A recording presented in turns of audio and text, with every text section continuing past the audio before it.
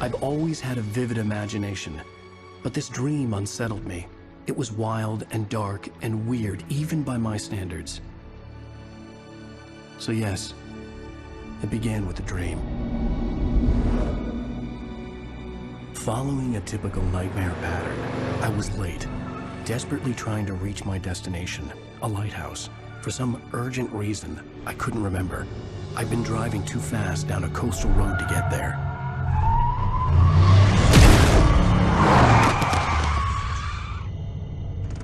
I'd seen the hitchhiker too late.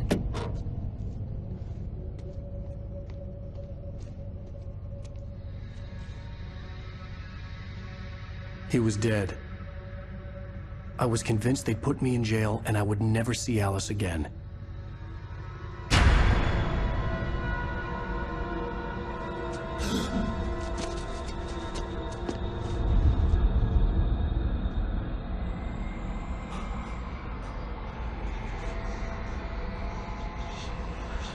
Suddenly, his body was gone. I was in shock from the crash. I could hardly stay on my feet.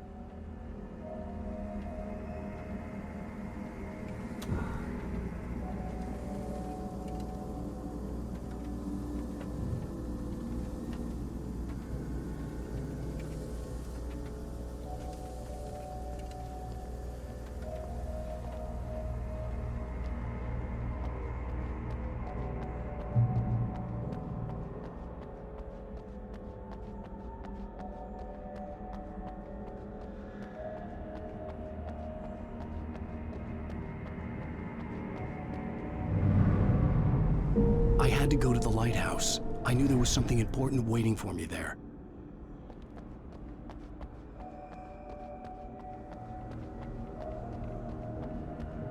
The bridge had collapsed. I'd have to find another way to the lighthouse.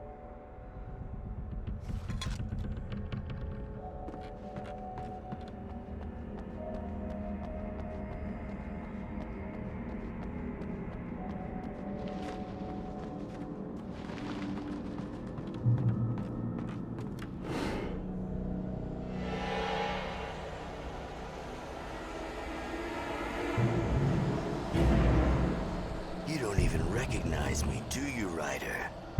You think you're God? You think you could just make up stuff? Play with people's lives and kill them when you think it adds to the drama? You're in this story now, and I'll make you suffer!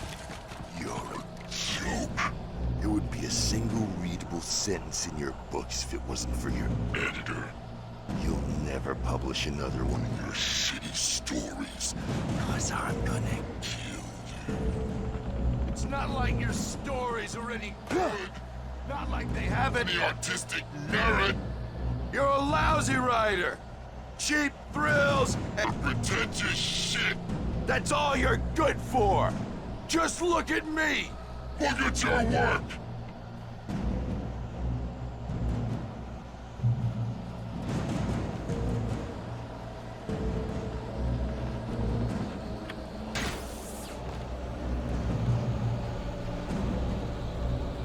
You missed your deadline! Damn.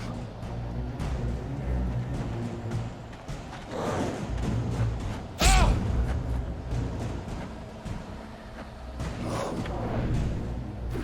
You can't stop me!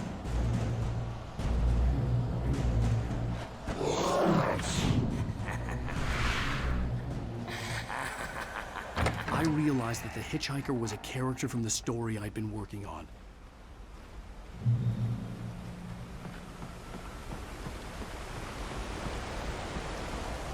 How does it feel to die by the hands of your own creation?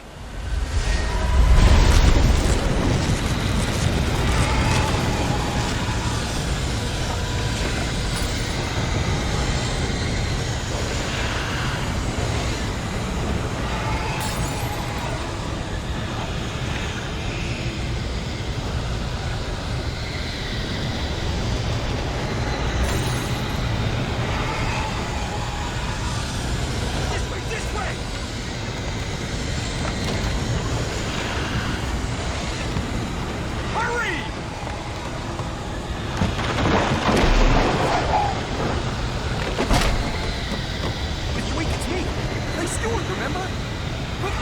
inside! There's no time to lose!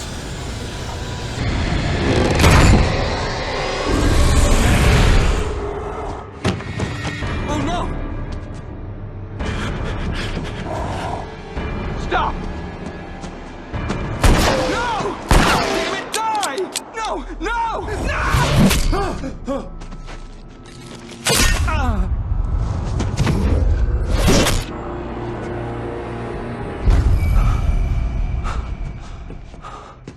I was trapped. There was no way out.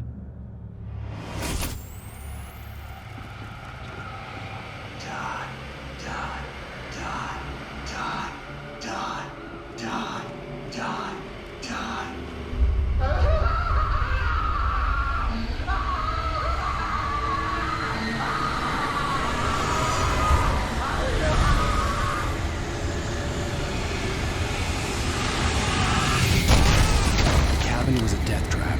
I had to get out.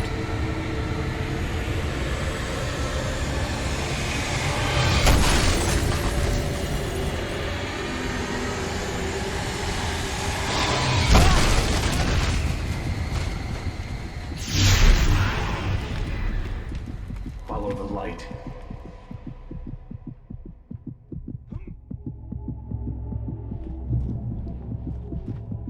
You are hurt. You should go into the light. You are only safe there.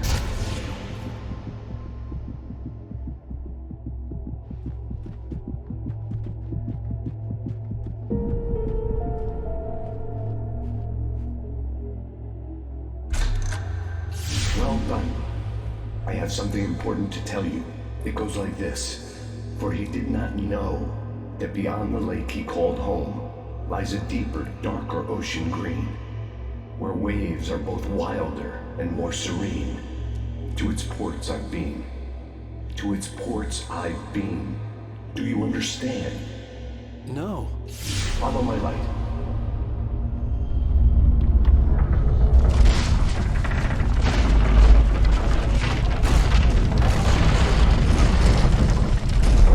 I entered your dream to teach you. The darkness is dangerous. It's sleeping now.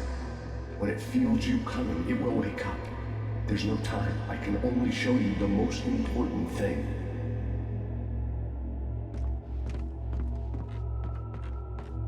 This way. There's no time.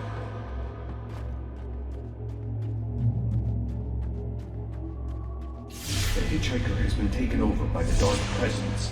You can't hurt him now. The darkness protects him from all harm. Only light can drive the darkness away and make him vulnerable again. Here, take the light.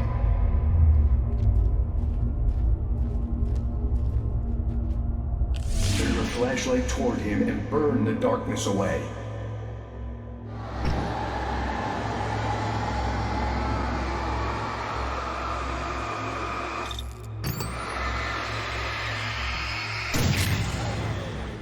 You did it. Now the darkness no longer protects him, but it's still inside, controlling him. He can't be saved. He's still a threat. He is still your enemy. Here, take the gun. Now you'll die.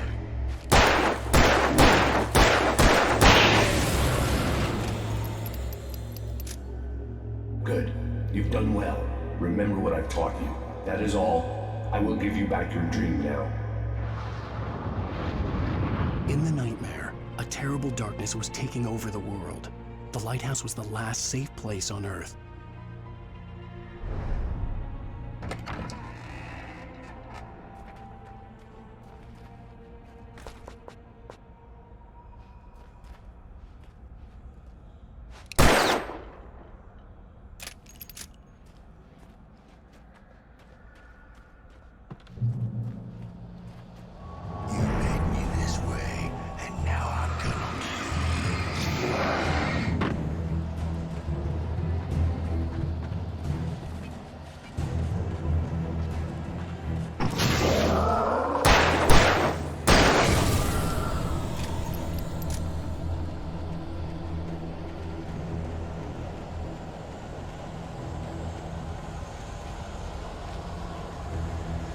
This is it.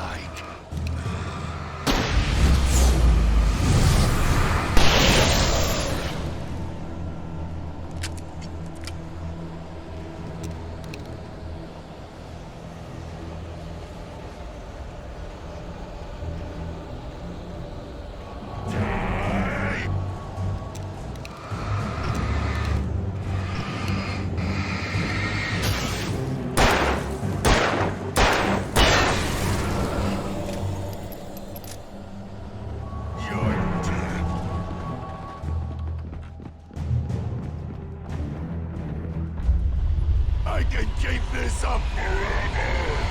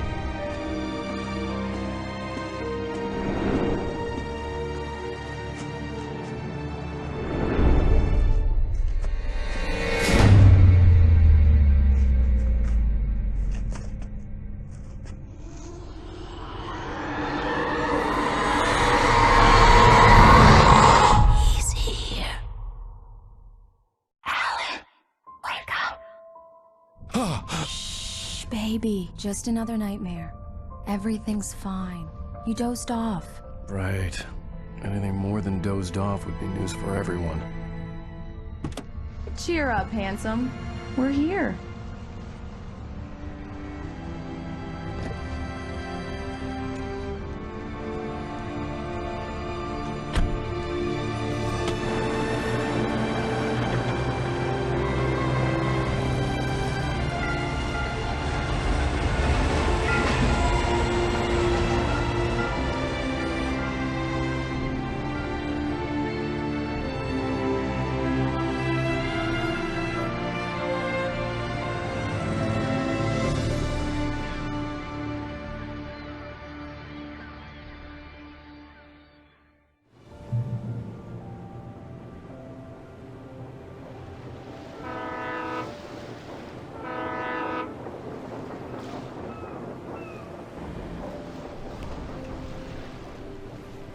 Let's act like we're on vacation. Go stand next to that old gentleman there. I want a shot of you with the town in the background. Sure. I'll even give you a title for the shot. A city boy, moments before he got eaten by a bear.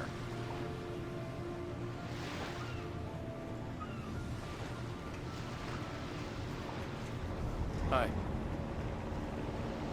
Hello there. You picked a good time to visit our town. Deerfest is just 2 weeks away. Deerfest, huh? Did you hear that, honey? You have a lovely wife. If you don't mind me saying. I'm Pat Maine, by the way. Nice to meet you. Yeah, I'm Alan Wake. I won't pretend I don't recognize a famous writer such as yourself, Mr. Wake. A pleasure. I'm an avid reader myself. I hope this isn't too presumptuous of me, but I'm the night host at the local radio station. Any chance I could get an interview? Look, Mr. Maine, I'm on vacation. In fact, I'd appreciate it if we could keep my being here just between the two of us. I'm sure you understand. Fair enough. You can trust me to be discreet. Not a hard man to track down if you change your mind, though. I hope you two have a lovely holiday.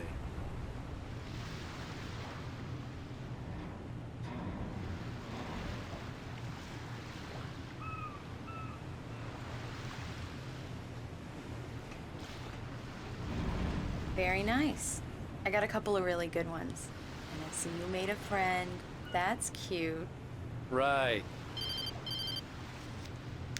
Yeah? Hey, bestseller. How's my favorite writer? Are you there yet? Barry. Yeah, we just got here. Are the locals giving you trouble? Just say the word and I'll hop on a plane and come make sure that you're left alone, Al. No, Barry, we're fine. Great, great. Just want to make sure you can relax and recharge. So, how is the place?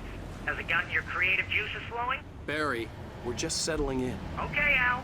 I'll call back later to make sure you're doing okay. And you call me if there's a problem, okay? Okay.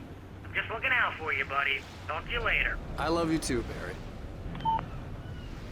You know he's going to be calling you every 5 minutes. Barry is Barry. I can always turn off the phone. What did I tell you?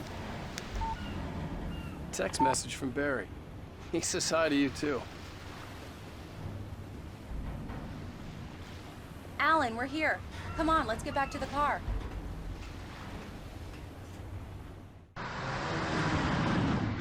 We need to stop at the local diner to get the cabin key from the landlord, a Mr. Carl Stuckey. He's waiting for us. I'll go fill her up while you get the key. I'll pick you up here in, say, 15 minutes? Sure. Alan, thank you for coming here with me. I love you too. Go on. I'll promise to behave.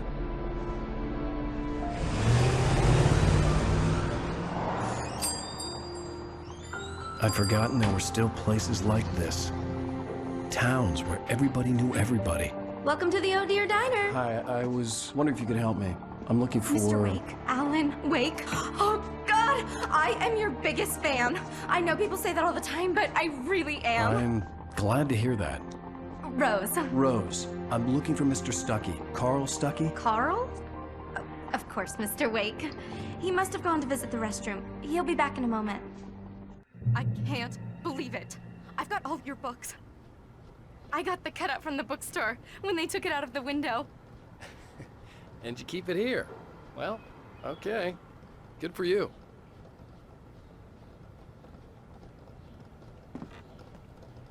Try the coffee. Just don't blame me when you fall in love, 'cause it'll break your heart when you have to leave. Rusty here is no longer human. Nothing but black coffee under a thin layer of skin. Yeah, that makes two of us.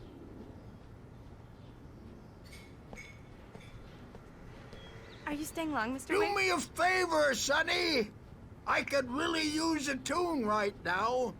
Coconut, number 6 in the jukebox. I'd do it myself, but both of my legs have gone to sleep. Bad circulation. Yeah. Are you serious? Coconut again? You disgust me. Call yourself a rocker. Unbelievable. Ha!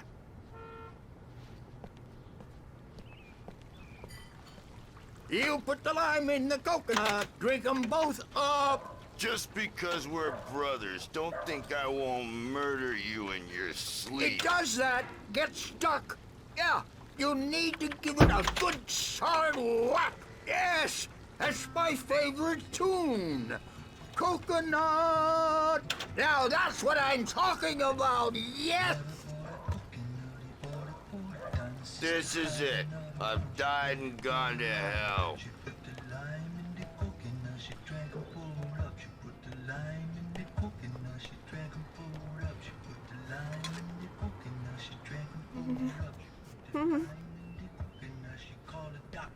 Don't go in there, young man. You can hurt yourself in the dark. I think I can handle it, ma'am. I didn't want to wait. I wanted to find You don't wanna Stuckey, die, to get the do key you? and get out as soon as Worse. possible. The waitress was giving me a headache. But he Overeager didn't fans listen. always did.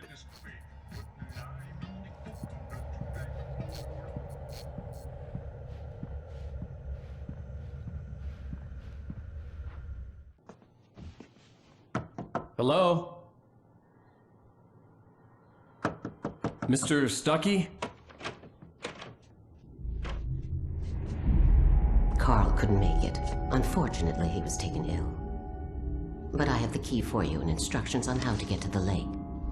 Okay. I wish you a good stay in my cabin. I'll come by later to check how you've settled in. And to meet your wife. I insist. Thanks.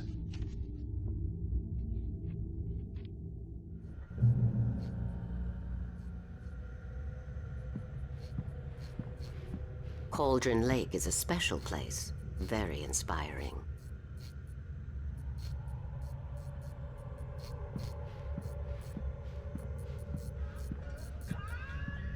You got lucky this time, young man. You can hurt yourself in the dark. This really ought to be fixed. And then I must remind Sarah to change the lights at the station. It's been too long already.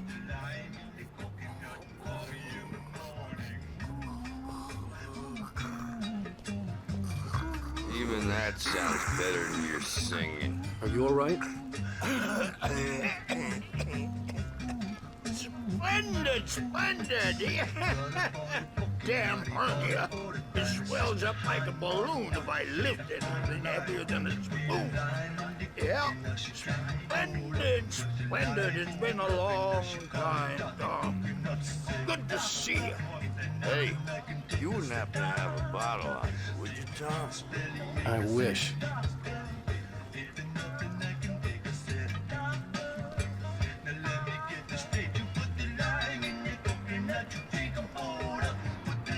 The Andersons, they're, local musicians. We're waiting for Dr. Hartman to come pick them up. They wandered off from his clinic at the Cauldron Lake Lodge.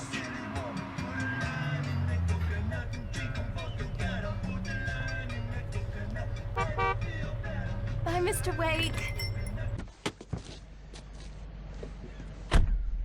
Mission accomplished. The key and the directions. My hero. I got some flashlights, just in case. Hey, wait! Mrs. Wake! Your keys!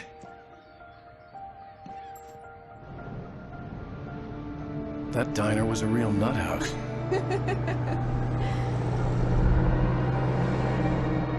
Can you believe this place? This would make a wonderful setting for a book. We're supposed to be on vacation, Alice. I'll figure it out when we get back home. Okay? Okay. We can talk about this later. Batman here on PBFF. I didn't want to talk about it. I wanted to bury my head in sand. Here's another one of my favorites to go with it. Once upon a time, I was a successful writer, but that was a long time ago. I hadn't been able to write a word in 2 years. Not since my last book. And now the weather. It's gonna be a clear night, so you folks in the big city might want to look up every once in a while. See those stars winking down at you? It gets pretty dark out here, but they'll light your way.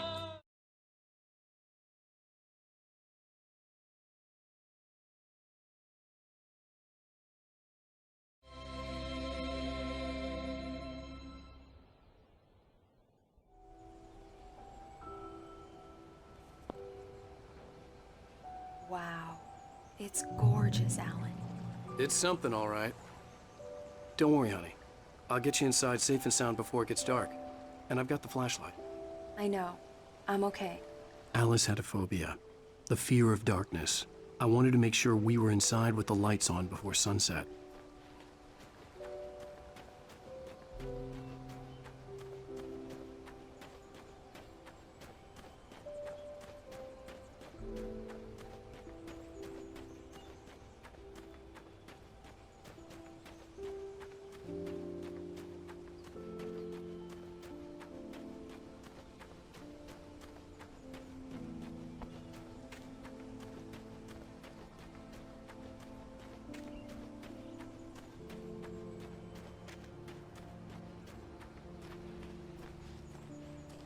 The cabin obviously got its name from the shape of the island.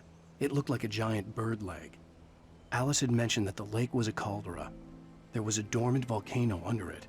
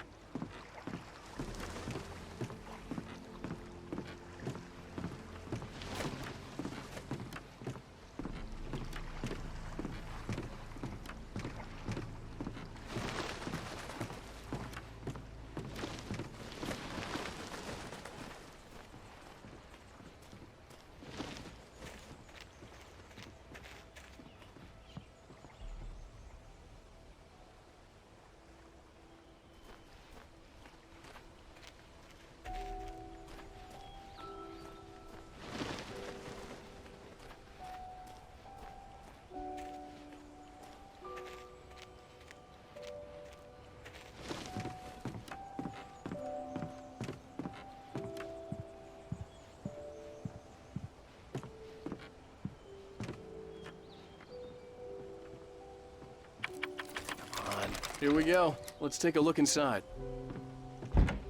It's dark in there. We need lights. Can you figure out how to get the power on, honey? Sure thing. I'm on it.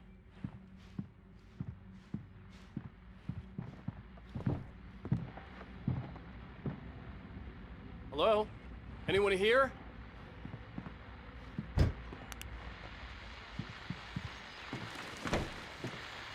The Deerfest guests have already started to arrive. Just ran into one on the ferry. Famous artist, no less. We'll see if we can rope him into an interview later on. Now, let's go to the phones. Caller, you're on KBF-FM. Hi, Pat. It's Rose. Why, hello, Rose. What's on your mind? I know who that famous artist was. It was Alan Wake, wasn't it? He's my favorite writer. Well, Rose, I just saw him at the diner. Oh, I am so excited he's here. I'm sure he's glad to be here, too. Well, folks, I guess the secret's out. This is Pat Maine on KBF-FM. And now, some music. Great. So much for keeping a low profile.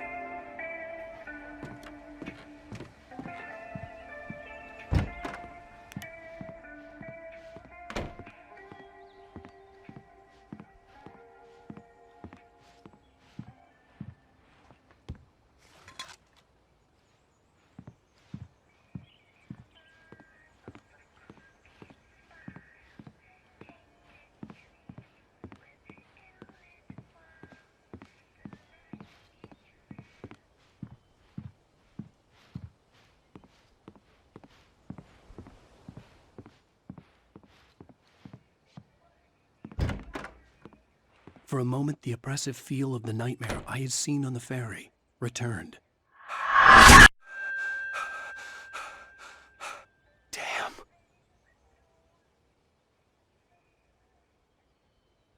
I needed to get the power running in the cabin. There had to be a fuse box or a generator somewhere on the island.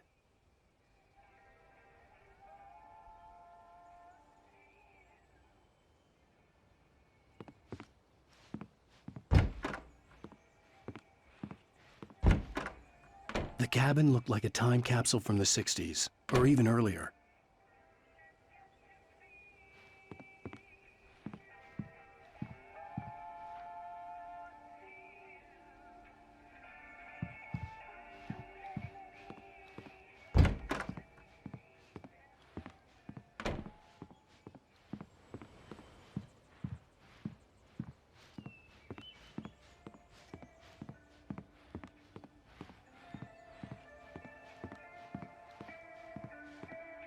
The power cable goes to that shed over there.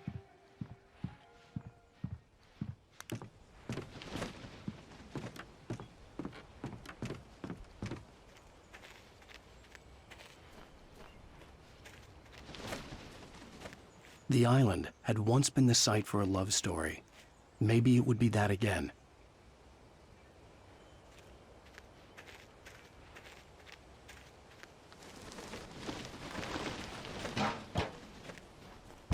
An old generator had been connected to the power cable. The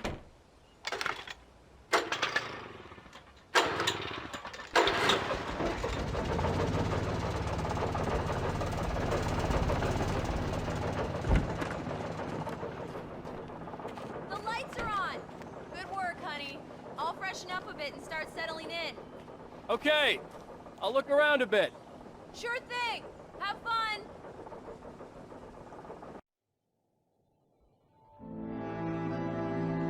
It was a beautiful place. I told myself I could rest here, sleep here, and forget about my work.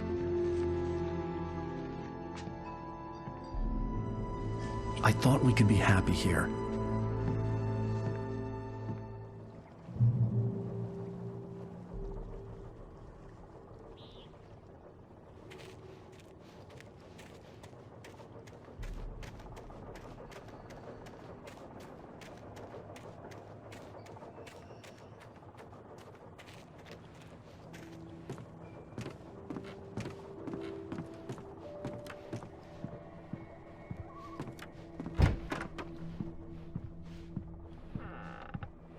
Alice? Honey?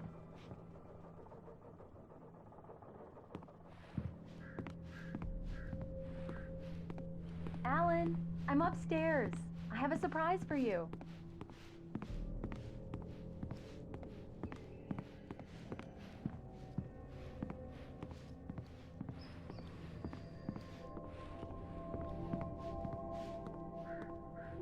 Well, hello there. I'm not the surprise. It's in the study. Go take a look. Okay.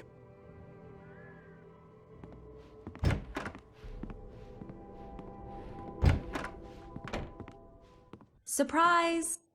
Alice? What is this? I guess I have a small confession to make. I thought maybe you could write here that a change of scenery would get you past... Damn it, Alice!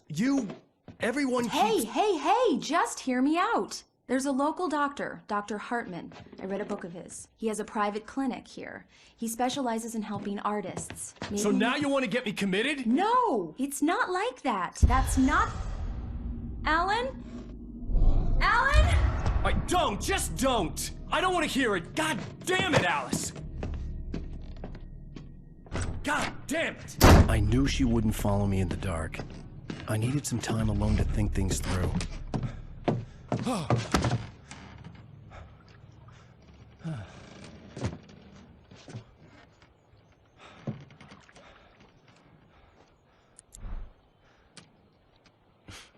Damn it.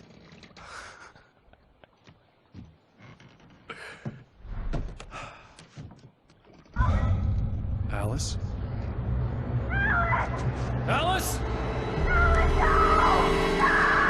Alice! The cabin had gone dark. All the lights were out.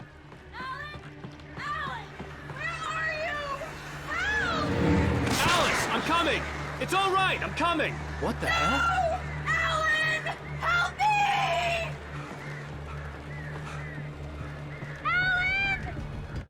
Alice? Alice?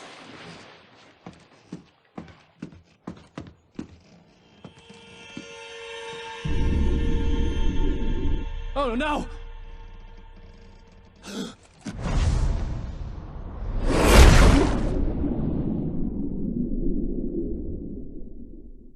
Keep going. Wake up. Alice?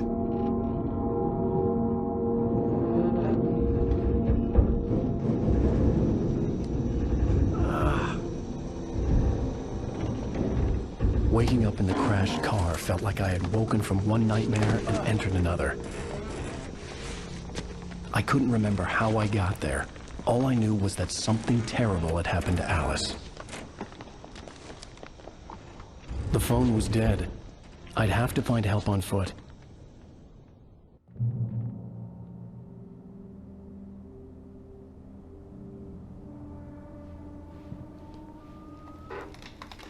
Among Alice's things was a book, The Creator's Dilemma, by a Dr. Emil Hartman. Seeing the book brought back my fight with Alice. I didn't like it, and I didn't like the guy's smug face on the cover either.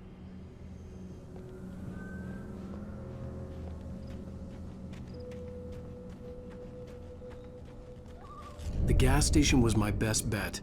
They'd have a phone I could use. It looked like a long hike through the forest to get there.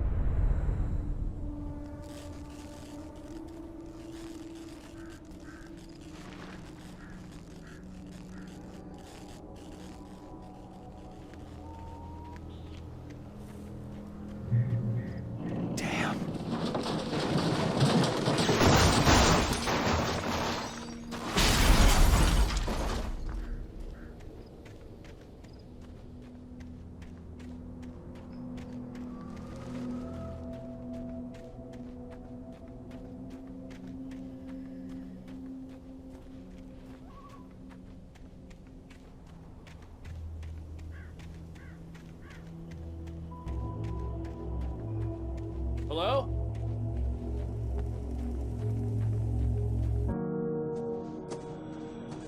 Hello? Is someone there?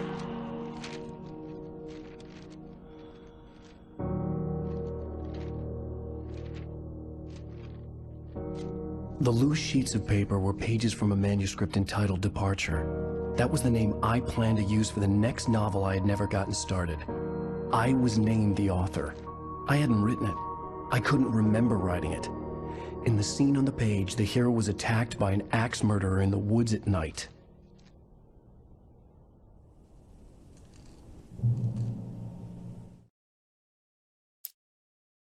Departure by Alan Wake.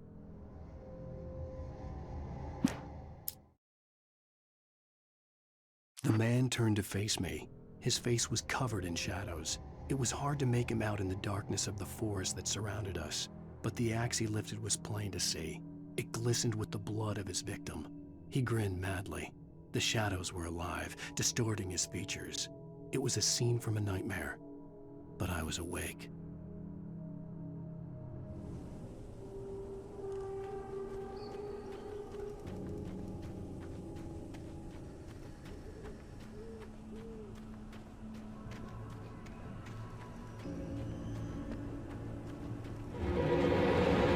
Anybody there? Please, I've been in an accident.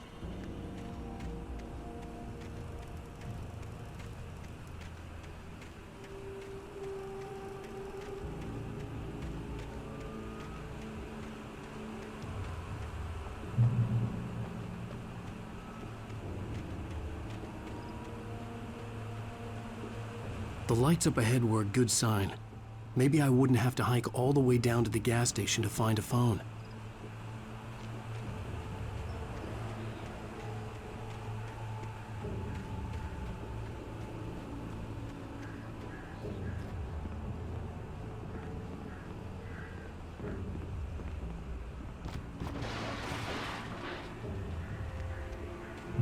Anybody there? Please, I've been in an accident.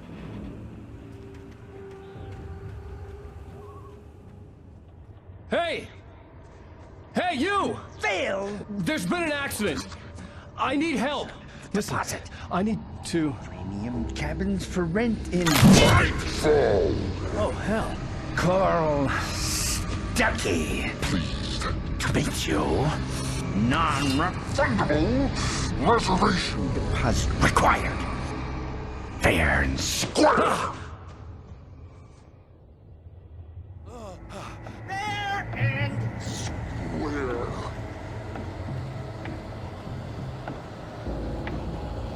Carl Pleased.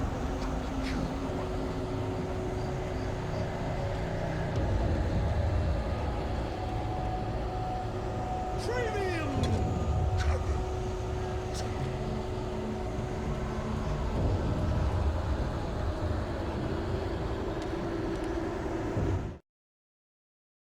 The Taken stood before me. It was impossible to focus on it, as if it stood in a blind spot caused by a brain tumor and eye disease. It was bleeding shadows like ink underwater, like a cloud of blood from a shark bite. I was terrified. I squeezed the flashlight like my life depended on it, willing it to stop coming any closer. Suddenly something gave, and the light seemed to shine brighter.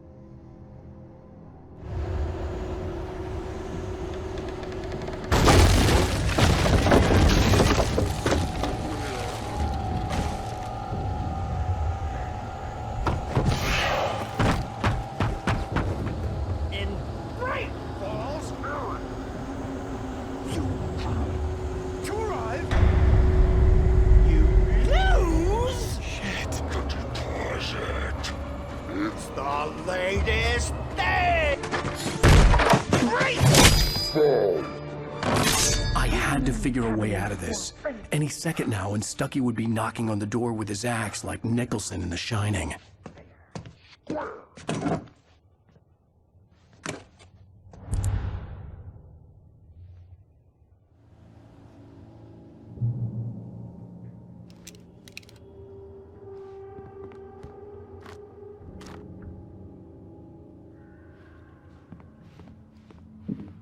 During your Mr. York. trying, Walking. it's the latest thing. Yes. Testably. Proven. Bright Falls Sheriff Station. How may I... Hello?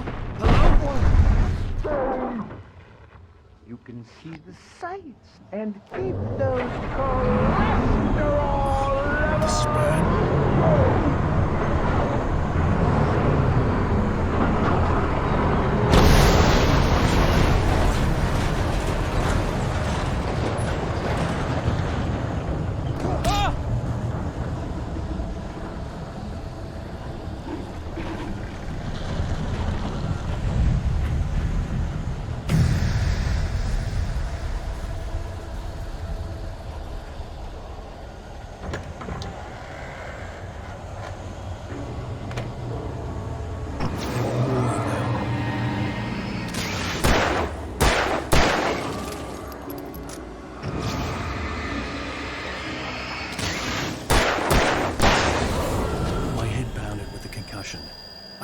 fired a gun outside a shooting range, and now I just killed someone. Or something. There were no bodies. They just disappeared. If I was dreaming, it felt real enough to make me sick.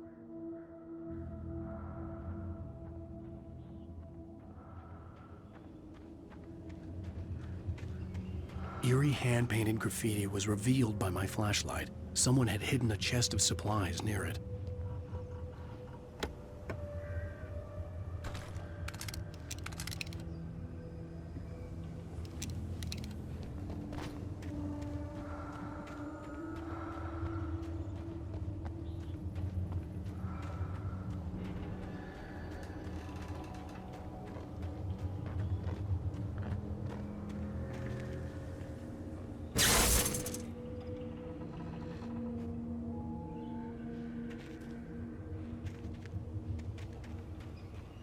The dark forest was the last place I wanted to go, but I had no choice. I had to get to the gas station. It's rabbit season!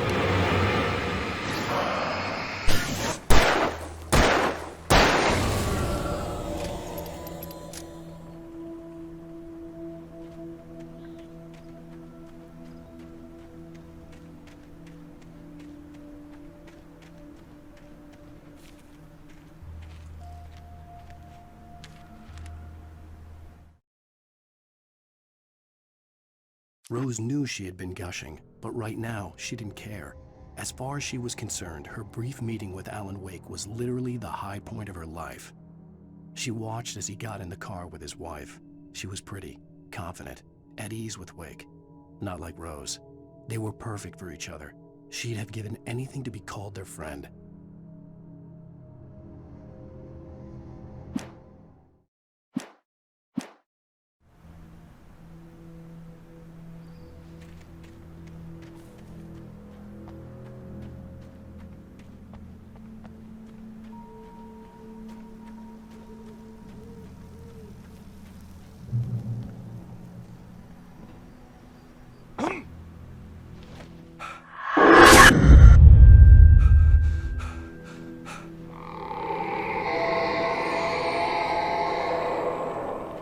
What the hell was that?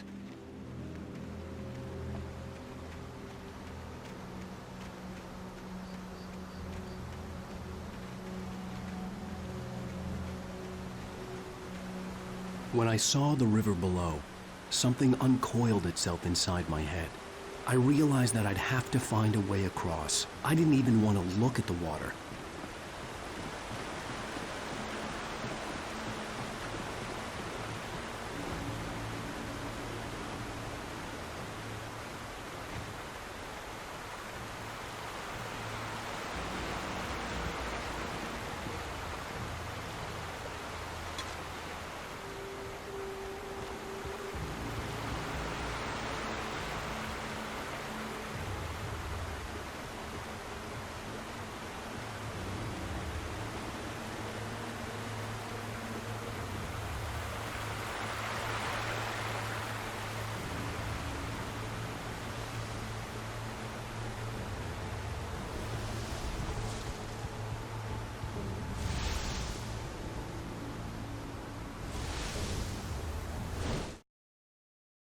Barry Wheeler was bouncing off the walls. He jumped on a plane after his calls were ignored by both Al and Alice for several days. It could mean that they were both on a second honeymoon, but Barry didn't buy it. Al had been way too unstable for that, not sleeping, messed up. Barry had years of experience dealing with Alan Wake, and he couldn't ignore it. Something was wrong.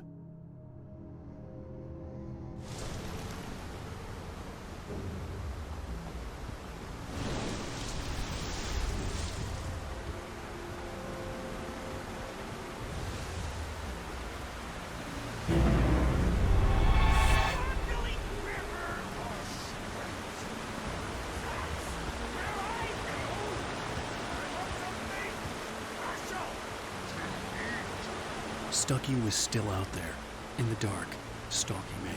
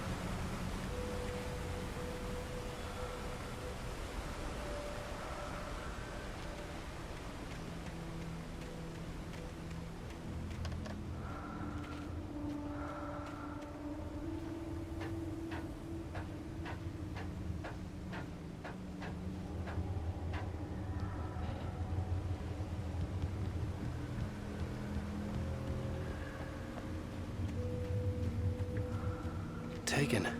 They're taken.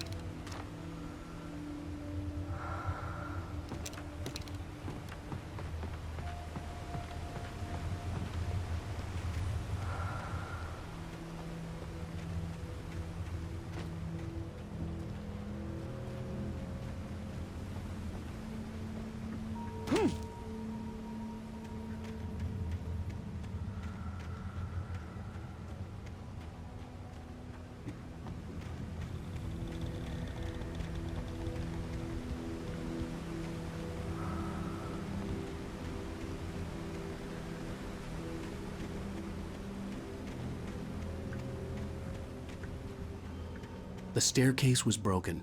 I had to make my way up some other way.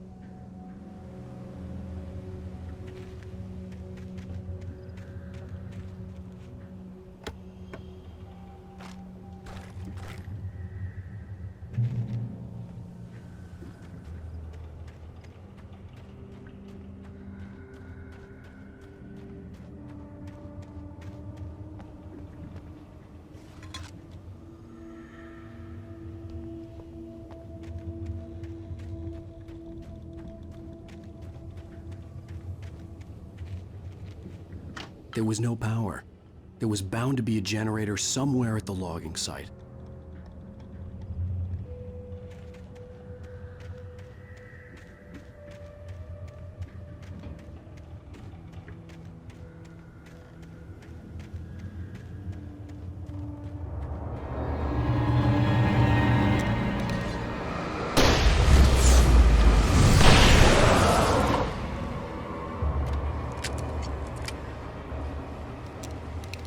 With all this forestry equipment around, there had to be something I could use to reach the top.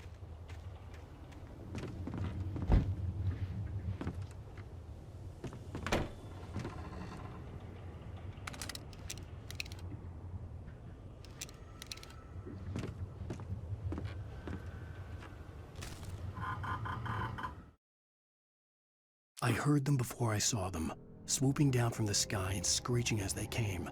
I spun around just as the cloud was upon me. For an instant, I stared into 100 dead eyes, black pearls glittering in the darkness. I raised the flashlight and the swarm exploded like fireworks. Feathers burned, turned into ash. I couldn't hear my scream above theirs.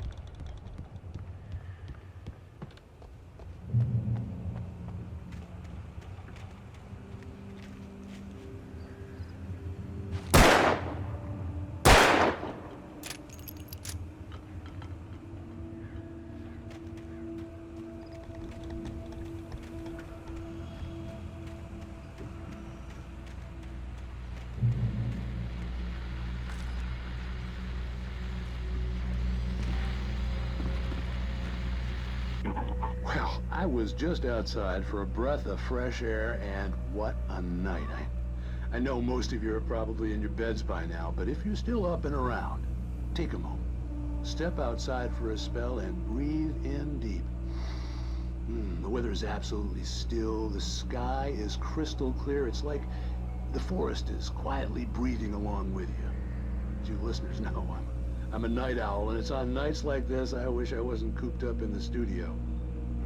Makes an old man like me wish I could just roam wild. But here I am, and don't keep you company all night long if I weren't. It looks like I'm not the only one staying up late. Caller, you're on the air. Hey, Pat, it's Maurice Horton. Hello, Maurice. What are you up to? Well, I was just taking Toby on his walkies. Oh, isn't it beautiful out there? Sure, but Pat, the reason I called is that Toby heard something rustling in the undergrowth and took off after it, and I couldn't find it. Probably a rabbit. Sure. Toby loves rabbits. Well, sure. Anyway, I figured that, if anyone runs into Toby, they could grab him. My number's on his collar. And Toby's a friendly dog? Toby loves people. Usually he comes back, but we were pretty far from home, and it sounds like he went pretty wild there.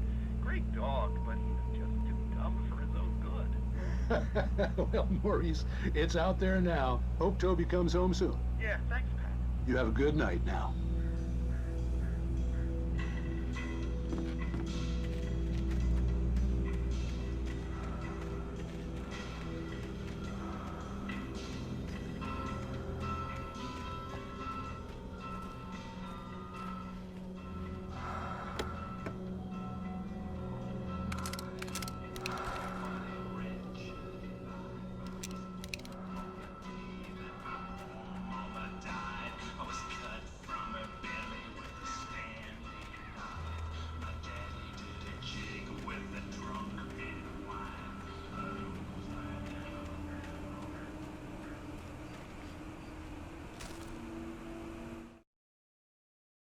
At first, I kept finding the pages as if by accident.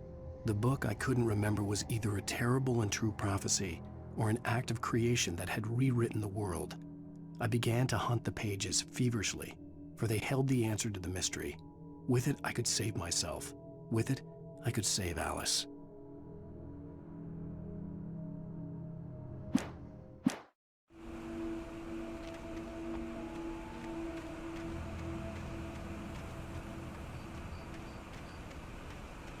The gas station was closer now, its light welcoming in the darkness. Paul makes the best dogs in the state. Belly Burster is the best with no coat. Monster Dog is second best. The famous dog is...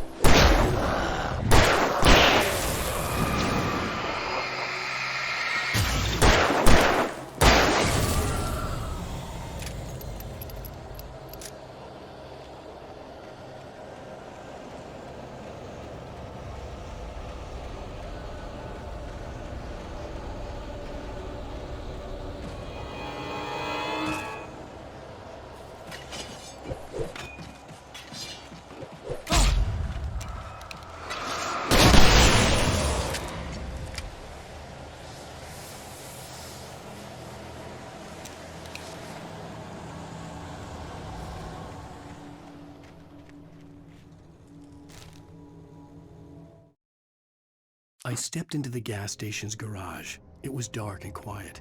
The place was a mess. It looked like someone trashed the place or that there'd been some kind of fight. Light spilled into the room through an open door at the back, and I made my way toward it. Without any warning, I was blinded by a bright light. An old portable TV on the shelf had come alive by itself. Impossibly, I could see myself on the screen, talking like a madman.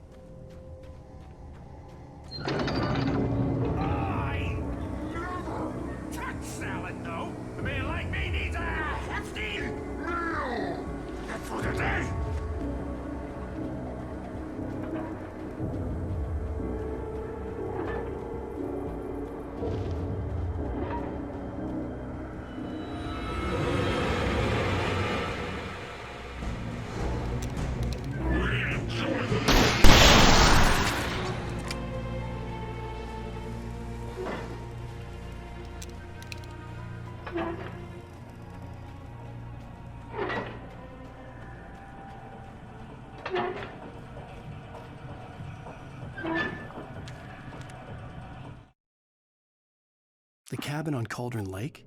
She asked. The sheriff looked at me suspiciously. The early morning light flooded through the office windows. I would probably never have gotten out of the woods alive without her help, but I couldn't tell her the truth of what I'd faced the previous night. She'd think I was lying or crazy. She'd lock me up, and she wouldn't help me find Alice.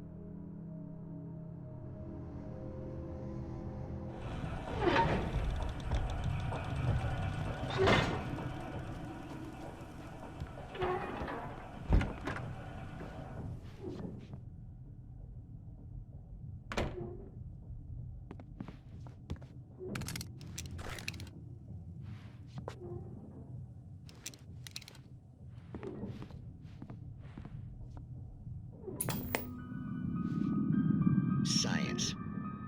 It bestows immortality on those who advance it to elevate all of mankind.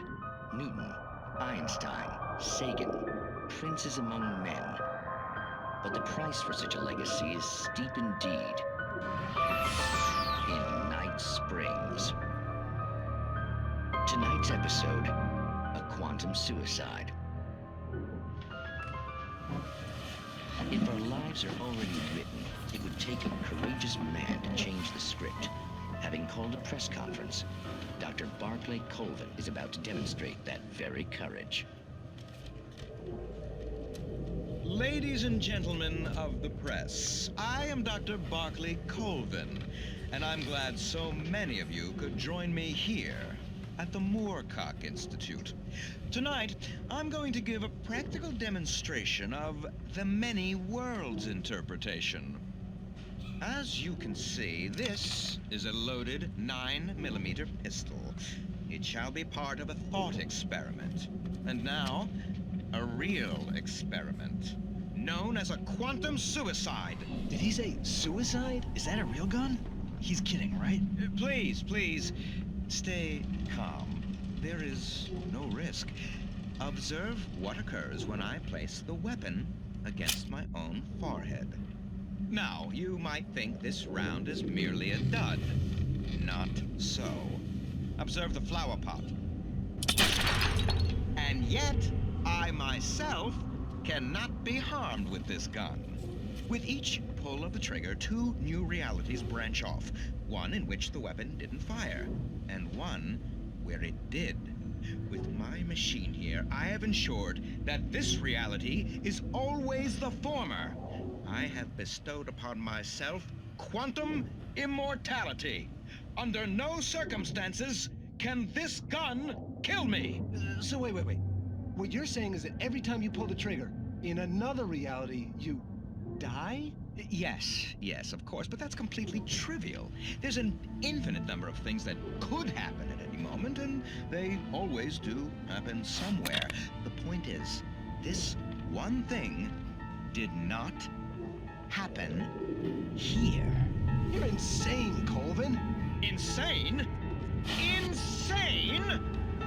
Hey, was this thing supposed to be plugged in? I stumbled on it. You fools! Gaze upon quantum immortality.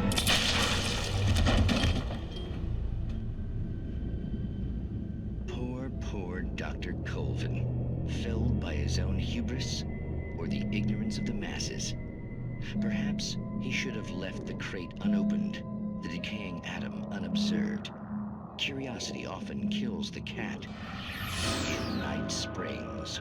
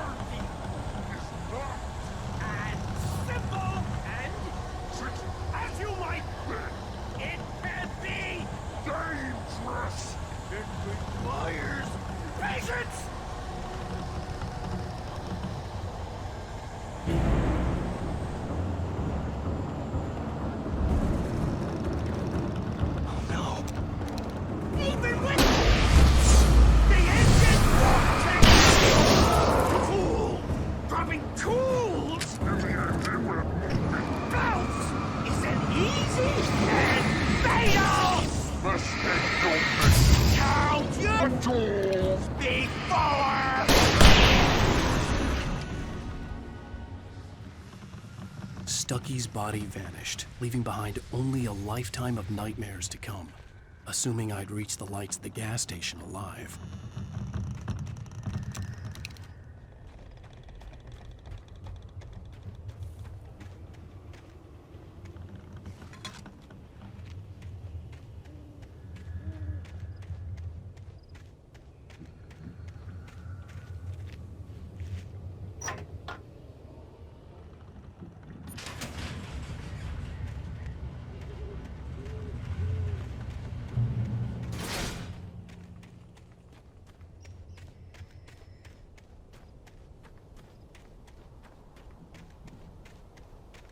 I recognized the parade float I had seen in Bright Falls when I first arrived with Alice.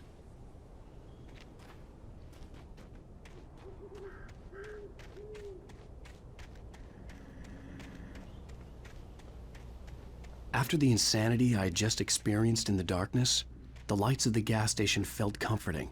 At least for a moment, the sane world reasserted itself.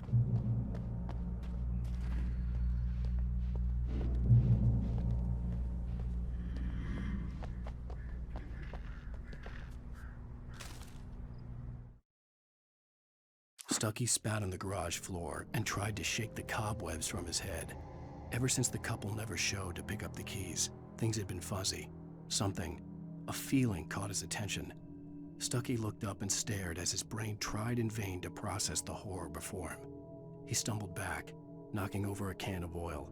A black pool spread across the floor while he struggled for a brief moment, then let go as the unrelenting darkness engulfed him.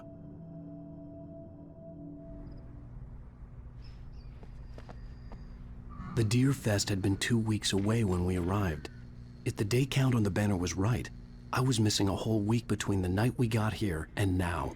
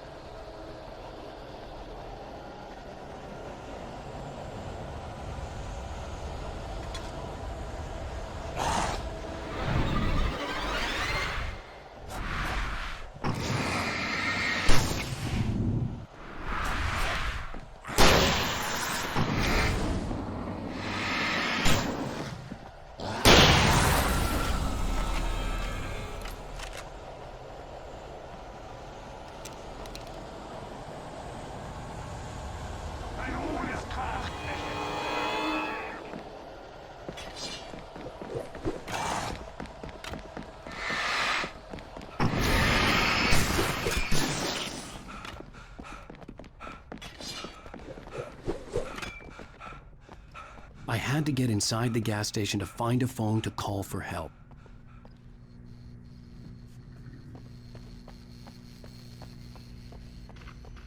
The garage was a mess. It looked like someone had trashed the place, or that there'd been some kind of fight. I'll write. I'll keep writing. Outside, there's only darkness. Outside the cabin, outside the story, there's only darkness. I can feel her presence in the dark. Just now, I could smell her perfume in the room. I'll reach her, I'll fix it up. I'll bring her back. The story will come true. If I stop, she's lost. I don't believe this. It'd been me on the TV, talking crazy. Was I losing my mind?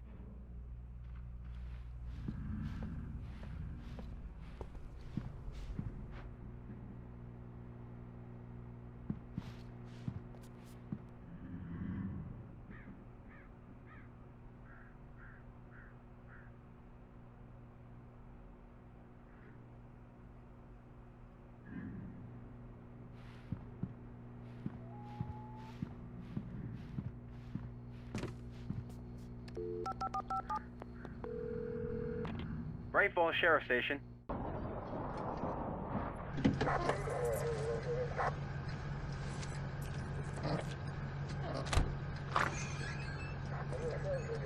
Oh, thank God, Sheriff. Sheriff Sarah Breaker.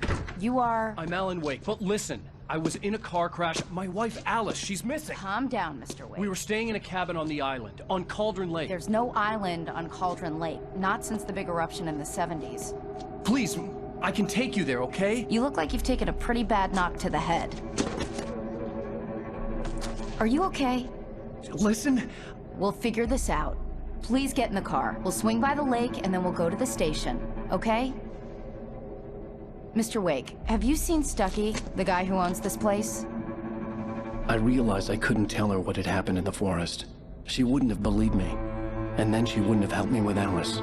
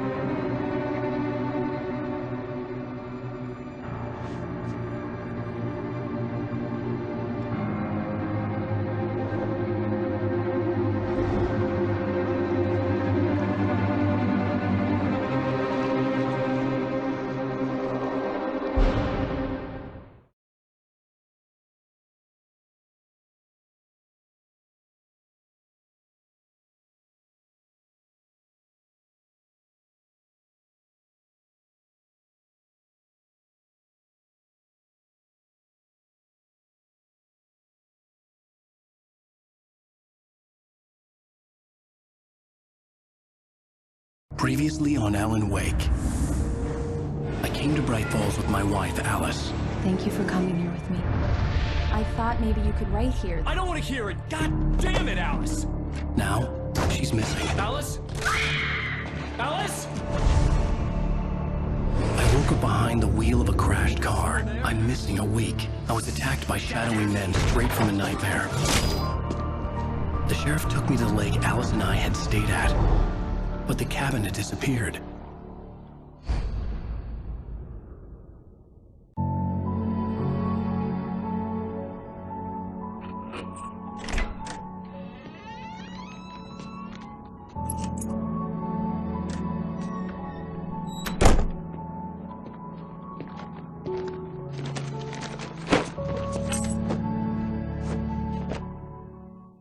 Honey, I'm home. Back here, sweetie. How was it? Worst weather I've ever seen. You should put some coffee on. It'll warm you up. Hey, handsome. This is gonna be a long night, but these shots are turning out great. I guess you're gonna need that coffee then. I'll go put it on.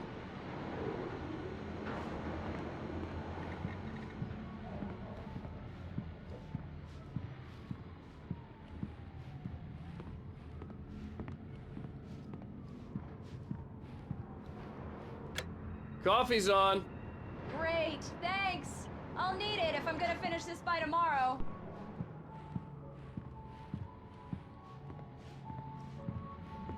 Oh, hey, I just finished those cover mock-ups. They're on your desk. Tell me what you think. No kidding. I didn't think you'd get them done this quickly. On occasion, I can perform all sorts of miracles, my dear.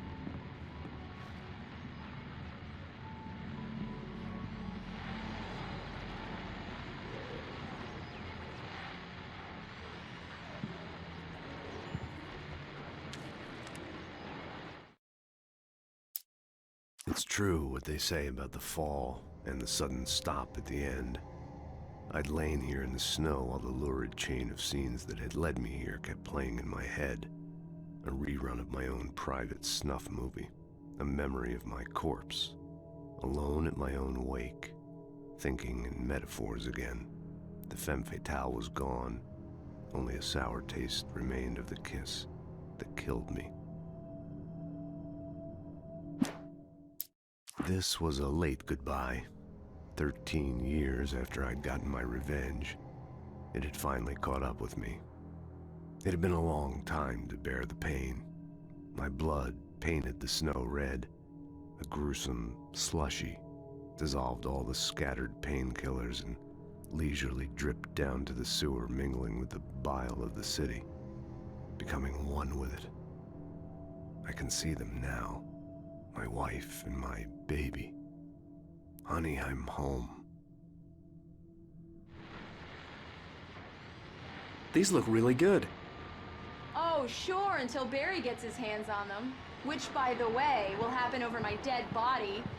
The last time was the last time. Oh, and speaking of Barry, he called. Alan? Alan, please check the fuse box. I'm right here. I'm on it, honey. Please hurry. I'm right here, baby. I'm fine. Just get the lights back on. Now, please. Honey, it's a power outage. I've got the flashlight. Okay. Hi. You okay? I'm sorry. It just really spooked me. Don't worry.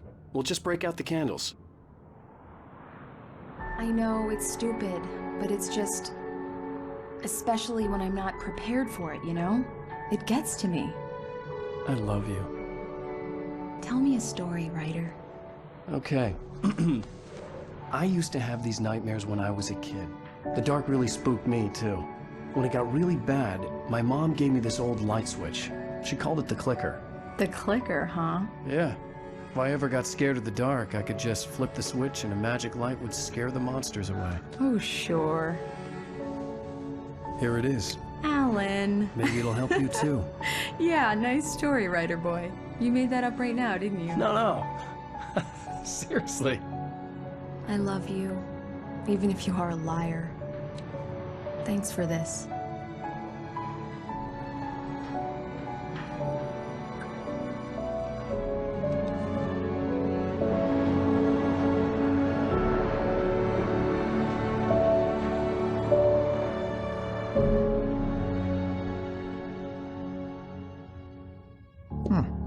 How do you feel, Mr. Wake? Any nausea, disorientation, anything like that? Mr. Wake, how are you feeling? I'm okay. My head's fine. I had to lie about my headache and memory loss. He'd send me to a hospital for tests. I couldn't leave without Alice. Very well. I don't think you have a concussion, but you've obviously been through quite a shock. You should take it easy for a couple of days. Thanks. Well then, Mr. Wake, we're done here. If the pain gets any worse or you experience any other symptoms, you should come see me. I'll let you get on with it then. Sarah, Sheriff Breaker, is waiting for you. She's very good at her job. I'm sure she can locate your wife in no time. Doc Nelson was the image of a small-town doctor. Sheriff Breaker had called him to the station to take a look at the cut in my head. I'm sorry you had to cut your morning fishing short for this, Doc. Oh, she's a beauty, ain't she? Not the biggest I ever caught, if you can believe that coming from an old fisherman like me, but she's right up there. Now, she's a largemouth bass, which is what you're after if you prefer a lure. Now, if you want either trout or salmon, on the other hand, then it's fly fishing for you. You a fishing man, Mr. Wake? Oh, doesn't really matter, I suppose. But it can be very relaxing out there. You can't get me off the water this time of year. Closest thing to heaven. I'll take your word for it, Doc.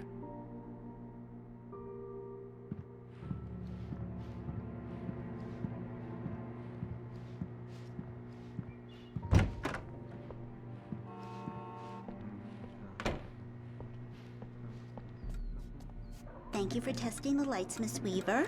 Everything seems to be fine. I don't have the luxury of being complacent, Deputy Grant. The bulbs will need changing soon. You can't change them in the dark. I'll be sure to take care of it, Miss Weaver. Have a nice day now. Very good. I'll come back later on to remind you, just in case. Mr. Wake, the sheriff is waiting for you in her office down the corridor. That was Cynthia Weaver. I guess you can call her the town eccentric. She used to be the editor of the local newspaper, but she's focused on, other things these days. She'd fit right in where I come from. As you can see, she's a little obsessed with maintaining the light bulbs of the whole town, refuses to step on shadows, things like that. Back in her day, she wrote about all sorts of weird things in the paper. Bright Falls has a colorful history. Of course, what small town hasn't?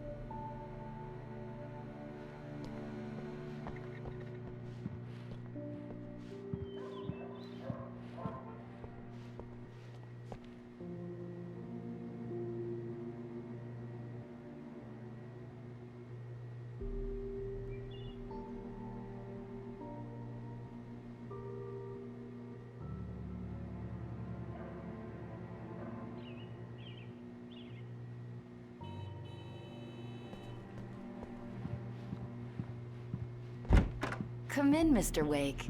Your phone's on the desk. The battery was dead. It's charged now. Have you started looking for my wife yet?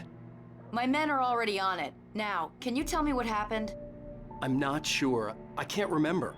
We were arguing. I walked out of the cabin. The cabin on Cauldron Lake? How did you end up at Stucky's gas station? I wanted to tell her what had happened last night, but I couldn't. She'd lock me up. Excuse me. I need to take this. Hello? Alan, please help me. Alice? Stop talking to the law. You'll do exactly what I say if you ever want to see your wife again. Who is this? Go to the back lot. There's a hole in the fence on the left. Look inside the junker. I left a little something there to convince you we're all on the same page here. After you ditch the cops, you're gonna meet me in Elderwood National Park. There's a spot called Lover's Peak. Midnight. Don't do nothing stupid, pal. We're watching you.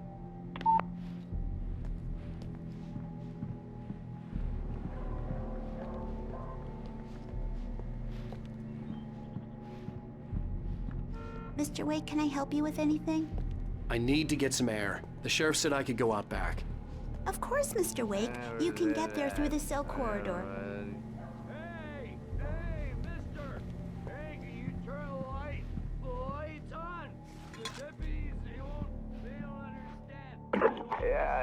Mulligan here.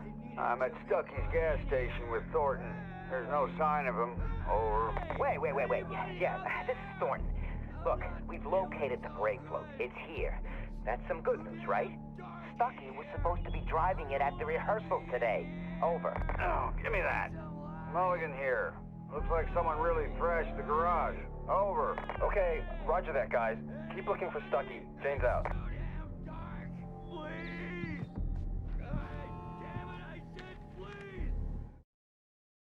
Alice looked through the viewfinder, lining up the shot. Cauldron Lake was breathtaking. Something caught her eye. A figure standing in the shadows behind the cabin, like a thin woman in a black dress. She lowered the camera and looked again. No one there. Just a collection of bushes that looked vaguely human-shaped. She shook her head and laughed.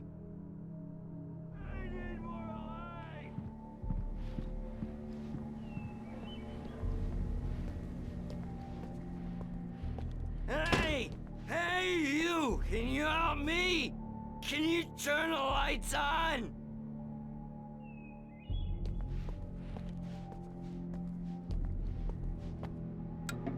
Thank you, man, thank you. Hey, you're alright. You're a good guy. Don't let anybody tell you different. You know, I shouldn't even be in here. The cops, they got it all wrong. See, sure, I beat him up, but I wasn't drunk. I mean, I wasn't drunk at the time.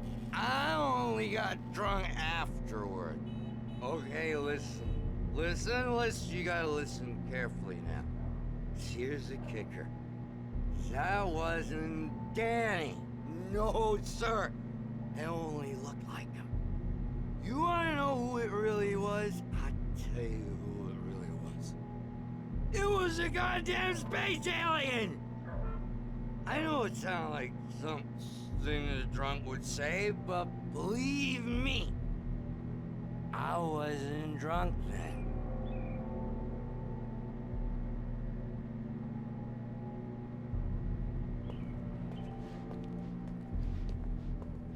I told him, I don't hear.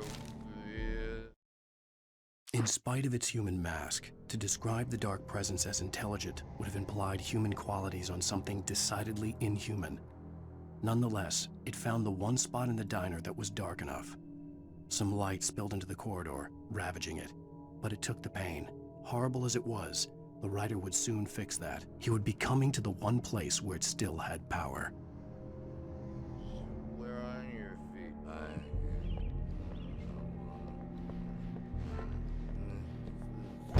The early morning light hurt my eyes and made my head ache. The man on the phone had said, "Go through the fence on the left."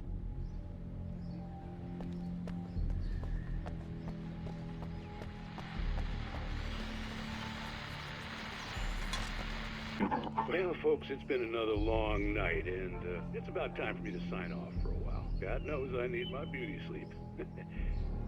Just one more item before I go. It's been a busy night for the sheriff's department. We've had a few broken windows, even a report of shots fired on Main Street.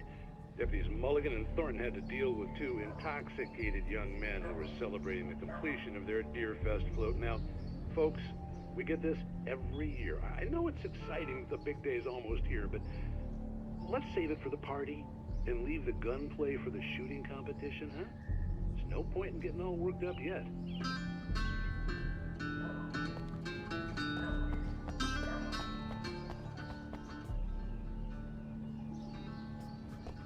The caller had told me to find a hole in the fence behind the police station. There was something for me in an abandoned car.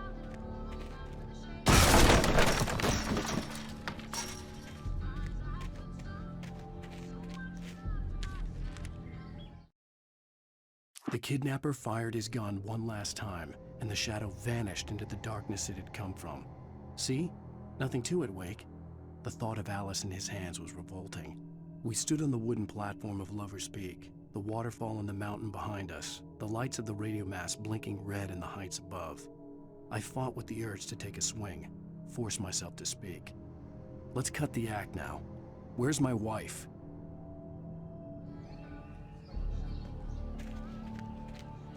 Alice's driver's license had been placed on the front seat. The caller meant business. Barry? Ow! Ow! Thank God! Where the hell have you been?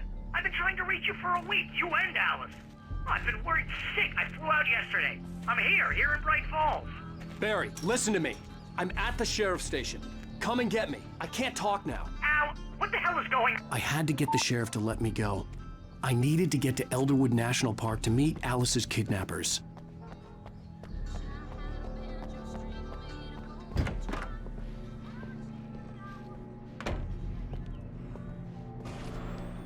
A writer is a light that reveals the world of his story from darkness, shapes it from nothingness.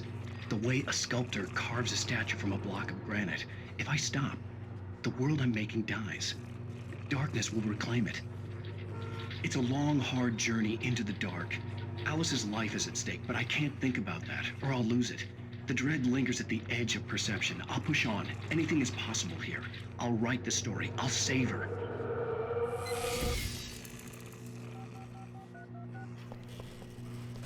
Marvelous, Sarah. I just wanted to settle all the damage the Anderson brothers might have inadvertently caused on their recent and regrettable little outing. They are not accountable for their actions, of course. I can assure you that my staff has been reprimanded. Tor and Odin never caused any trouble to anyone when they were still living at their farm. Indeed. All we can do is to slow down the progress of their dementia. Are you feeling any better, Mr. Wake? I'd like to leave. Am I free to go? Well, we still need to talk about... Am I under arrest? No, of course not. But I need to know where you'll be staying so I can get in touch with you. I'd avoid the motel. The Majestic is known for its roaches. The cabins at Elderwood are pretty nice, though. That sounds perfect. I'm Dr. Emil Hartman. I'd like to invite you to stay at Cauldron Lake Lodge. Did you talk to my wife? I had the pleasure of discussing your situation with her on several occasions. Did you set something up with her? I invited her here. My clinic is a place where... Oh, hey! Oh, my! Take it easy. Hey, nobody move! Get your hands off of my client! Who are you? I'm Barry Wheeler, his agent. If you have business with Mr. Wake, you talk to me. You yokels won't know what hit you once I sick my lawyers on your asses. No harm done, Sarah. I'm all right. I don't want to press charges. Mr. Wake, my offer still stands. Get me out of here.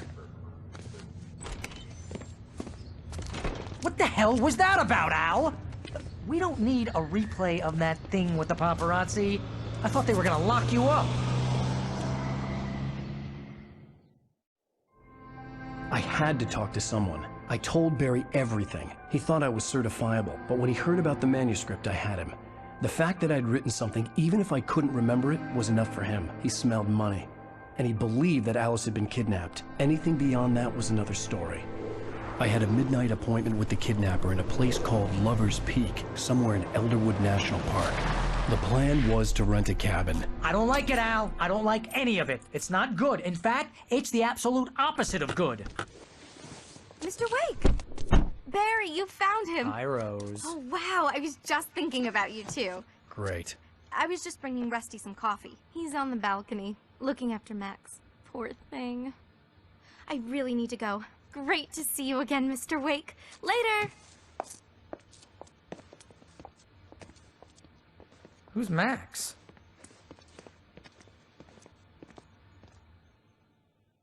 What an airhead. Jeez, Mr. Takes a swing at everybody. This is not her fault. She's a very nice girl and, more importantly, a fan.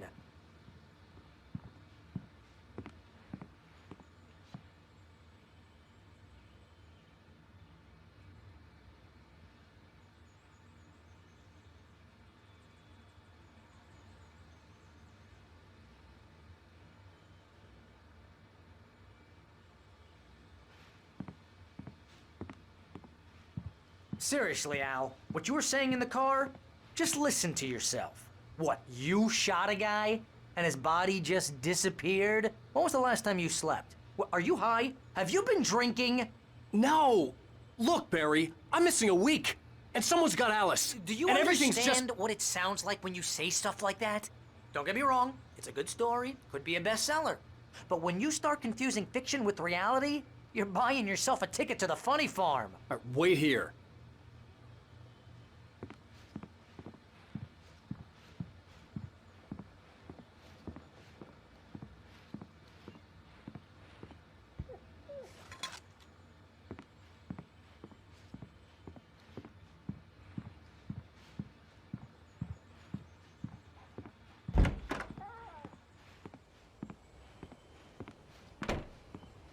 Easy there, boy.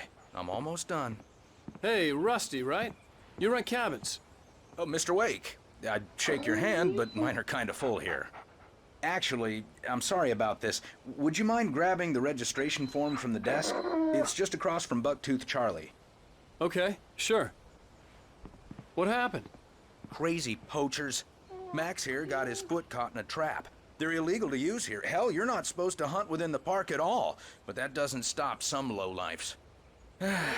Hell, at least Max is gonna be okay. He got lucky. Max is still groggy from the shot I gave him, and I'd rather not leave him alone just yet. The form's on the desk across from the mammoth skeleton.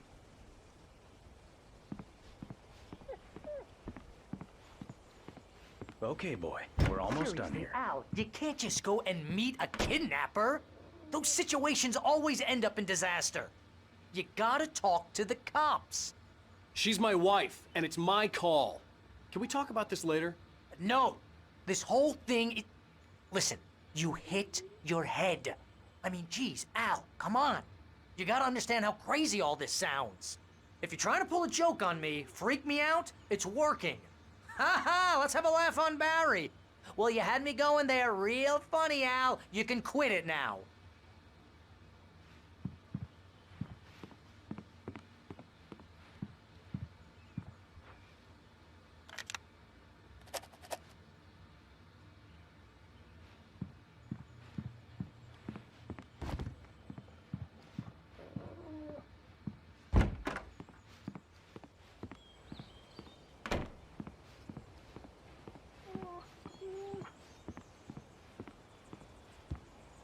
I think this is the form you wanted.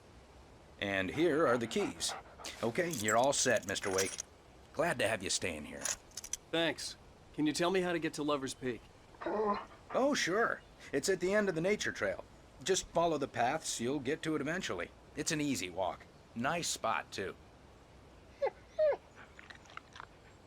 If you have any trouble finding it, just keep your eyes on the radio mast. It's right below that. Oh, and hey, if you take a walk in the woods, watch your steps so you don't end up like Max. I guess I'm a little worried. We got a bunch of campers out there we haven't heard from.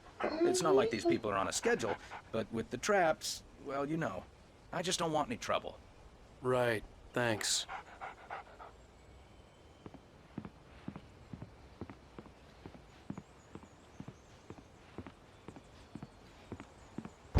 Look, Al, you're asking me to believe that you shot a dude who went poof into thin air, a guy who was bulletproof until you pointed a flashlight at him.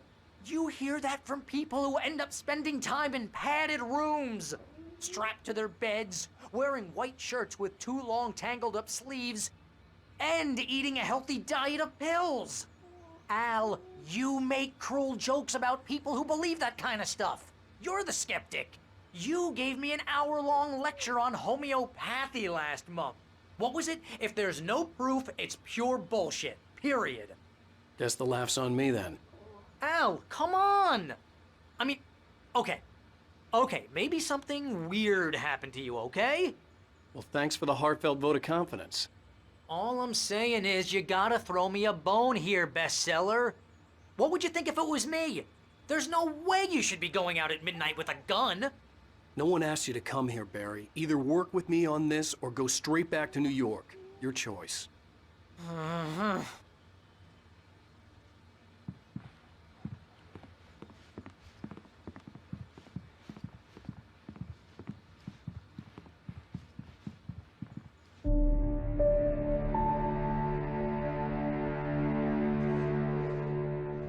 That's just crazy talk, Al. Al, We should go to the sheriff or call the FBI. Damn it, Barry, they'll kill her! This is not a goddamn debate, Barry. I'm going to Lover's Peak. He said to come alone. Okay then. I understand.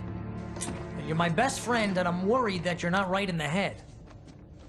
Tell me what to do to help, and I'll do it. You stay here, and if I'm not back by morning, call the cavalry.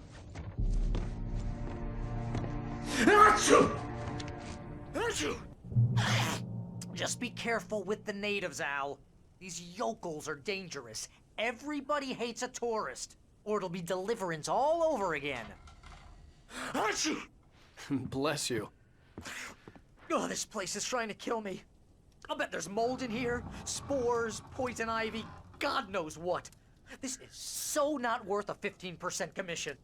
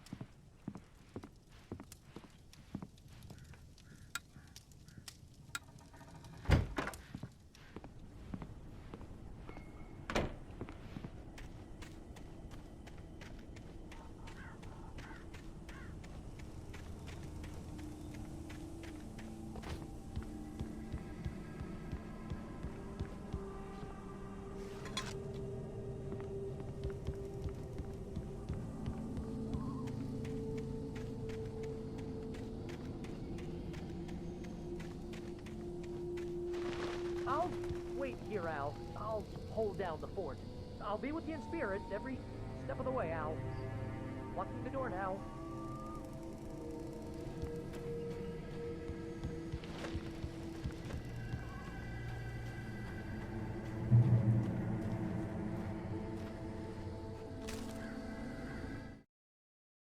Barry had never gotten along with Alice, but he knew Alan loved her with an almost frightening intensity. And now something had happened to Alice. And here was Al armed with a gun and saying things people got put in padded cells for.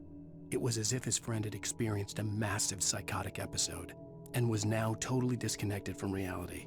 It scared the shit out of Barry.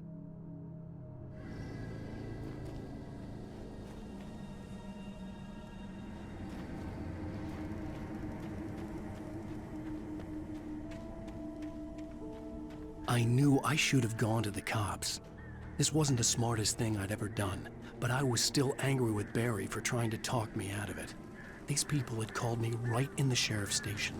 The cops wouldn't scare them, and they had Alice.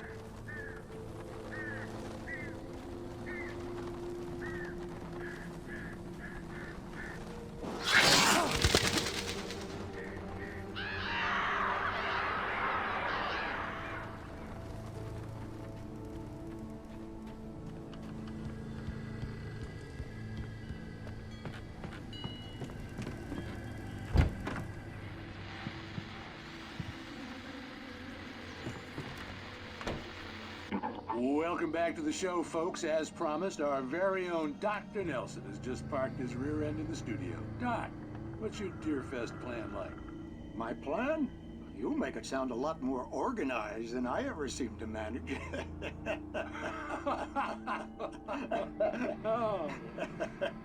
No plan, really. Just taking the atmosphere. I'm getting a little too rickety to do much more than that, you know. Oh, tell me about it. No sack race for us older gentlemen, huh? Yes, exactly, Pat. But I'm going to check out the parade, of course. And I'll be one of the pie contest judges, too. Well, that takes a different kind of constitution. Oh, yeah. It's my kind of exercise. Now, Doc, seriously, you're in pretty good shape, though. You're the outdoors type. I know for a fact you're an avid fisherman. That's right. Matter of fact, just caught a heck of a largemouth bass early this morning. But you're not taking part in the fishing contest? No, not this year. See, Pat, I'm just not that competitive anymore. Now I just like to take my time and enjoy the peace of it. It's no fun if I need to worry about what I'm catching, you know? Well, considering your track record, the participants are probably pretty happy you feel that way. Well, Pat, that's kind of you to say.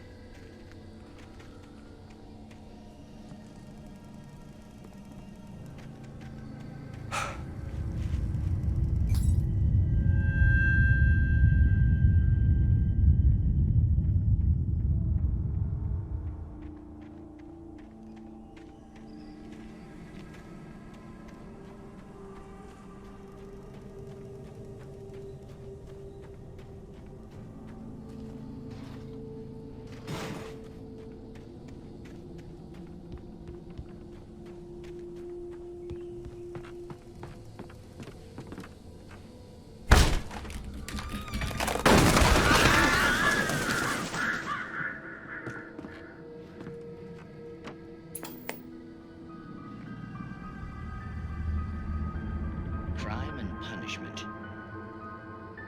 The cancer and cure of civilization. But some crimes are impossible to punish, especially in Night Springs. Tonight's episode, The Man in the Mirror.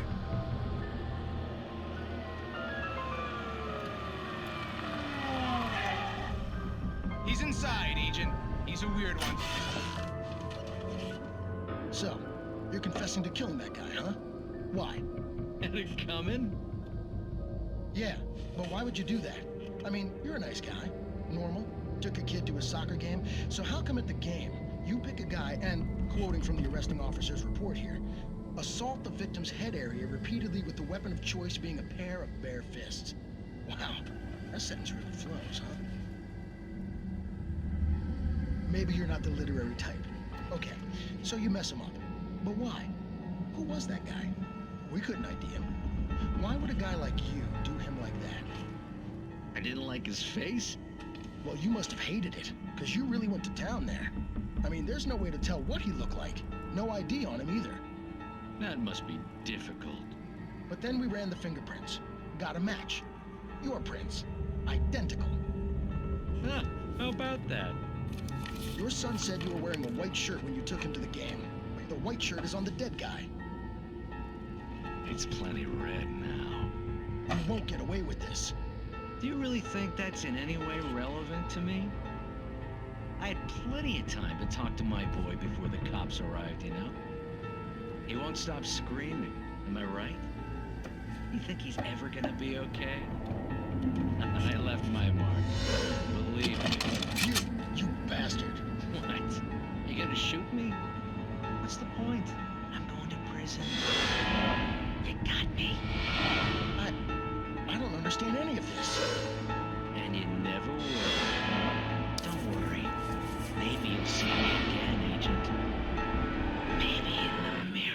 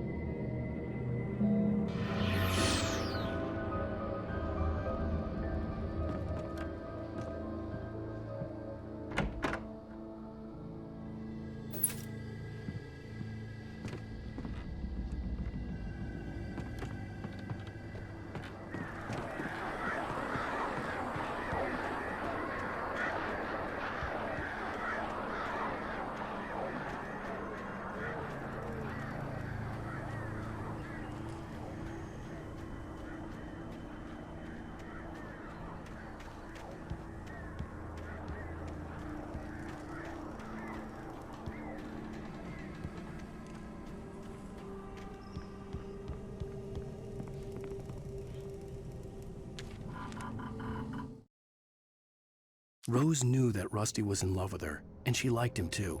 She liked him a lot. He taught her to dance, and life had certainly taught her the value of a man who was gentle. He treated her well, made her smile, made her feel good. But Rusty wasn't the prince of her dreams, and that tended to underline the unbearable truth. She was no closer to that Hollywood magic than he was.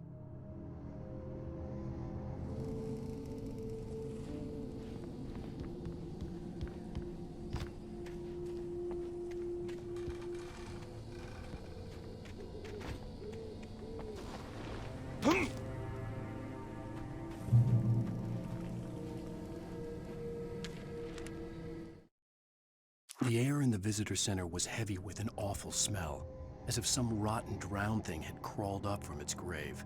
Rusty kept coughing blood. My eyes were drawn to the twisted shape of his broken leg. The attack had been vicious. Max whined in his cage. Rusty's eyes were wild with fear and terror. He gasped.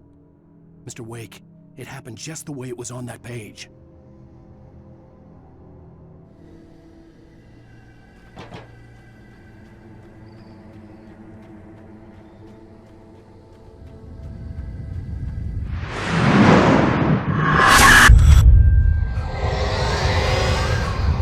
Vision left me weak. This was no head injury.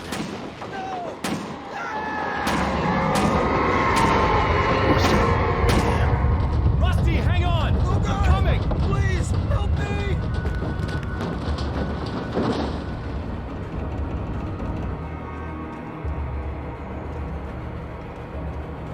Anybody? Help me! Help me!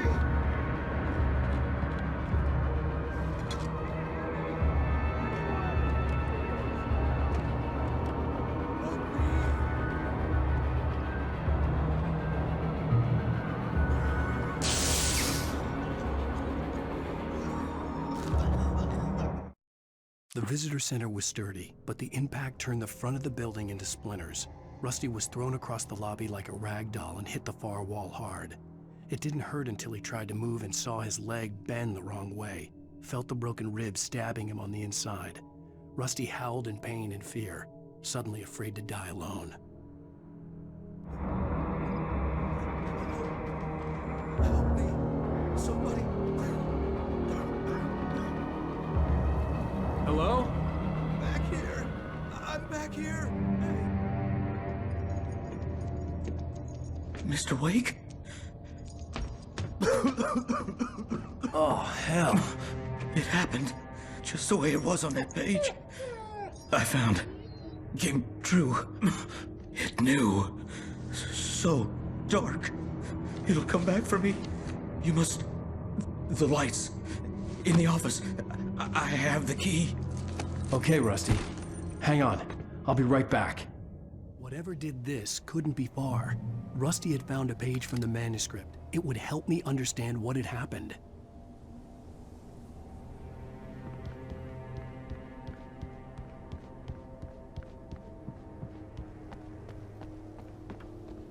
The only way to make sure that Rusty was safe was to get the power running and the lights back on.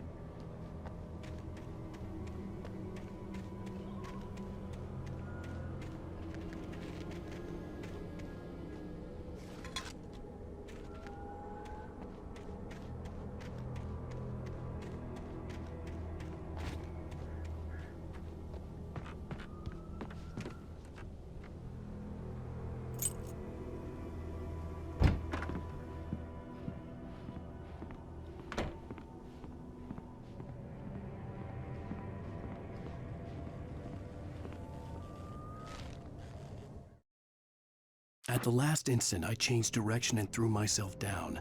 The axe splintered the trunk of a tree. I stumbled into the pool of bright light. My lungs burned.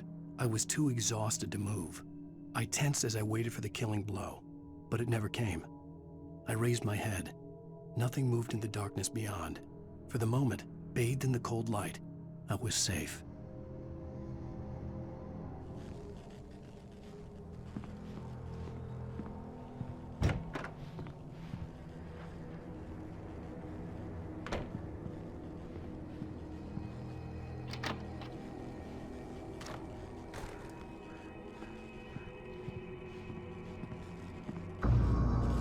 I was too late. Someone had destroyed the circuit breaker. There was no way to get the lights back on.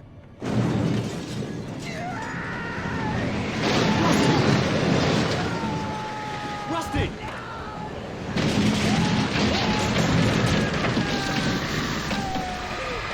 The ground was covered with oily patches that looked like liquid darkness.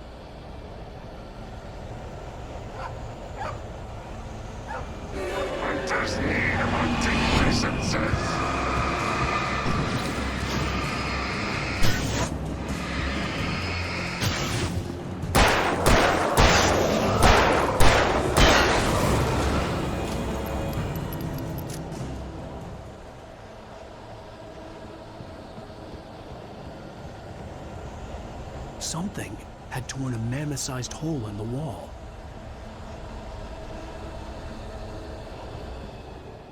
Please don't feed the animals.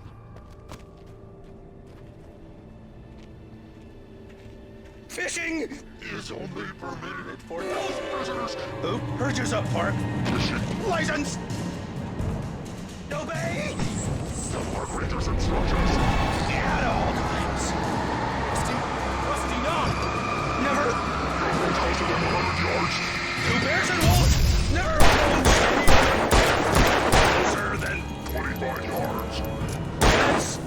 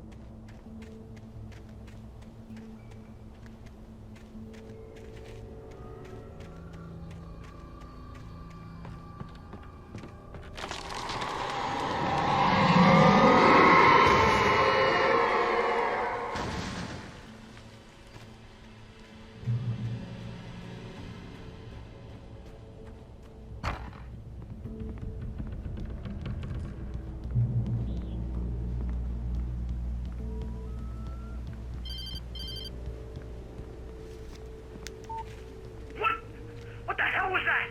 I saw it from the window. I saw something. Forget about it, Barry. It's just me going crazy. Oh, jeez. Oh, jeez. You're not crazy. I wish you were crazy, but you're not crazy. Ow, be careful. Stay in the cabin. Don't open the door for anyone. I mean it.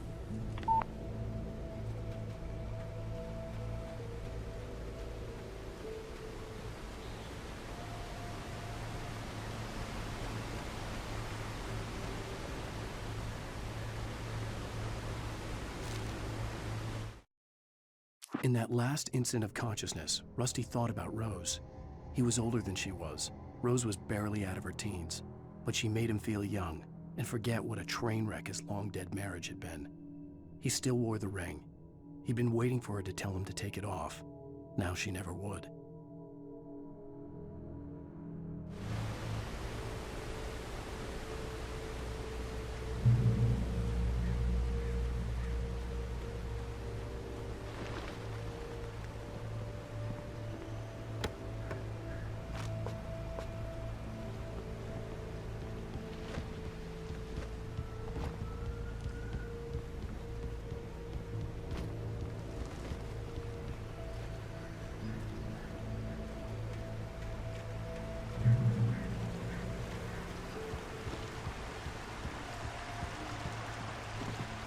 Lover's Peak was at the far end of the nature trail.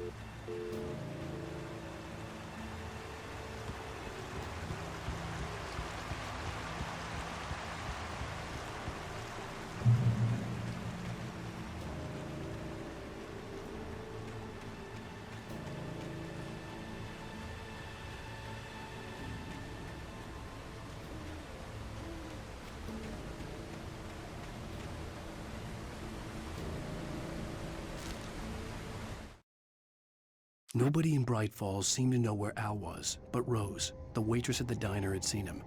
From what Barry could tell, Al pretty much fell off the face of the earth when he left the diner. Rose was just the kind of fan that Al hated, but she really tried to help. She was smart too, knew a lot about what was going on in the town, knew a lot about Al, even knew who Barry was. Barry liked her.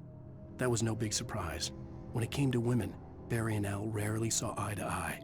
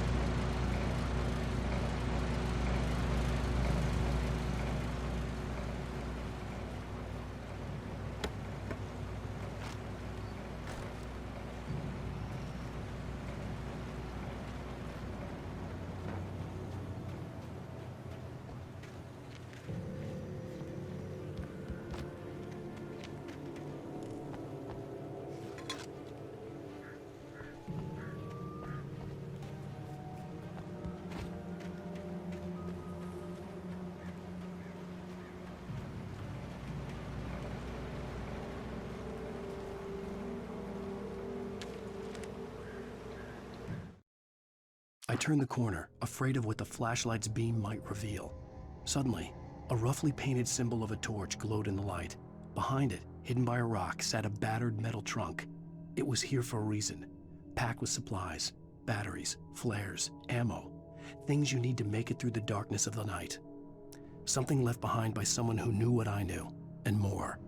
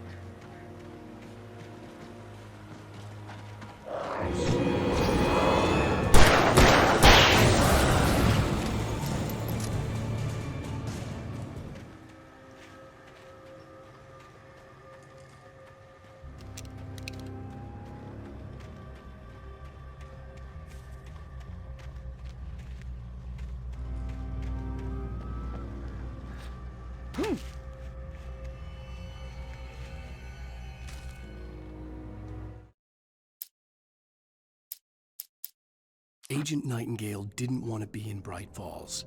These little communities revolted him, and he didn't like the trees or the coffee. He now knew that impossible horrors lurked behind the storefronts and smiles. He desperately wanted to turn the car around and just drive until he passed out or ran out of road and booze. But he had a job to do. He had a rider to catch, at any cost.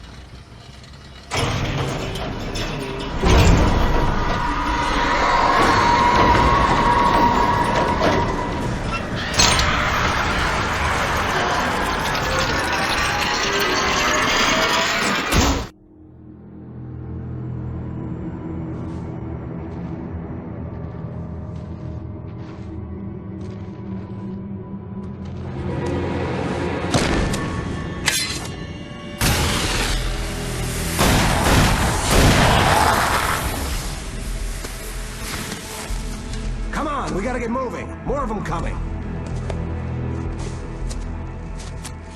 That flashlight's kid stuff. The flares will keep the bastards away.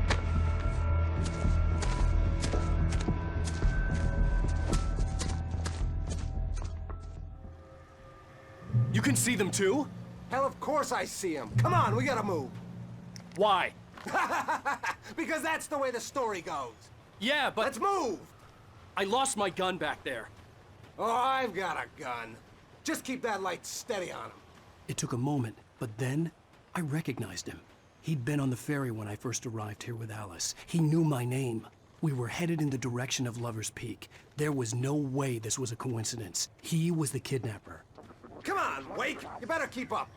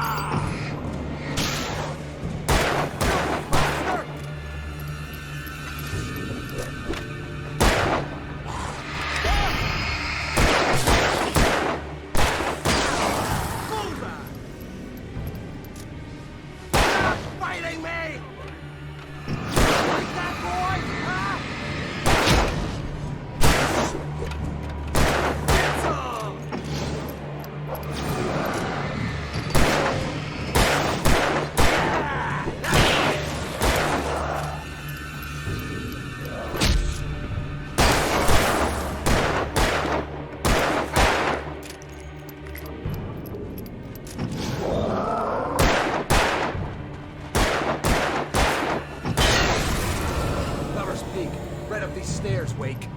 Use the flares from the emergency box to hold them off while I get these boards off. Give me the gun. Yeah, no can do, Wake. Are you kidding? Give me the gun! No time for back talk. Hold them off, damn it!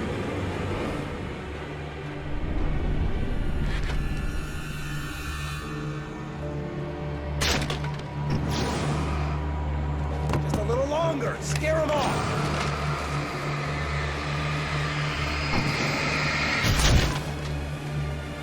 Get some light on those bastards! That'll keep them off us!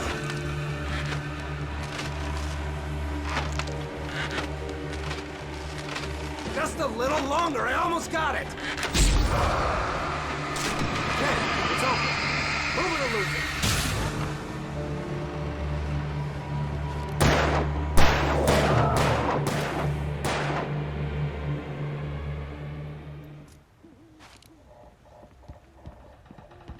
you feeling better now, Wake? All cozy and safe?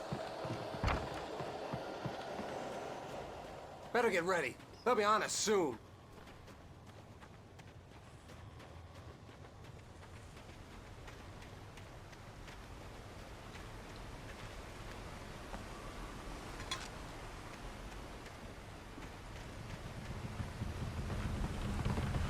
This is it, Wake. The last stand. There's more flares here. Get ready. We fight them as long as they keep coming. Give me the goddamn gun! They're coming! That's not how this goes. Get with the program, Wake.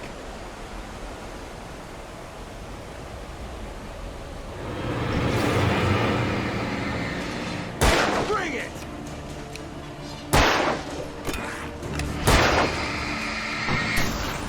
That's right. You just keep coming.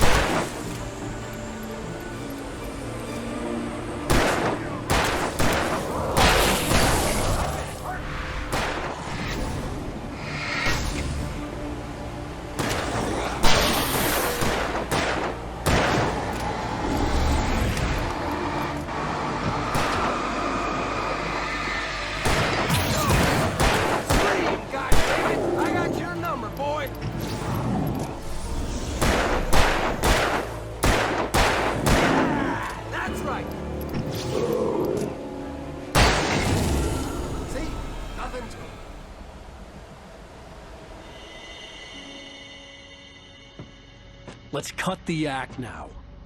Where's my wife? I knew you were gonna say that. I read it all before. You're a hell of a writer. Congratulations. You're gonna bring about something glorious and terrible once we get you some proper editorial control.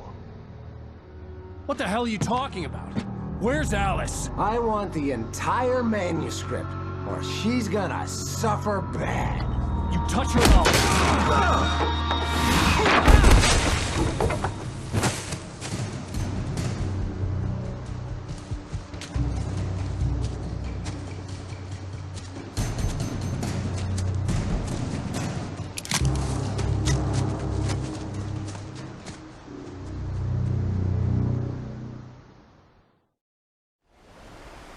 You're gonna give me the manuscript or you'll be sorry! No! Come back here! I swear I'll kill you if you hurt Alice! Do you hear me? Come back here! He had Alice, and he wanted the manuscript because he thought it held some magical power. But I had no manuscript to give him. I had to get back to Barry and figure out my next move.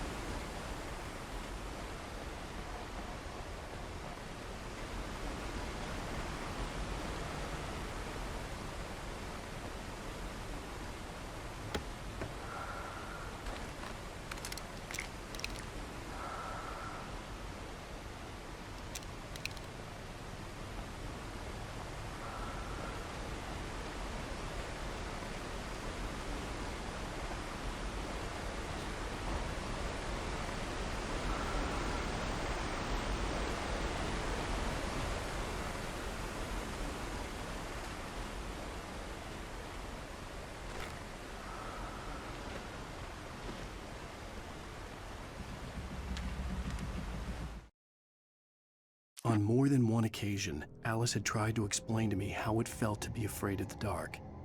To her, darkness wasn't simply the absence of light, but something more tangible than that. It was something you could touch and feel. Worse than that, it was something with a mind of its own, something malicious and malign. For her, things changed when they were wrapped in darkness. They turned into something else, something foreign, and nothing was safe or innocent anymore. I'd never really understood what she meant, until now.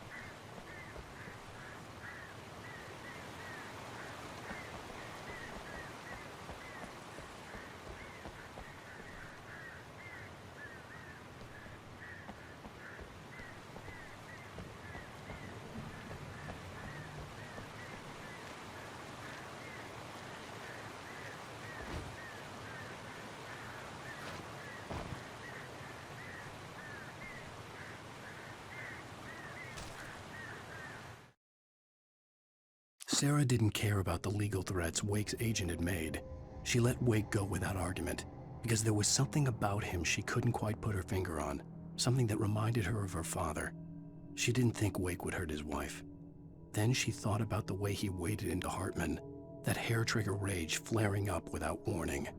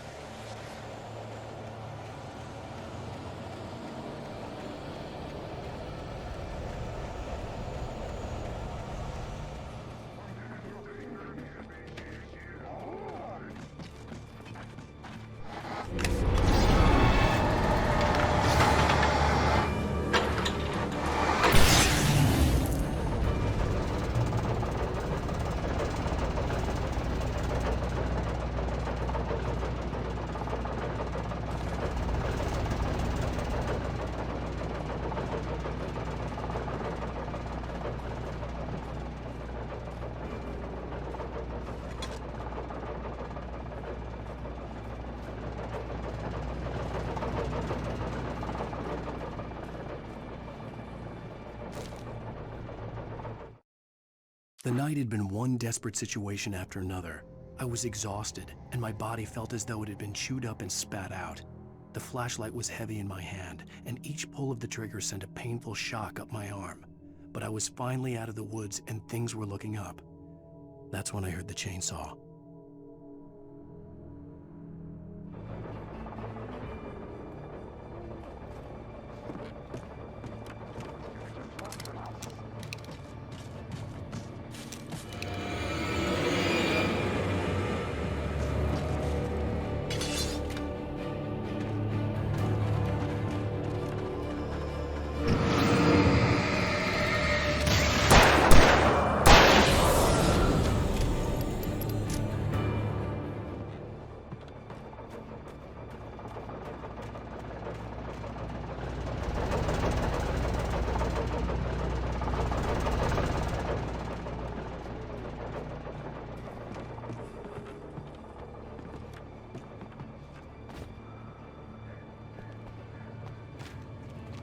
I had heard the plane fall. It made no sense. It was clear that it had just fallen here. It was very old and obviously hadn't flown in decades. Looking at it sent a shiver down my spine.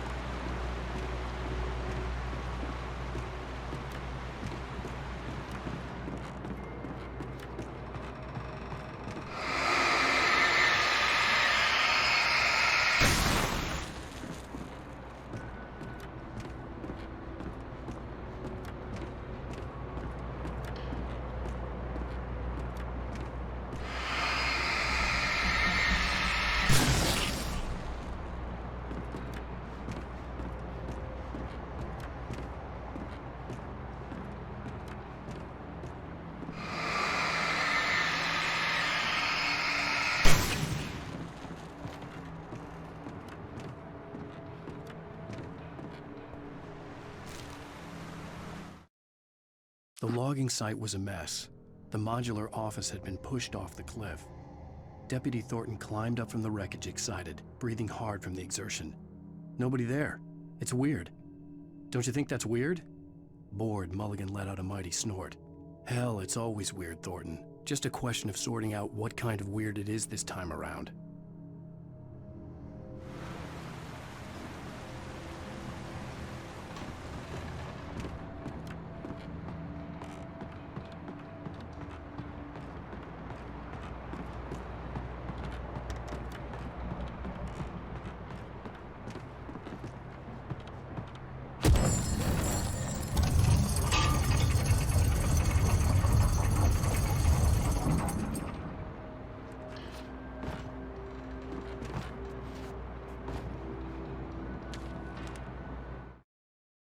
When Barry saw the darkness attack the visitor center, it made him a believer.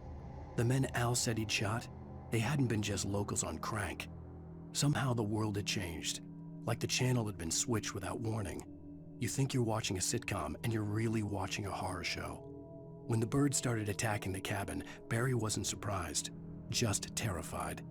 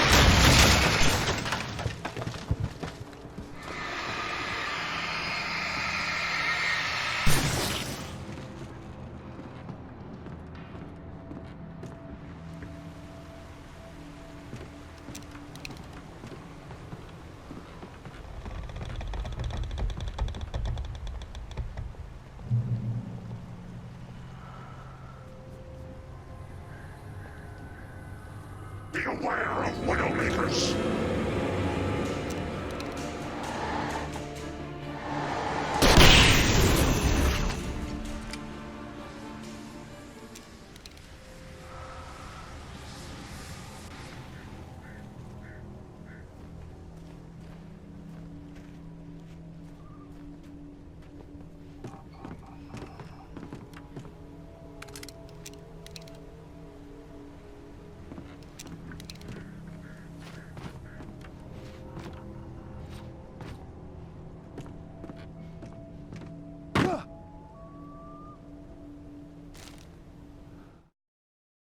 Shadows stirred and the wind picked up as I ran through the forest.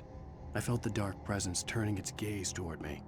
Then the moonlight was blotted out by dark shadows that raced violently across the ground, moving too swiftly to be natural.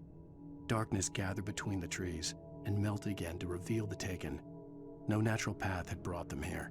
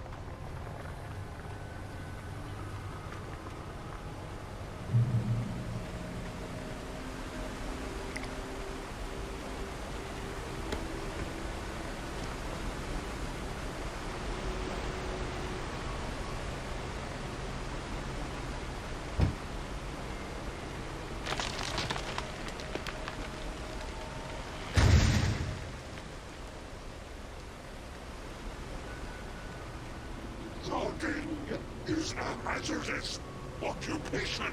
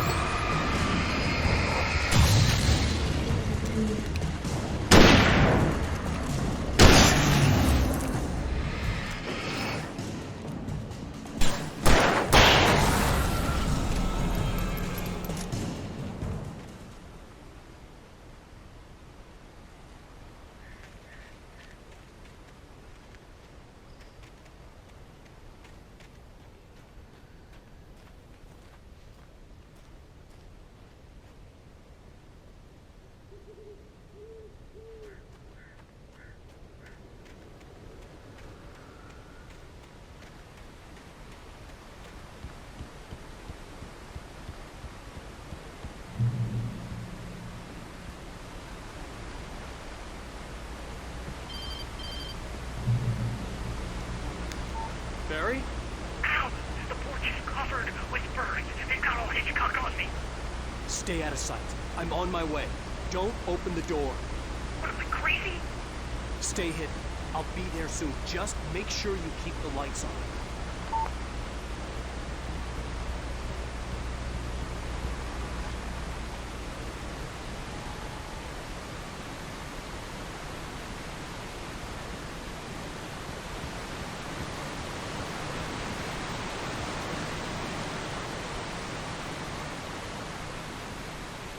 I still had to reach Barry at the cabin, but at least I was out of the woods.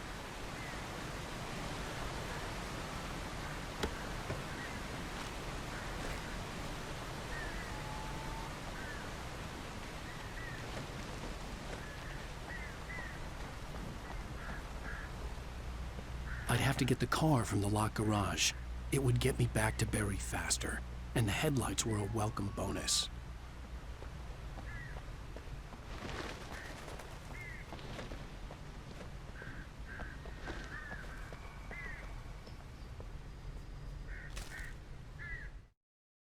The FBI agent's command froze me in place. I considered surrender. It was all falling apart anyway.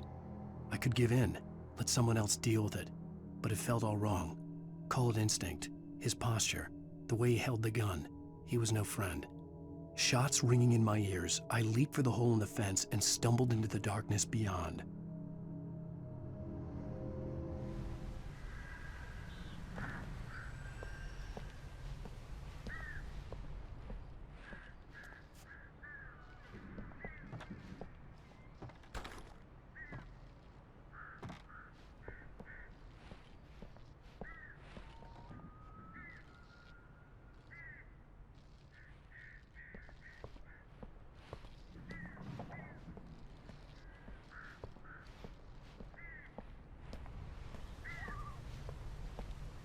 I had to find the key to the garage.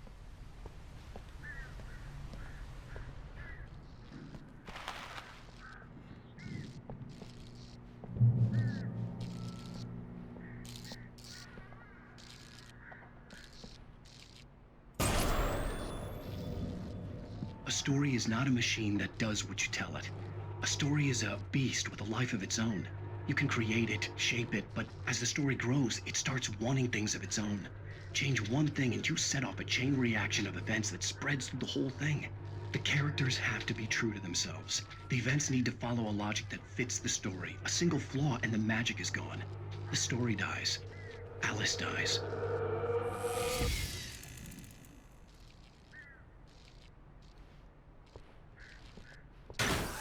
You can learn about nature and yourself.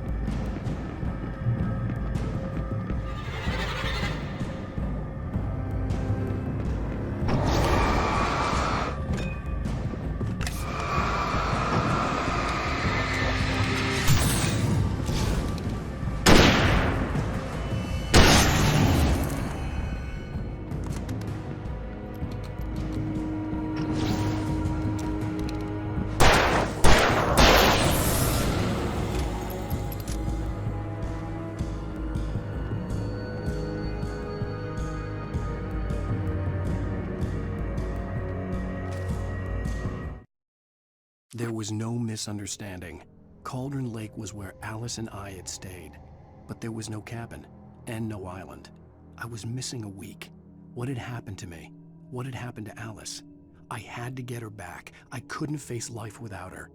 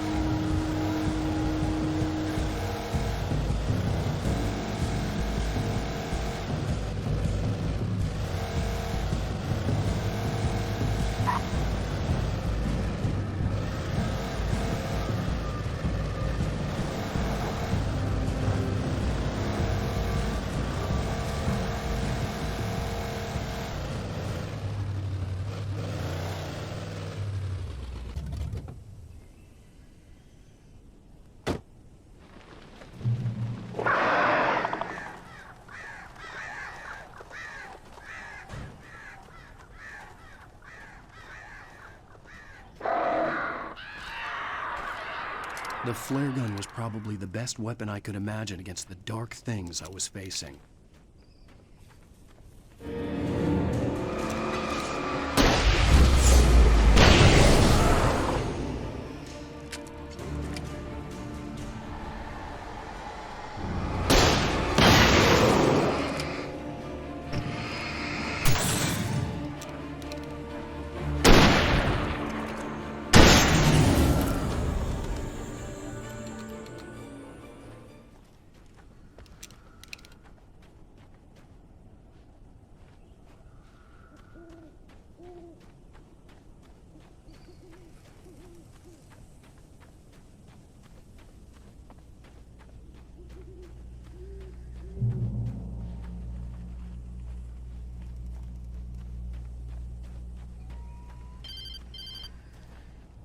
It was the kidnapper.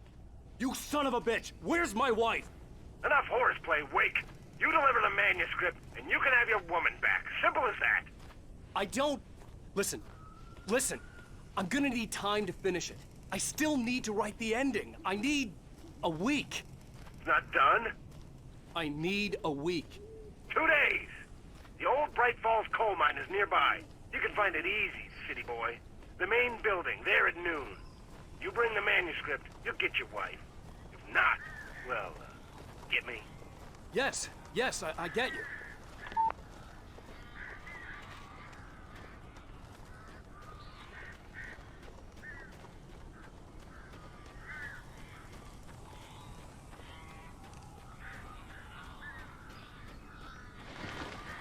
Barry had talked about birds over the phone.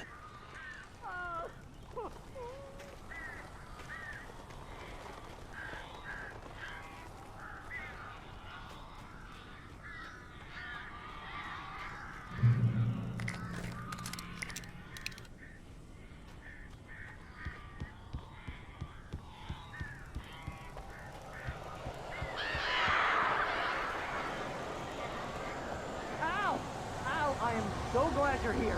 A couple of them got in here before I blocked the chimney. This isn't normal. These birds are weird.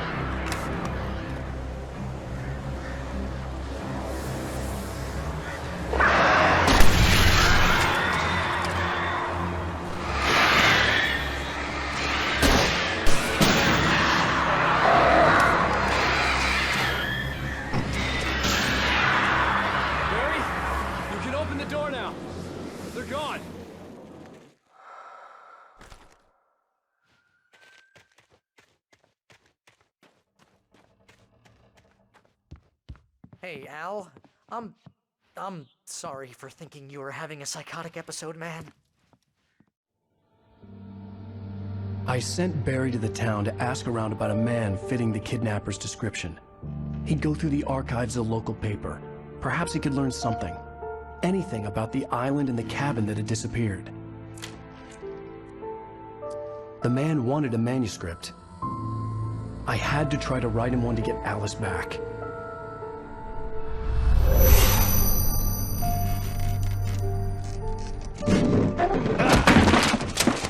For me, the supernatural had always been nothing but a metaphor for the human psyche, a tool to use in writing fiction. Now, it was happening for real, and I couldn't put a single word on paper.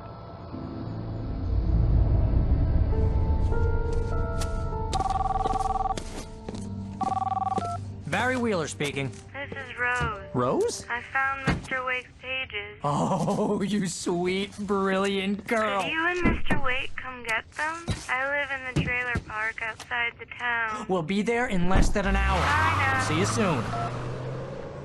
Have a great day. Hope you come back soon. Welcome to the old dear diner. Good girl.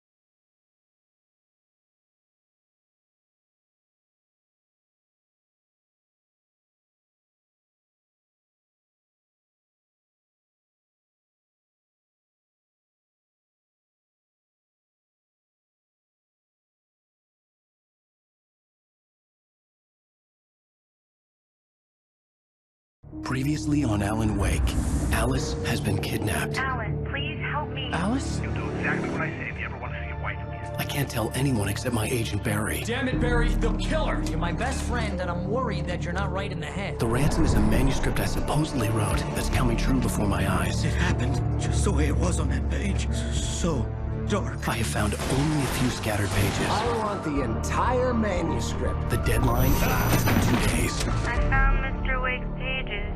Good girl.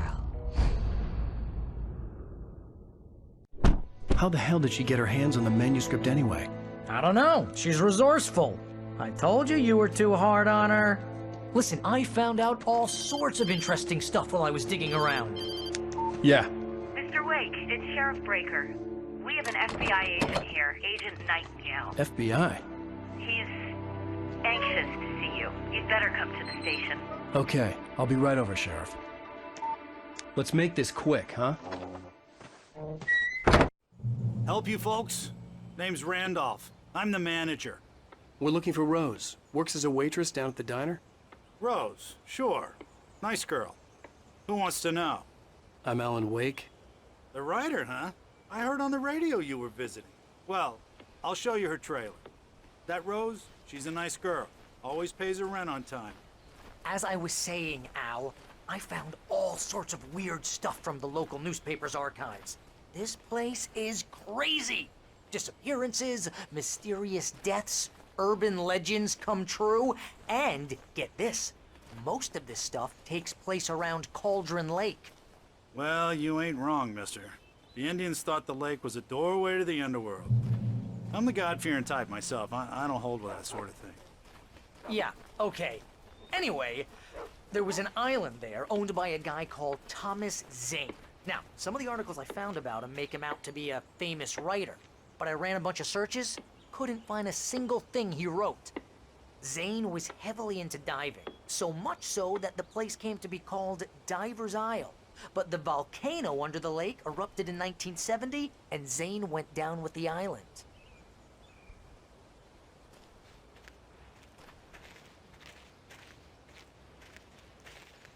Yeah, how about that?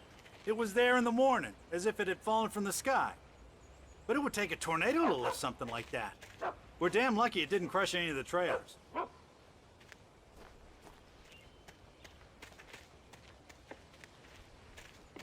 Come on, mister. I'll take you to Rose's trailer.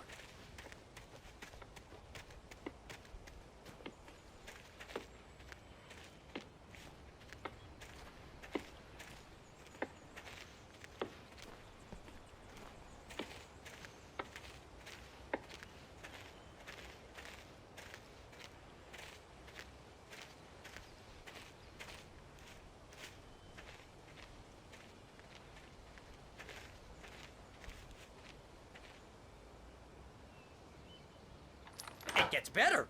A local girl, Barbara Jagger, drowned in Cauldron Lake just a week earlier. They were lovers. Sure, Jagger's a local spook store. The Scratchin' Hag. Comes for you in the dark. Childish stuff like that. Anyway, Al, I'm just getting to the best part. All of the articles about this stuff were written by Cynthia Weaver. I asked around, and she's that crazy bag lady you met. What, the lamp lady? She can be a little loopy, but she's not homeless or anything. Yeah, anyway, she knew both Jagger and Zane before they both died, and she had some kind of a breakdown.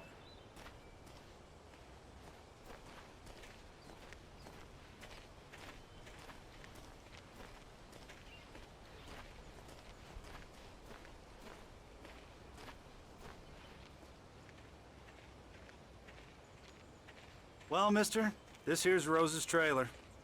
You mind me asking what you want with her? We're just here to talk to her, pal.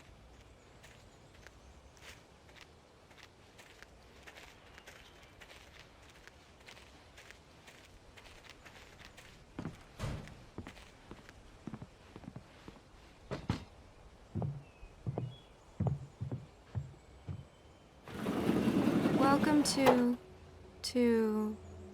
Oh dear, Mr. Wake. I'm so glad you're here. Rose, you have my manuscript? Oh. Oh, yes. Yes. Please, come in. Hey, this is really good. Rose, Yes, my manuscript. I really need it. I understand. I know what you need. A muse to inspire you. Oh, for Barry. She doesn't have anything. Yeah, hey, Al? Al, what's... Oh... Barry! What? What?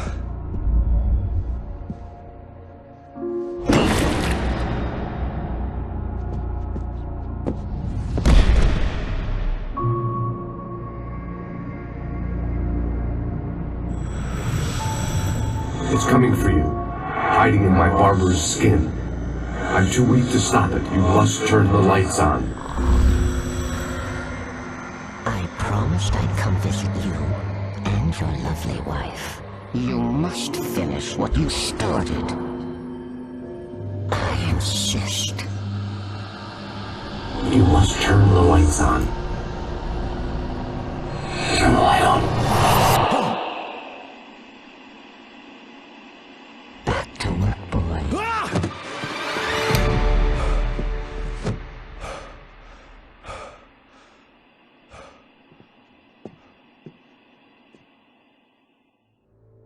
I felt nauseous, hungover. Only anger kept me going. I can't tell reality from dream anymore, but it seems I have an imaginary editor to help me. She's an old woman in a funeral dress. I call her Barbara Jacker. She's very strict. I'm writing faster and faster. My manuscript is being heavily revised. The edits are getting very aggressive, and each day there's less of me and more of her. I hate it, but I know she's right. She promises me I can save Alice this way. She knows more of this than I do. About the complex incantation I'm attempting. About this place. She's worked with another writer under similar circumstances, Thomas Zane. The genre of the story seems to be shifting. It's turning into a horror story. I'm getting close. I can feel it.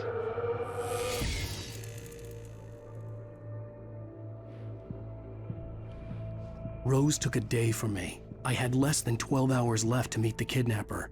All I could do was get Barry into the car, work something out once I got on the road.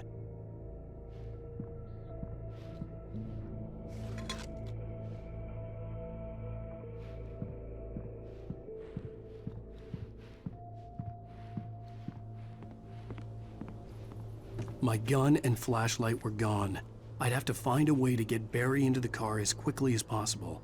There was no time to waste. Mr. Randolph liked Rose. That little smile she had. How she was still sweet when life had tried so hard to make her bitter. It wasn't any of his business what she did in her trailer. But those strangers, the writer and his smart-ass sidekick, looked like trouble. And they'd been in there for hours, way past her normal bedtime. He reached for the phone and called the sheriff's station.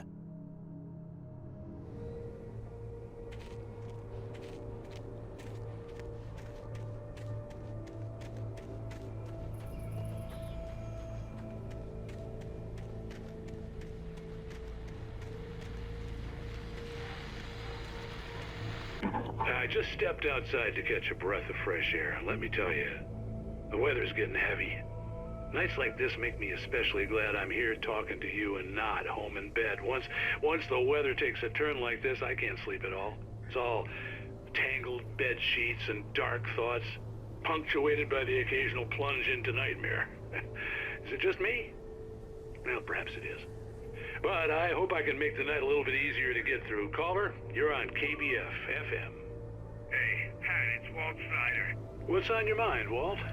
Well, I am the way you are, but, I can't sleep either, you know? I just been staring out the window here, trying to make sense of it all, but, I ain't been drinking either, you know, I just... Well, you sound like a man with a problem, Walt. I had argument with Danny, and, then I got in trouble with the law, and,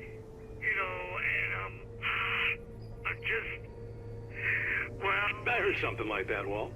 Yeah, well, he's, Danny's my best friend, and, they let me on bail today, and now I'm just alone here at the window, waiting. Man, and there's something in the air tonight, man. I was just just outside looking up at the sky above our broadcast tower thinking the same thing. What are you waiting for, Walt? I don't know. You know, something's gonna happen. You know, I think I better go. Well, Walt, maybe... No, thanks, Pat. Well, good luck to you, Walt. Hang in there. Let's take a little break, folks. This weather's really something else, huh? How can I be sure that you'll walk away?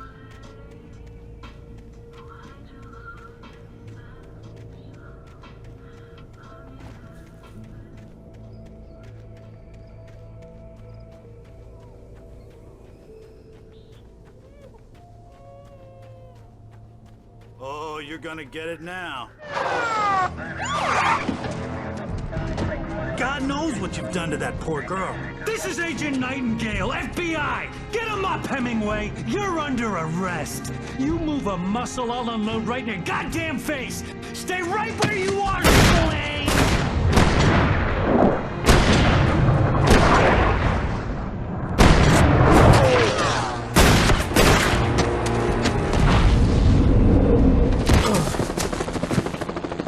What are? I'm standing right here, you goddamn maniac!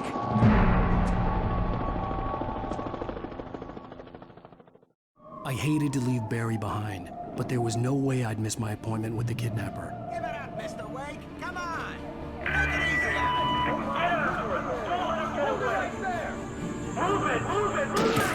I'll have you shot if you let him get away! He was right there!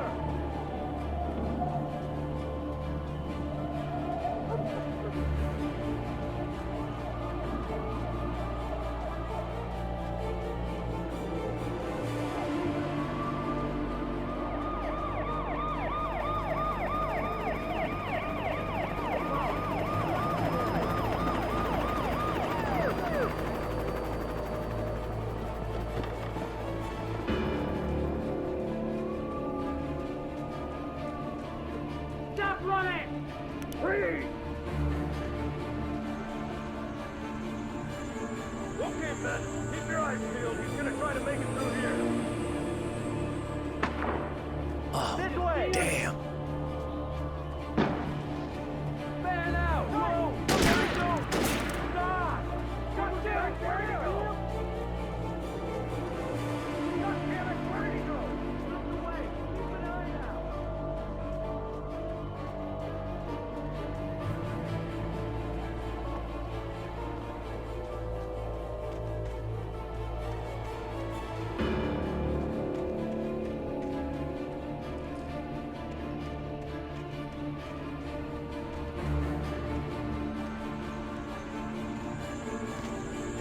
He's gone! Come on, guys! We need to head him off!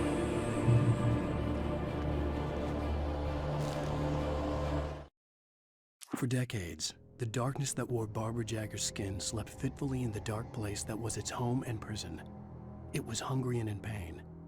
It dreamed of its nights of glory when the poet's writing had called it from the depths and given it a brief, terrible taste of power and freedom. The rock stars had stirred it from the deep sleep the poet had sunk it back to in the end. When it sensed the rider on the ferry, it opened its eyes.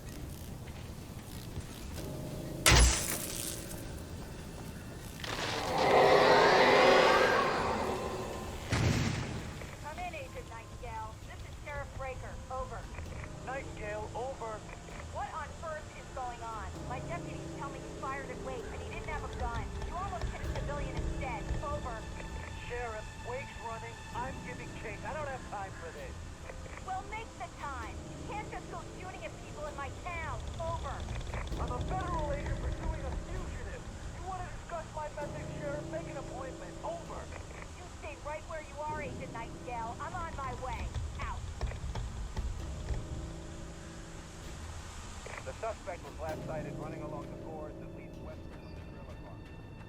are advised that the suspect may be armed. Approach with caution. James out.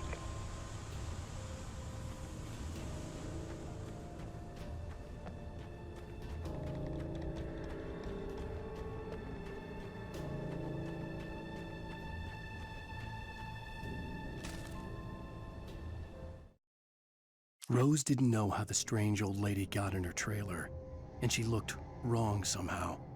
The woman showed her teeth in an approximation of a smile and traced a finger down Rose's cheek. "Pretty girl," she said. Rose felt as if she was falling asleep, but her knees didn't buckle. The crone spoke in a whisper, her words ice cold and dark in Rose's ear.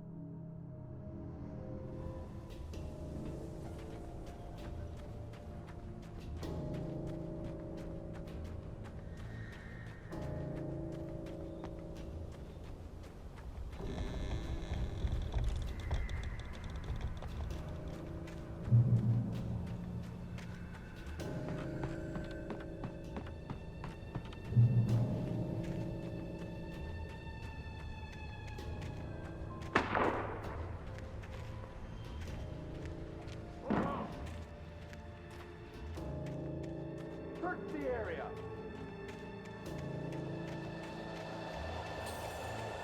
Stay sharp. This way.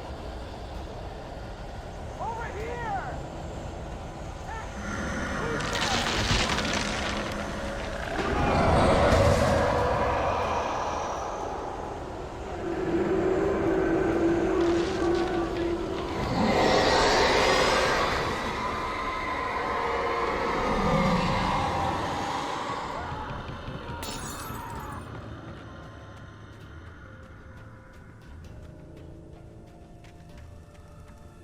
This horror was everywhere I went, circling me.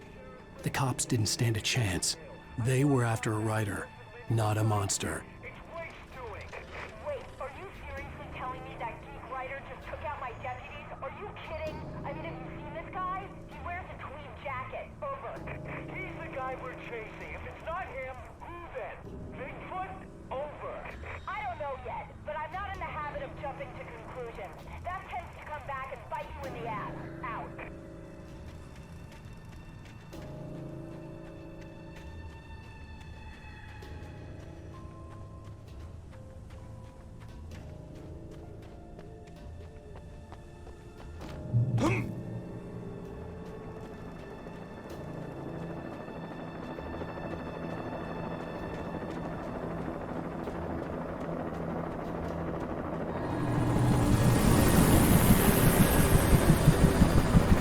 You on the ground. Hold it right there. There's nowhere to run. Freeze!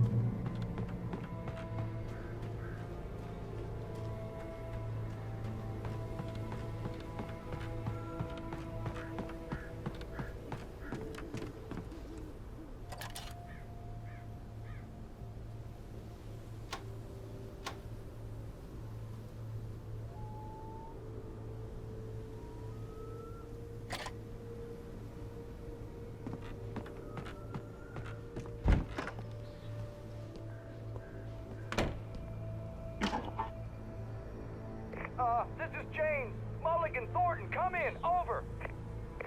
Thornton here. James, we got both Wheeler and Rose in custody. They didn't put up a fight or anything.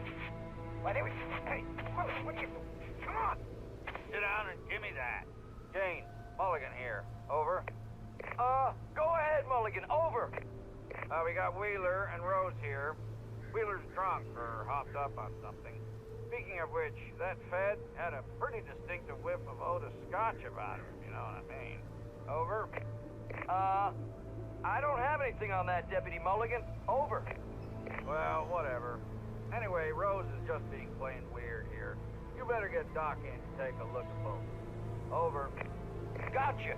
You better get them here quickly. The Fed's gonna want to interview Wheeler. Over.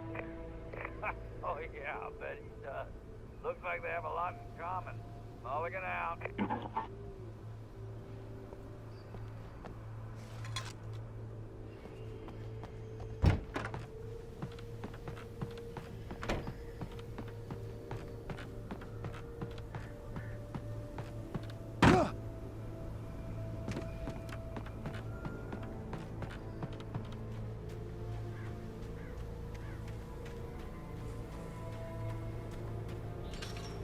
I imagined that the broadcast tower in the distance was part of the local radio station. Maine seemed like a decent guy. Perhaps he could give me directions to the coal mine.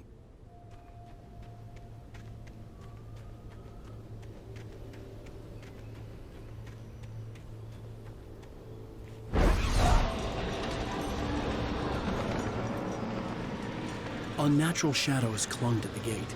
The darkness that was after me was trying to stop me. I wouldn't get through without a light.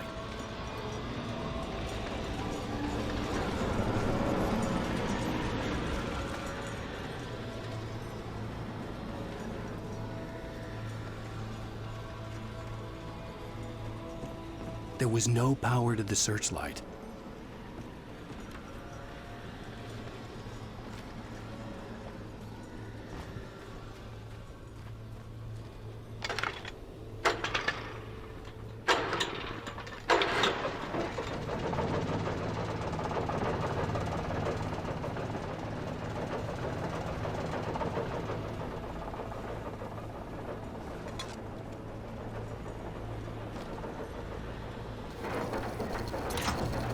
The old generator conked out. I'd have to see if I could fix it and try again.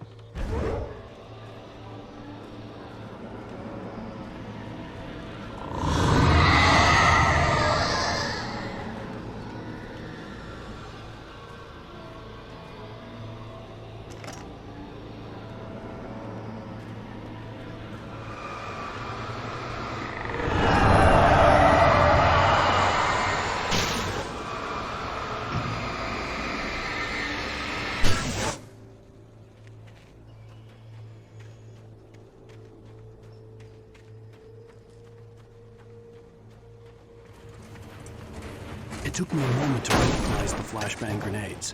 They were an ideal weapon for my situation. Team 1, come in. Over. Team 1, this is Sheriff Breaker. Report. Over. Team 2, come in. I need a report. Over. Come on, guys. Talk to me. Come in, please. Over.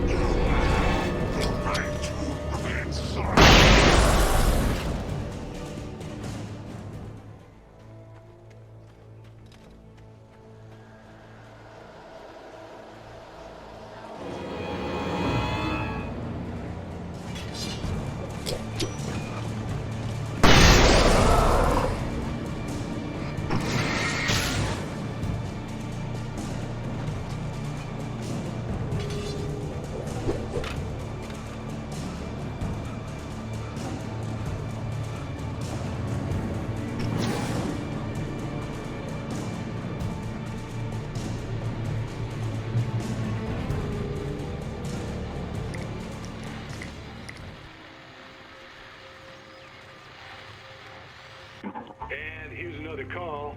You're on KBF-FM with Pat Maine. It's Milt Peabody, Pat. What's on your mind, Milt? Well, I live near the trailer park, Pat, and there's a big ruckus going on over there. Well, that's just up the road from me, too. What's going on, do you know? I don't know, but there's a bunch of police cars there, lots of sirens, a helicopter buzzing around, and I think I heard some gunshots. Gunshots? Yes, sir, like from a pistol. So can you find out what's going on? Because it's just next door and they're popping off guns there. They're still shooting? No, it was maybe 10, 15 minutes ago. It sounds serious, Pat. I'm telling you, it don't sound like no party. Well, I'm certainly going to give the station a call, Milt. Okay. You'll hear it here as soon as I hear from them. Okay, thanks.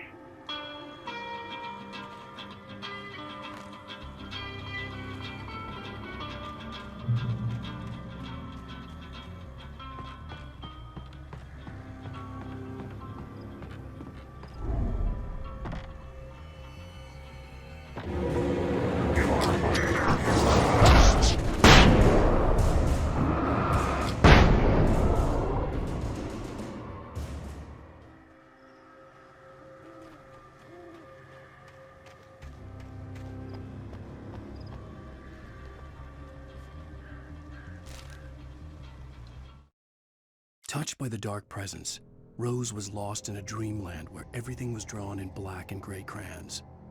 The old lady had promised her that all her wishes would come true. She would be Alan Wake's muse. She was smiling so hard it hurt her face. She crushed a bottle full of sleeping pills into the coffee. Deep down inside, she was screaming in terror.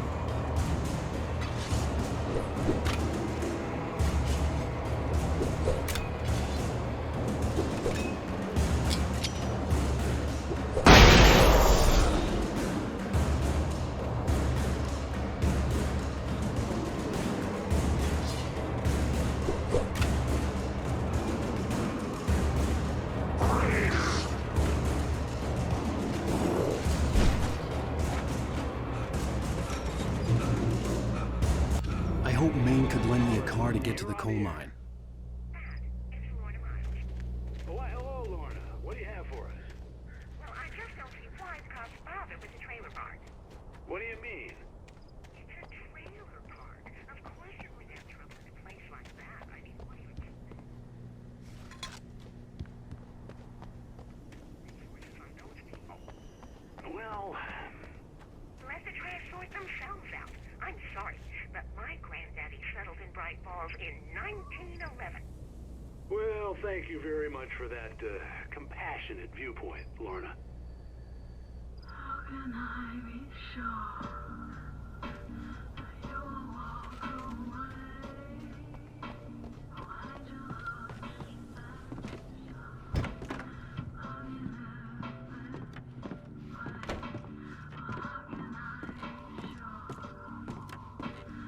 Oh, here's a little surprise.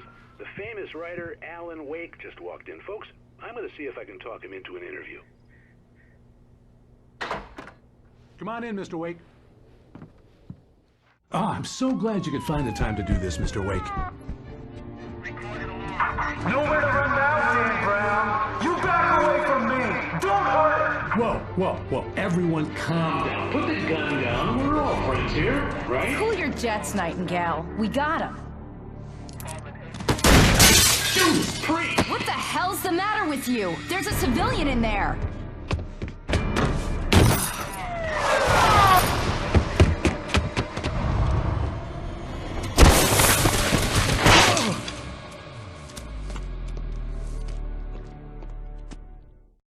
I'll get you yet, even if it kills me. You hear me?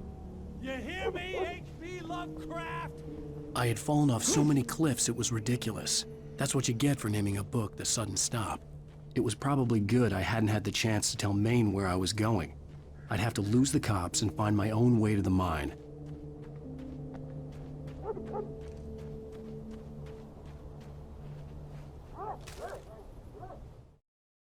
Nightingale stared through the broken studio window into the dark woods. He turned around, started to walk out, but Maine grabbed his arm. "Young man, you almost shot me. You don't shoot off rounds at people like that. What's the matter with you?"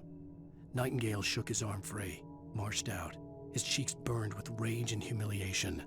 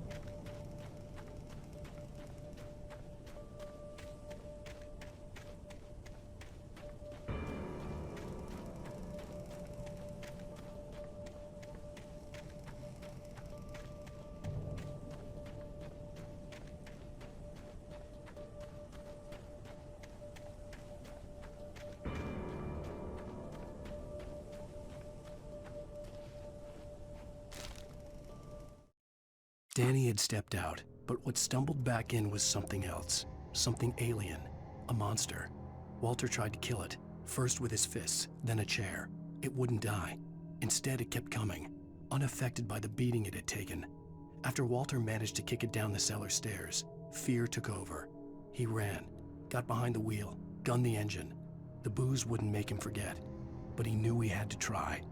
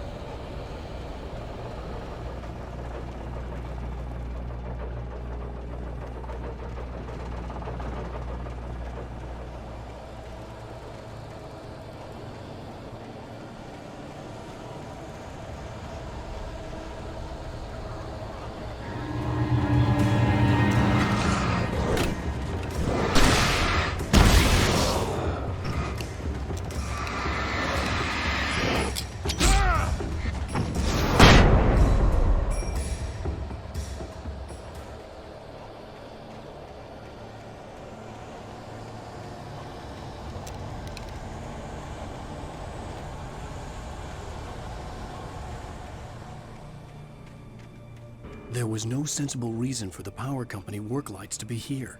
It was almost as if they'd been left for someone like me to use.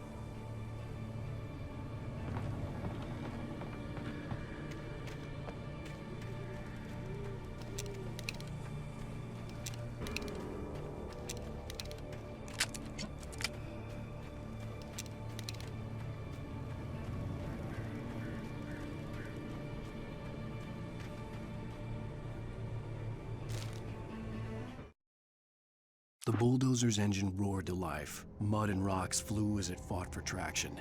It crashed through the concrete wall and landed heavily in the yard. If it were an animal, it would have shaken its head after the impact, fixed its eyes on me, and charged. Of course, it had no head, nor eyes. Shadows crawled on its form, twisting it into a monster.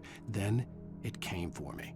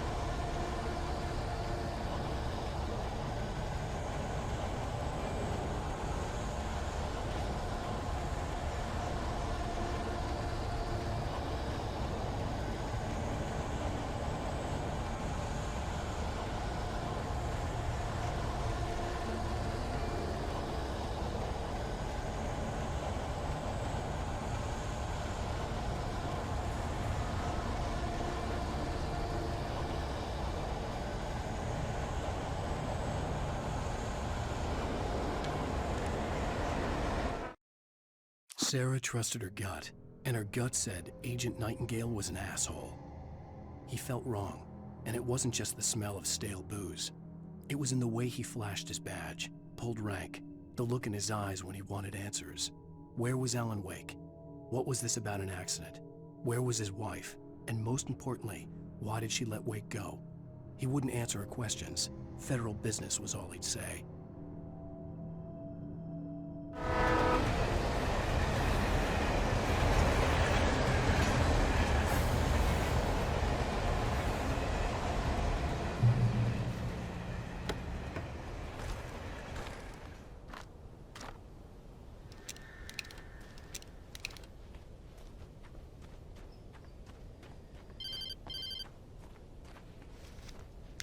Hello? The most stubborn man I've ever met. Alice? Alice? Alan, I'm so afraid. Keeps me in the dark. Please help me. I look at you, Alan, and it's not you. Something else. Looking out from behind your eyes. Alice, I'm here. I'm so alone here. It's all gonna go to hell. You need to be careful. Cooperate. The connection had been terrible, but that wasn't the only thing that hadn't been right with the call. She sounded wrong somehow, but she had called me.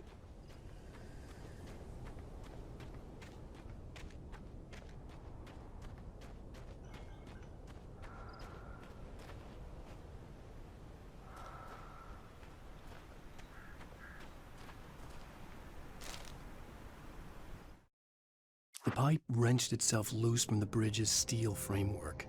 Wrapped in darkness, it floated in midair, twitching. For a moment, I didn't understand what I was looking at. The heavy object lurched at me with impossible force. I threw myself out of the way, but just barely. When I turned my flashlight on it, it shook in a dark rage before it flew at me again.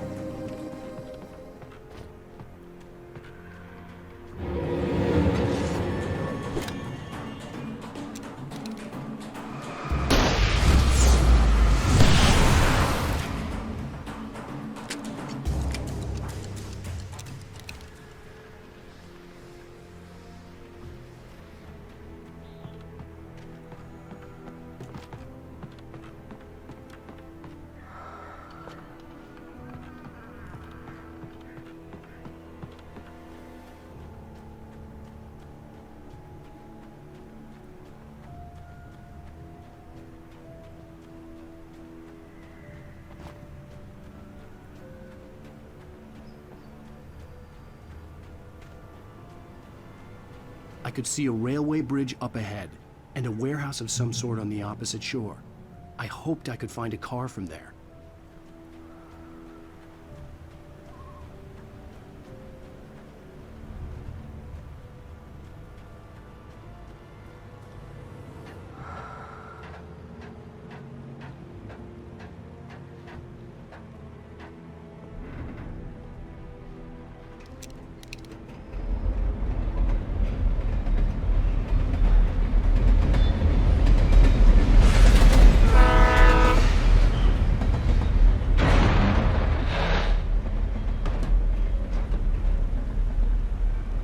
The darkness that was pursuing me was growing stronger, and it was taking over everything in its path.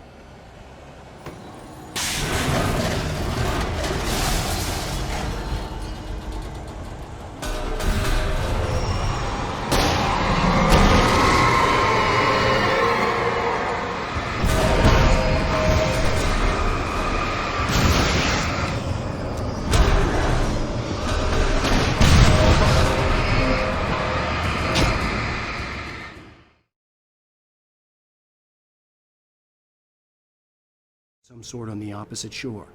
I hoped I could find a car from there.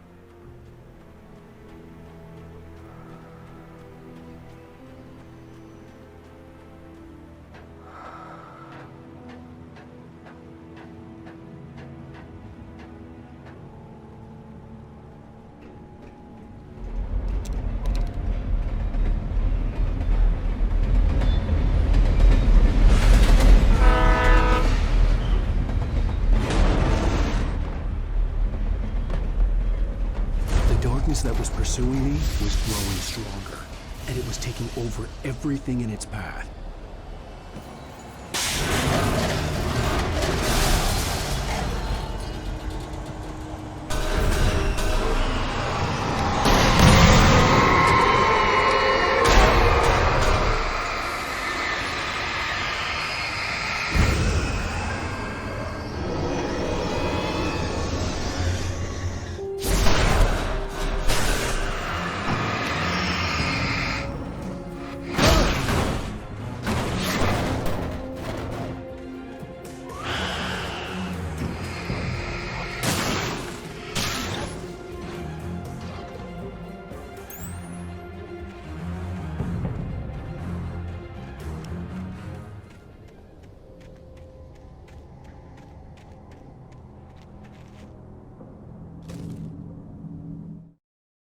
I slammed the door shut right in his smug face.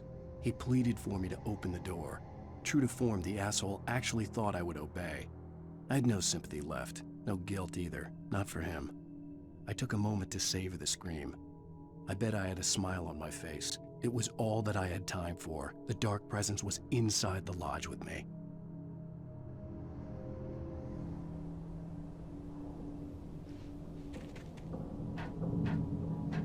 As a teenager, just starting to get interested in writing, Stephen King had been a source of inspiration to me. I thought about all the inanimate objects that had come to life in his books.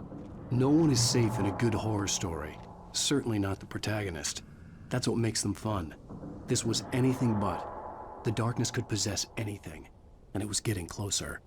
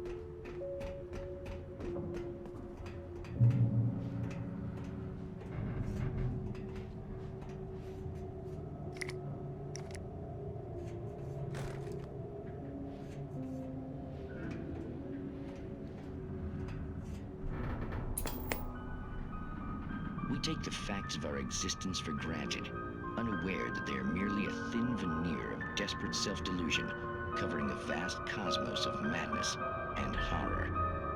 All too often, the stars are right. In Night Springs. Tonight's episode, a family occasion. Journalist Alvin Derleth's trip to study the local customs of an insular community in Night Springs has been less than successful. Until tonight. Well, I'm glad you changed your minds about this. Ancient customs, local mythology. My editor loves this kind of stuff. Well, Mr. Derleth, we don't want to feel like we're on exhibition. But you have demonstrated the seriousness of your intent. Oh, I am serious. Really, just do your thing. I'll stay out of your way and observe. Actually, I thought you could assist us. I'm afraid we are a man short. It would provide you with an intimate perspective. Could I really? Of course, Mr. Derleth. Well, I guess that's the least What would I have to do? Oh, here. Let me show you with a kiss.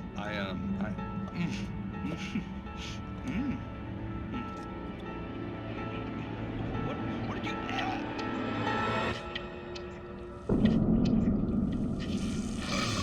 Oh, Mr. Derleth, you have well pleased Nixie Perka, the dweller in flesh. Your body shall host 1,000 young, and all shall be glory.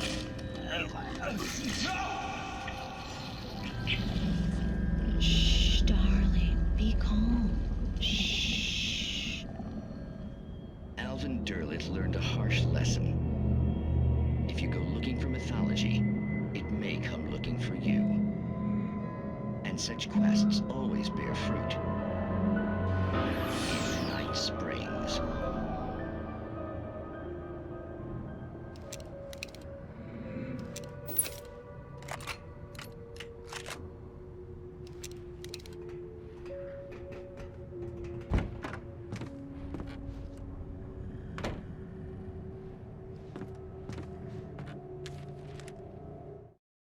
The darkness surged towards me, sucking everything loose from the ground into its depths, tugging at my clothes.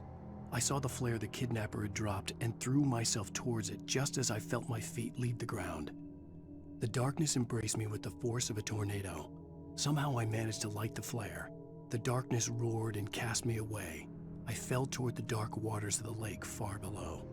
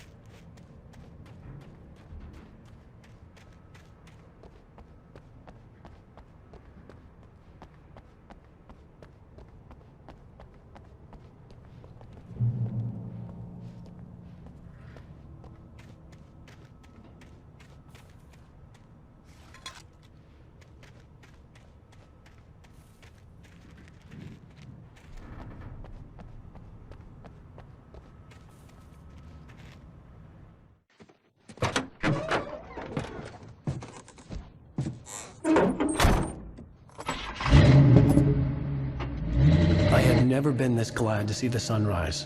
I had a couple of hours to get to the coal mine.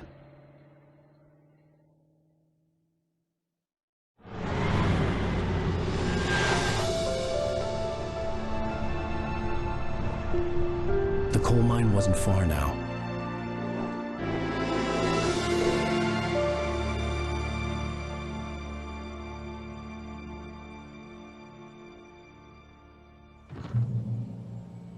Today, I would meet the kidnapper, and he would give me Alice. I wouldn't give him any other choice.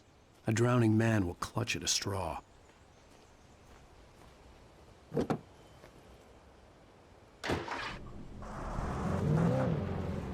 Little by little, without realizing it, I'd come to believe that the story in the manuscript was coming true. The current of its narrative had taken me deeper and deeper into dark waters. Alice had been taken from me. Barry was probably in jail. I was a fugitive from the FBI. The whole world taken over by the dark presence was trying to destroy me.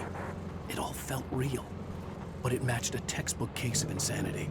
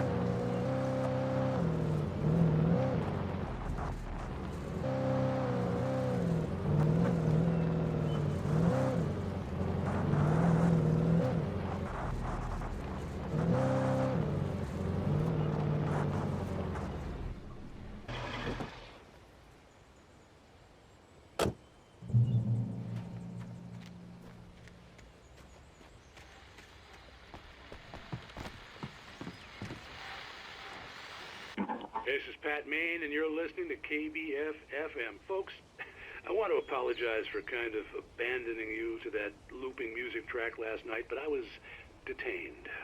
You see, I encountered a big-shot G-man with an itchy trigger finger who could use a lesson in manners and a boot in the ass. Not necessarily in that order, either. Now, folks, I know I'm not being very informative here, and I apologize for that. I really should just keep quiet, but I'm just so peeved right now, because some people just shouldn't be carrying badges. And I'm just glad that our Sheriff Breaker was there to straighten things out. And if someone I met last night is listening, let me just say, I'm sorry if my mouth got you in trouble. I'm pretty sure you're not the bad guy here. Godspeed, son. I hope you know what you're doing. Now, on a lighter note, I'll be talking to Dr. Nelson all morning. But first, a little music.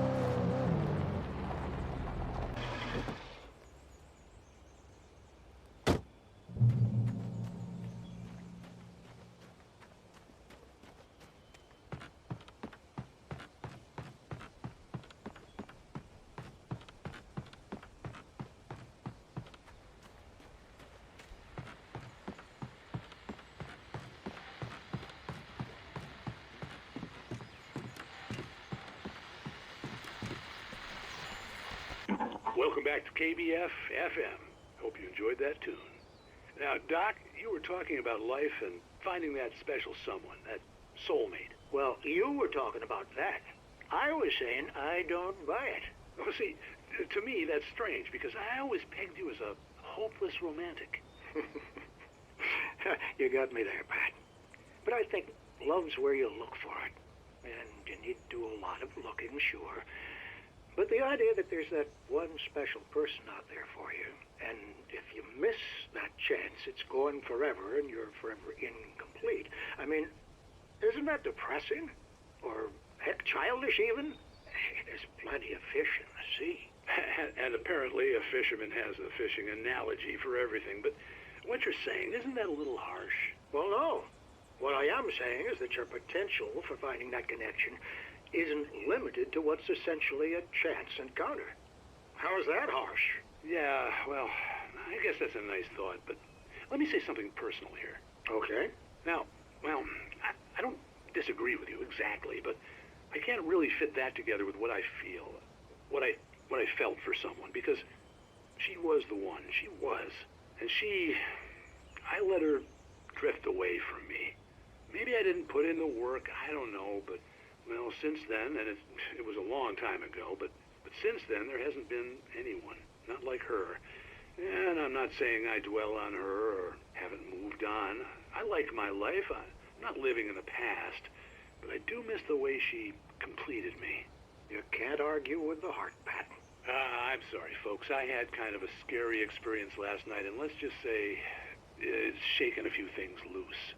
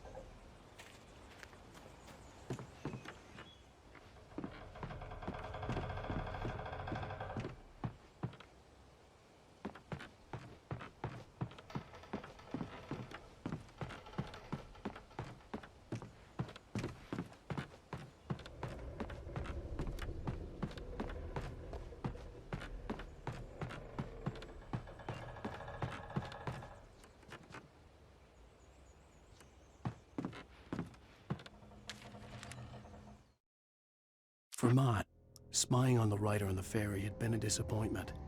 His boss had made Wake out to be something special, but Mott hadn't been impressed. He'd gotten a good long look at the wife, though, and he liked what he saw. Mott had fantasized about goading Wake into a fight, but it hadn't happened. Still, he'd get his chance to see if the writer had anything in him. He'd been promised as much.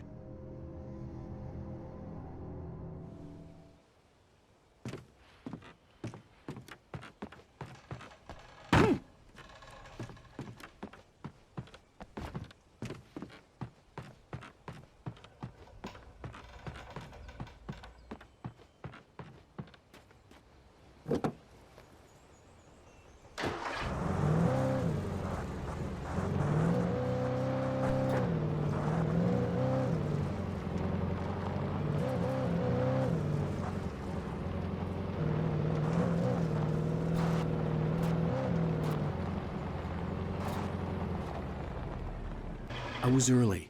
I was supposed to meet the kidnapper at noon in the main building.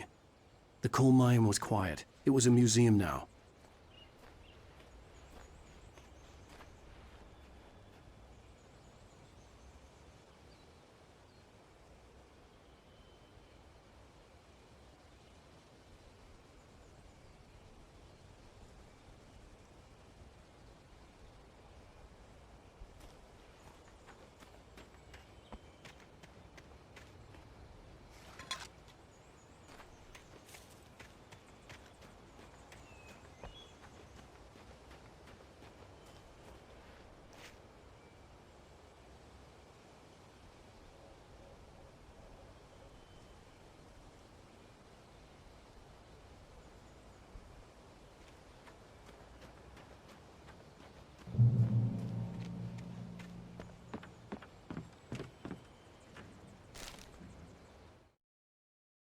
With Nightingale gone and the night wind blowing in through the broken studio window, Maine stared at Sarah. The sheriff looked away. Maine's voice shook with barely controlled anger. That boy's doing more drinking than thinking. I hope you know what you're doing, Sarah. He's got a sickness in his eyes.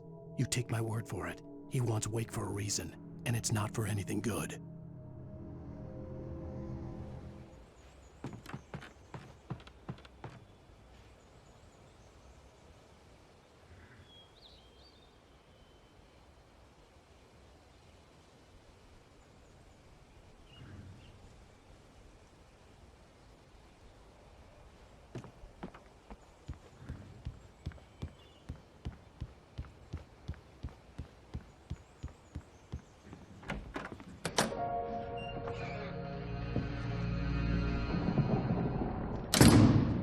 I didn't want to go outside. Cops had to be looking for me. The noon sun turned the place into a sauna. The day dragged on. Different scenarios ran through my mind. Ways of how I'd torture the kidnapper to get Alice back. Or the different horrible things he could have done to her. I imagined her dead. I had no way of knowing she was still alive. It was killing me. I was running on blind hope. It was all a waste of time. The bastard never showed up.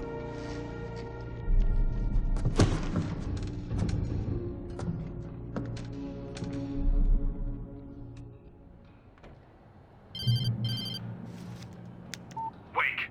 Where the hell are you? Change of plans. You know where Mirror Peak is? It's a big mountain north of where you are. You follow the path from the mine, you can't miss it. There's a lookout point there. I'll be waiting.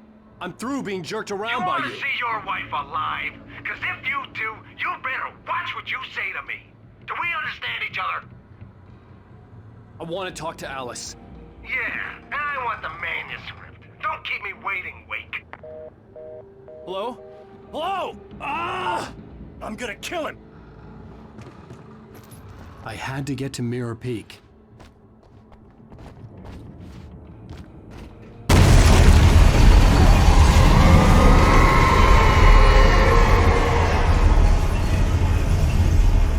It was close, maybe closer than ever before.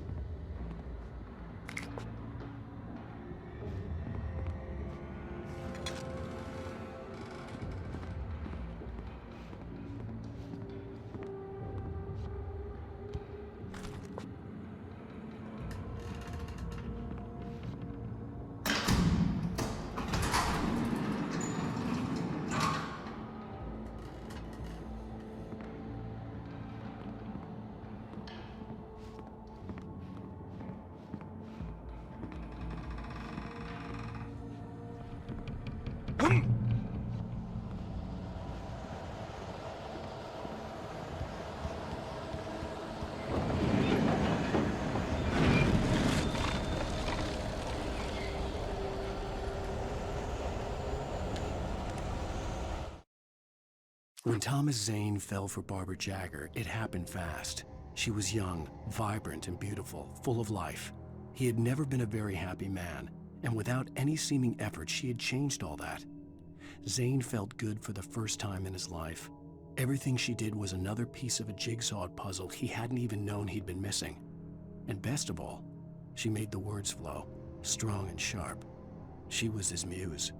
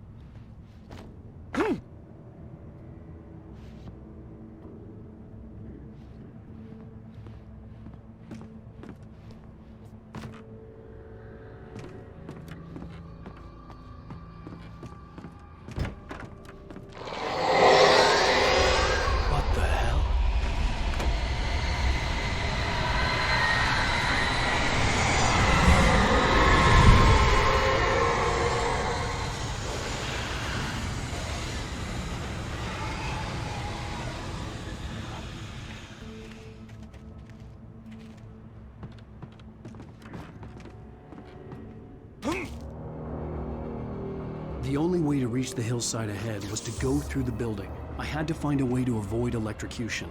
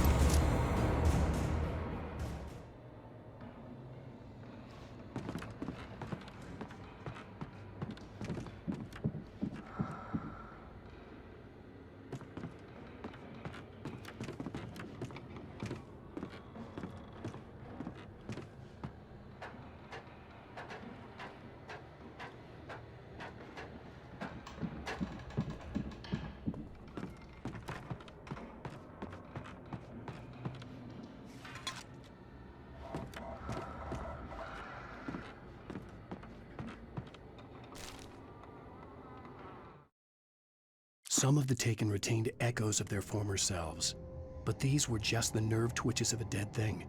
Nothing remained but a shell covered and filled with darkness. In most cases, these puppets were enough for the purposes of the dark presence. But for anything more elaborate, as with the writer, it was different. It needed his mind. And so rather than taking him over completely, it merely touched him.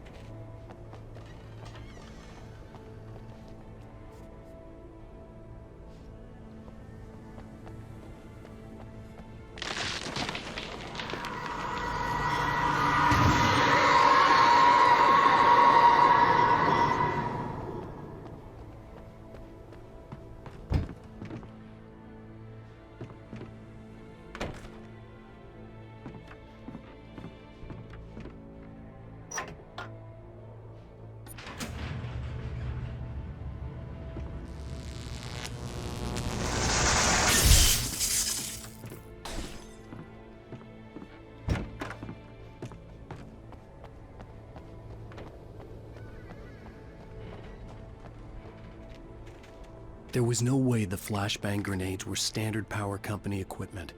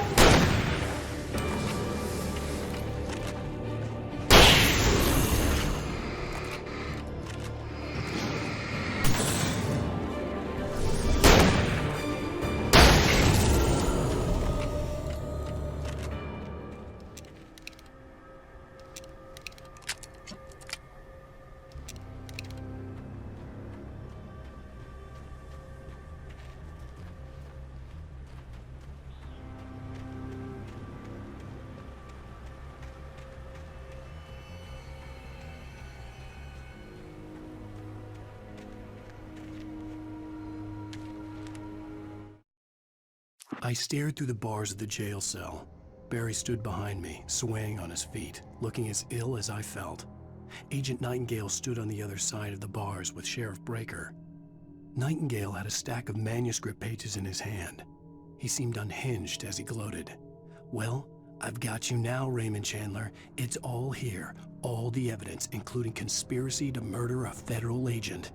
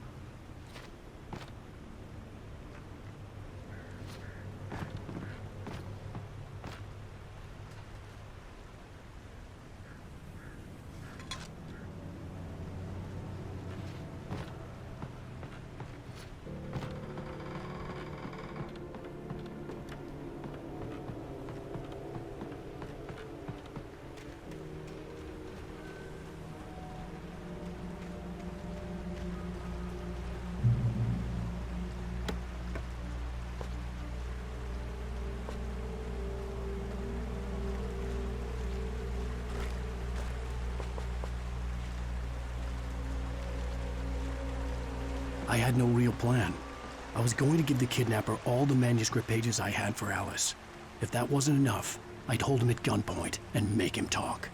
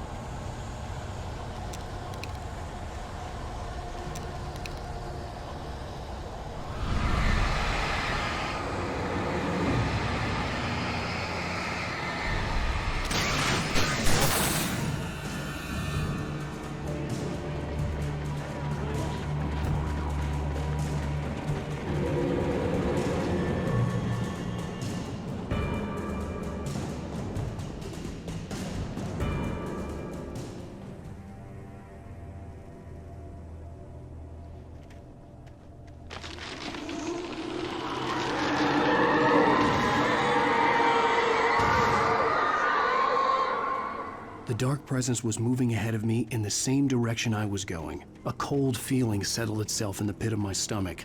Was it going for Alice?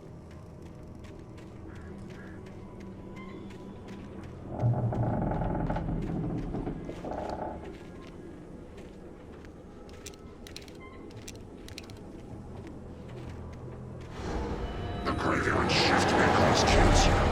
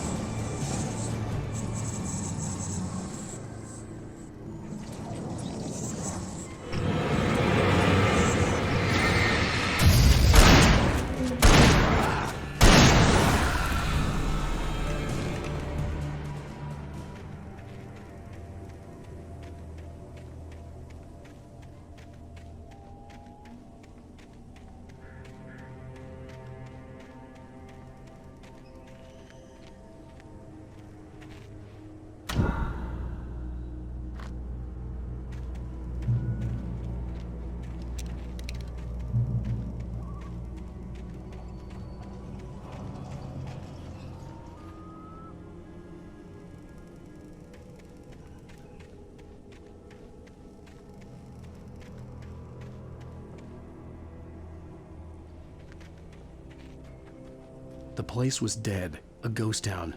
Had been for decades, maybe a century.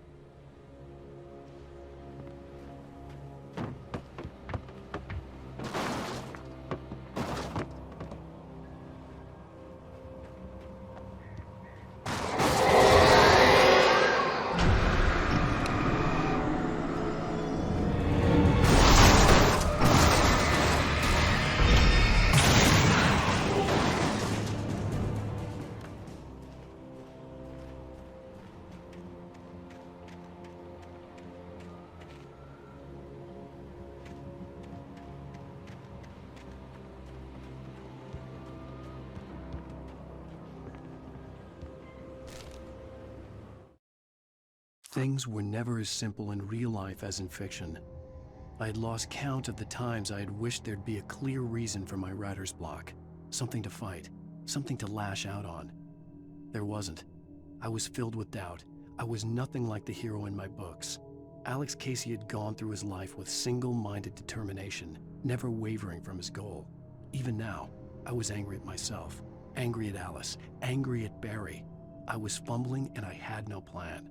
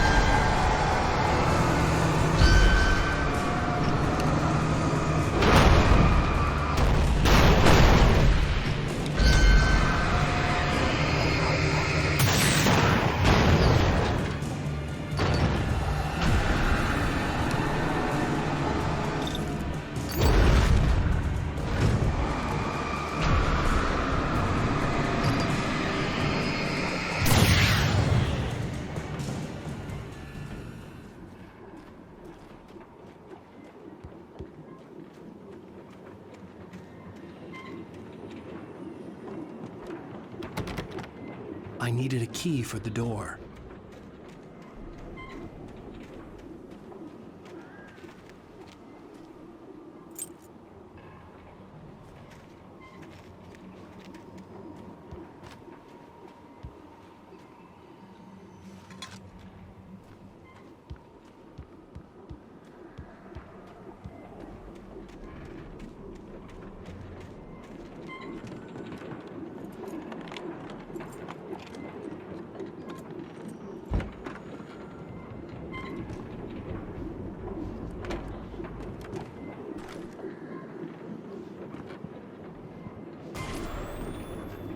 Anything outside of writing is a struggle.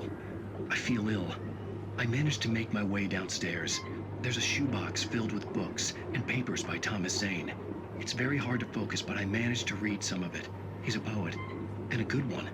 He writes of muses and creators summoning fabulous things from a magic lake, using his powers to shape the world of a realm of gods and dreams and demons, dark things that wait for a chance to slip through, wearing the flesh of men as disguise.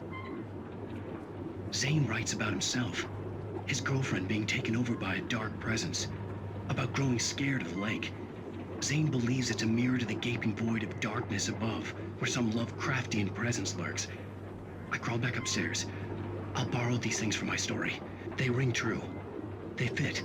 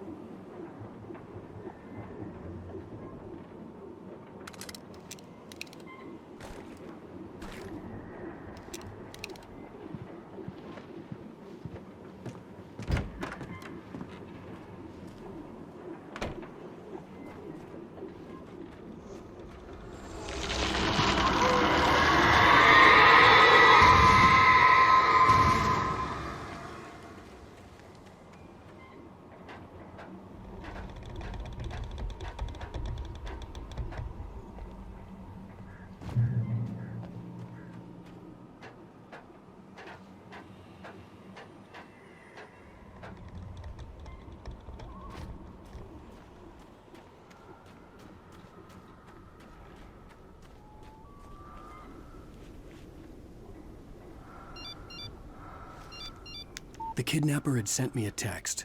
The message was full of spelling errors and insults. It was telling me to hurry up.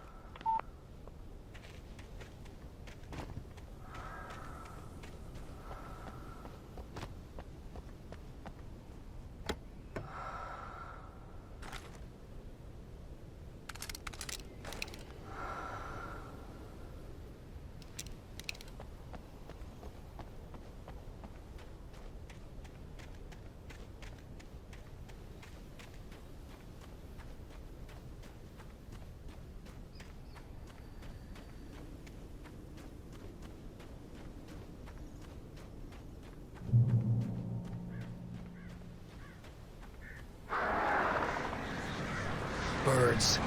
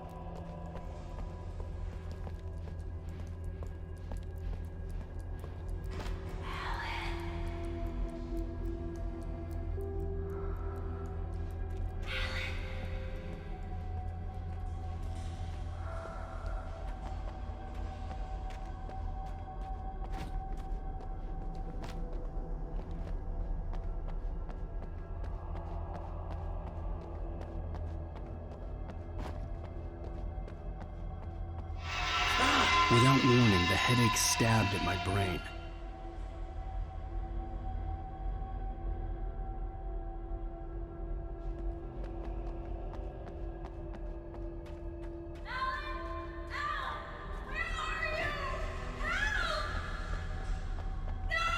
Alice?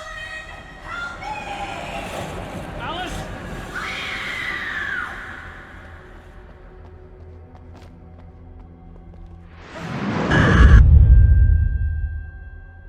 I'm losing it. I gotta get out of here.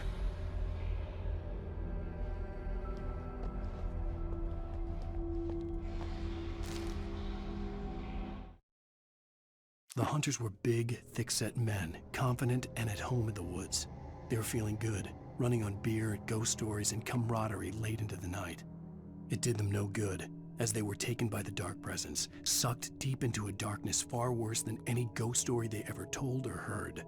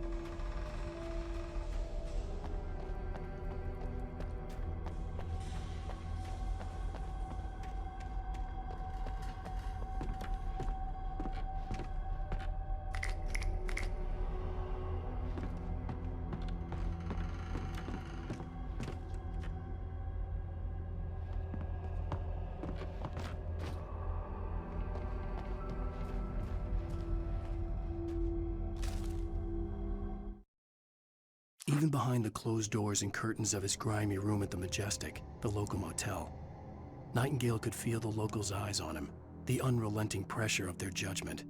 He forced it out of his mind. For all he knew, they could all be under Wake's spell already. You do what you have to do to get the job done. He took comfort from the bottle in his hand.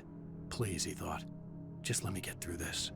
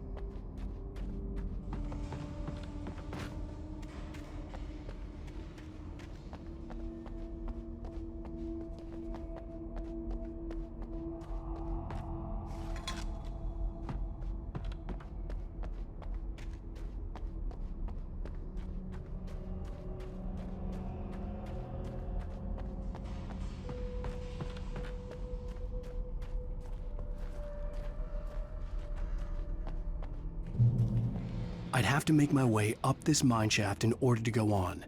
Maybe the machinery could help me with that.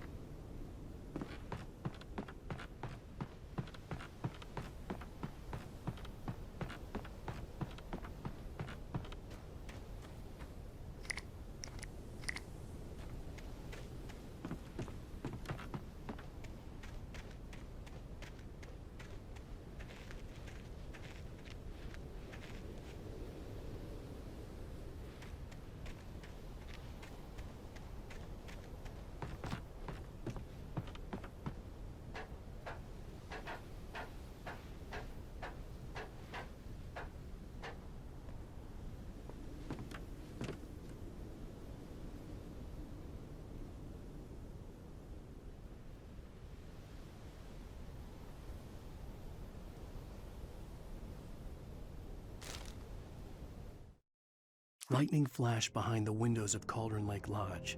Tor Anderson laughed and held the steel hammer above his head.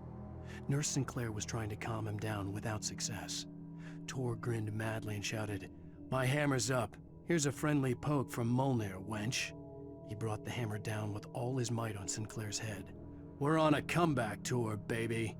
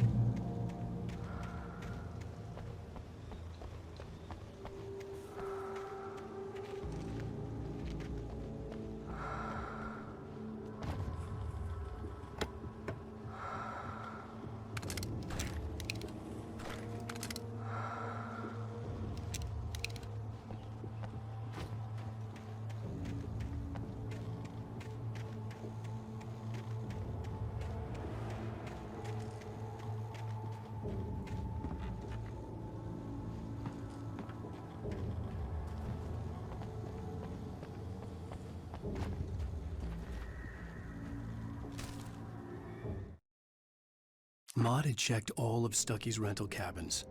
There had been no sign of the Wakes. It was dark when he'd found their car parked at the end of the road by Cauldron Lake. It made no sense. They must have taken a wrong turn, but there was no sign of them, and the car had been there for hours already. Frustrated, Mott stood on the rotten ruin of the footbridge that had once led to Diver's Isle before it sank beneath the waves years ago. The boss wouldn't be happy.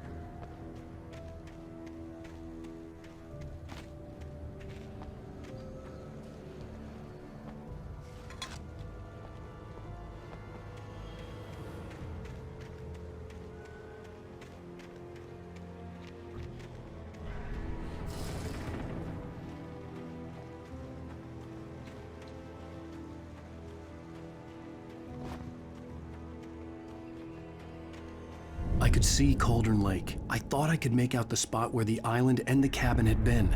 There was a light near it. It had to be a boat.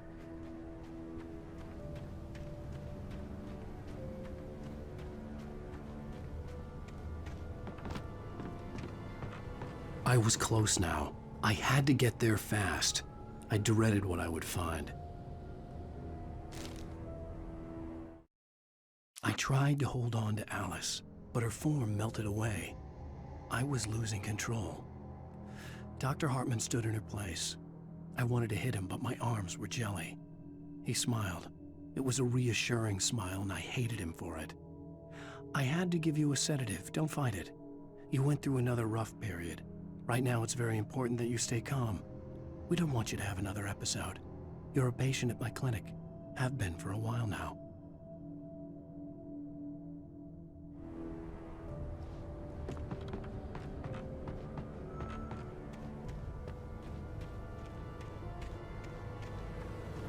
Wait! Are you? Wait! Hey, I'm here! I'm coming! No! Get away! Sorry. Please, it's late. The boss didn't know who he was messing with. I didn't know. I swear, I didn't know. We don't have his wife. We don't know where she is. She's probably drowned. We just said we had her to make him play ball. You see? To get him writing for us.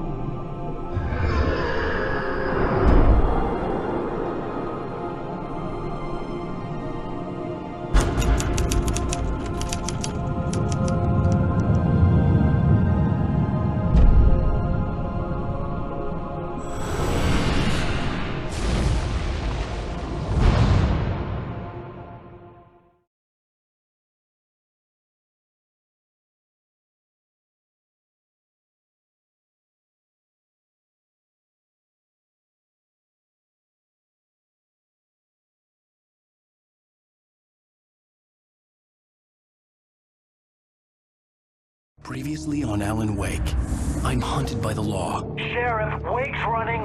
I'm giving chase. Are you seriously telling me that writer just took out my deputies? A thriller I supposedly wrote is coming true. The genre of the story seems to be shifting. It's turning into a horror story. I was told that Alice had been kidnapped, but that was a lie. We don't have his wife.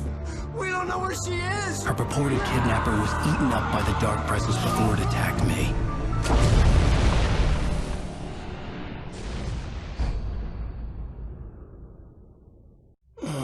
Alan, shh, baby. It was just a nightmare. Alice. There you go, Alan. Hartman, I fell. I had to give you a sedative. Don't fight it. You went through another rough period. What? Right now, it's very important that you stay calm. We don't want you to have another episode. You're a patient at my clinic. Have been for a while now. The shock of your wife's death triggered a mental illness. No, you're lying. You're suffering from various symptoms of undifferentiated schizophrenia. Bastard. It's okay, Alan. Just let go.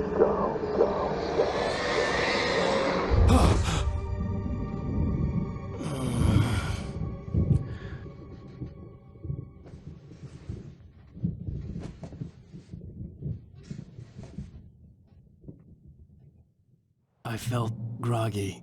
Whatever Hartman had bumped in me was making me numb. I felt like this was happening to someone else. Someone I was watching on television. I couldn't think. Couldn't focus.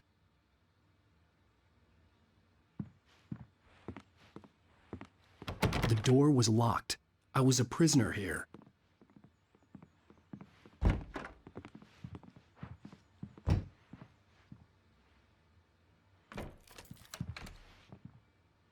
Good evening, Alan. Are we feeling better now? Feeling calm?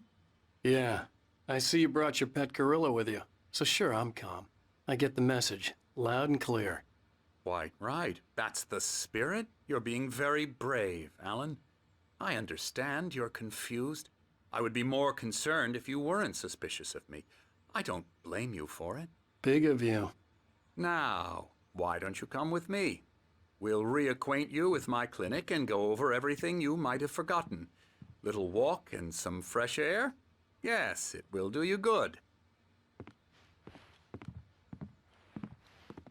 This corridor is for patients. Most of them aren't here right now. Jack took them out for a fishing trip, except for the ones who are particularly vulnerable, of course.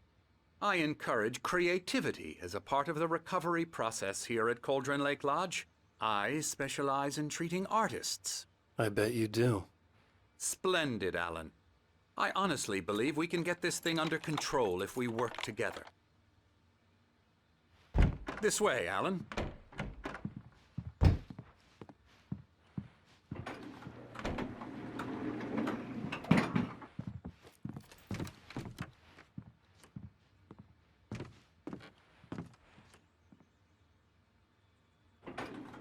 Now, Alan, from past experience with you, I know I need to get right into the heart of the matter as quickly as I can after an episode. So I'm just going to say this. Alice is dead. No. You're in a very vulnerable state until you understand and accept this. Alice drowned, and you couldn't face that. You're suffering from hallucinations, paranoid delusions, unusual thinking, an obsession about light and darkness, a feeling that everything revolves around you, your thoughts and dreams. Your mind has constructed an elaborate fantasy scenario in which your writings are affecting reality. She has been kidnapped and supernatural forces of darkness are trying to stop you. We go this way, Alan. I wasn't ready for another shot, so I went along with it. He had to be lying. But under the influence of the drug he had given me, I had to fight not to believe his words. It's all in your head. You've been making it up. Apart from the tragic accident with your wife, no one has been killed. Your delusions are just a manifestation of your subconscious mind trying to protect you from the too painful truth. Unless we fight the fantasy, it will return. I know the instinct is to resist me, but think about it. Doesn't this make far more sense than the insane supernatural conspiracy you have concocted in your mind? You're a skeptic by nature, Alan. We both know this. Everything can be explained logically.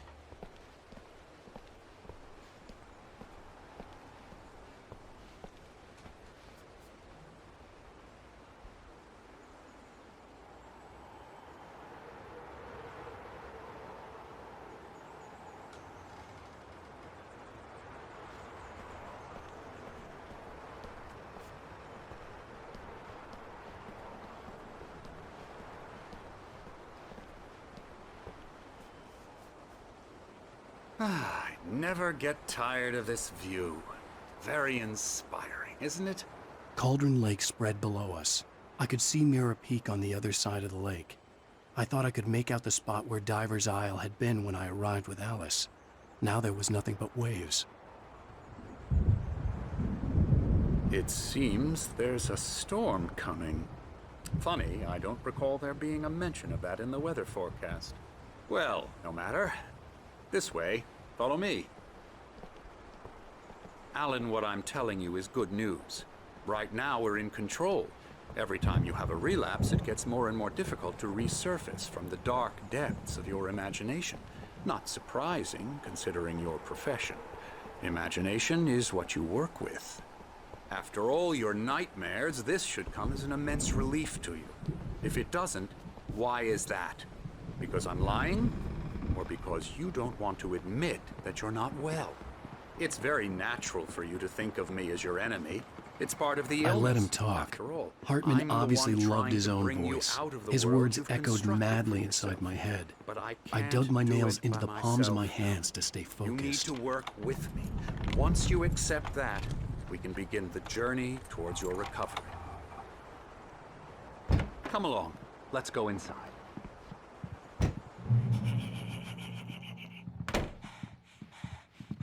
Here's the entrance to the office wing. That's for staff only. You were impressed by my trophies when you first arrived here.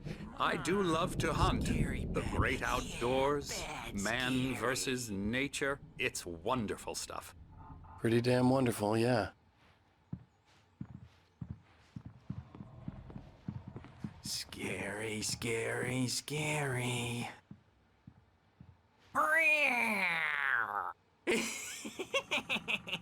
Immerse.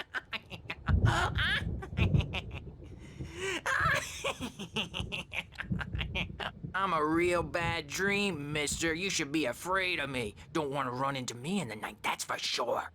Please, Emerson. Mr. Wake is confused enough as it is. Yeah, you'd like me to go away so you won't be scared. But you can't just decide what kind of dream you have or when you have it. Emerson. Okay. Sorry. Boo. That's Emerson. We're actually making some progress with him, I'm happy to say. He works on video games. Ooh, yeah. It's trash, of course, but it does involve some small creative effort, which makes him receptive to my therapeutic methods. No kidding.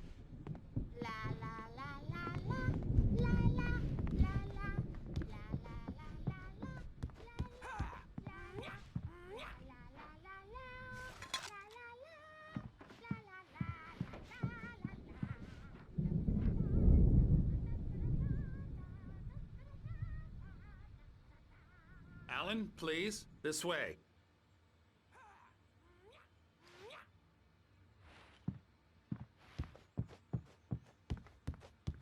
Now, you might have noticed the typewriter in your room. You've been writing as a part of the therapy. As soon as you feel up to it, you should continue.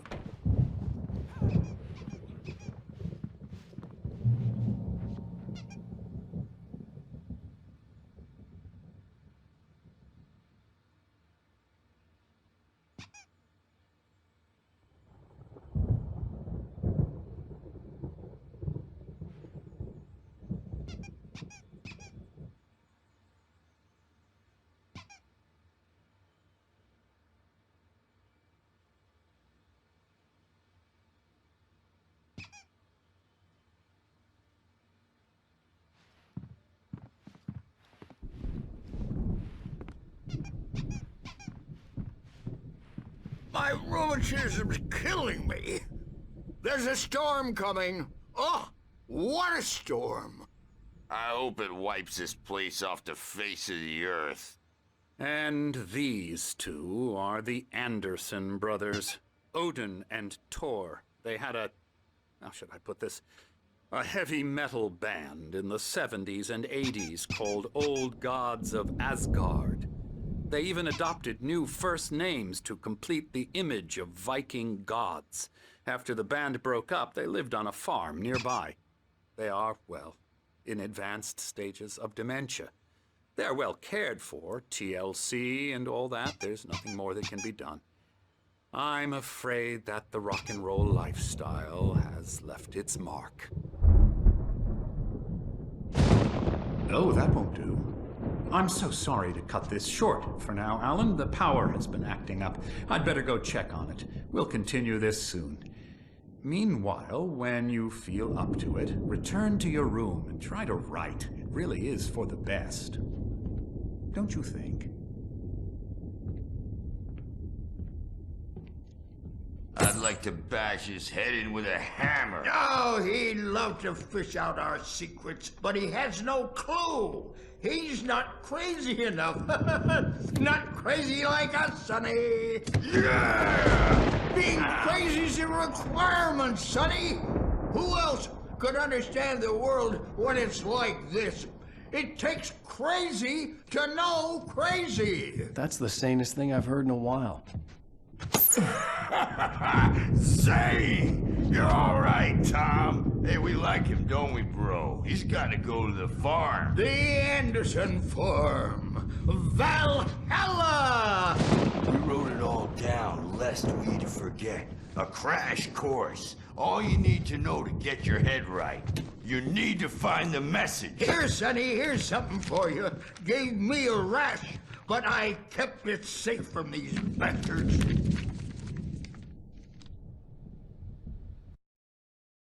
Zane could feel the poems, taking form, shaping things. As he experimented, he imagined he could almost feel the power surging through the keys of the typewriter. It exhilarated him. But there was fear, too. If not for his young assistant Emil, he would have given it up. But Emil convinced him otherwise. He too had a way with words. My head was clearing up, or according to Hartman, I was sinking back into the fantasy. I was convinced he was lying to me about everything. Crazy or not, the Andersons made more sense. Tom, got any booze on you? Yeah, no. Sorry, we have a guys. stash of the special stuff at the farm. Our own formula, local ingredients, medicine. Clears your head right up. Makes you remember like moonbeams on the brain. Oh, I just noticed. Leather patches on the elbows? That's not very rock and roll. Tom just lost is all. Baba Yaga got to him too, the damn witch. She used us all. Taken from all of us. Took my thunder, the witch. And my ravens, what were they? Memory and thought, the hag. She took something from you too, didn't she? That's what she does. We're better off. This place, the lake, it gives you power. If you're a creator, an artist, a god. Nightmare shifted in their sleep in the darkness of the lake. Yeah, that's the one. She makes sure it comes out twisted and wrong. Just ask the lamp lady. She knows what happened to that other writer. She's been using you, boy, and you let her. You went and opened the door for her, didn't you? Now, it was already open a crack. And whose fault is that? We're morally corrupt, disease-ridden, old and stupid. Doesn't mean he had to open it all the way, goddammit.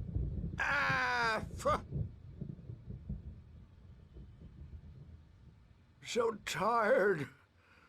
Built the farm close to the lake, a place of power. We had parties there, man. You should go there and have a party. That Bob Balder threw the amp through the window. Hit that hippie chick in the back of the head. 15 stitches and a concussion. Bob's dead now. Leukemia. Stitches, snitches, and narcs, man. Bad scene. I am tired, man. So tired.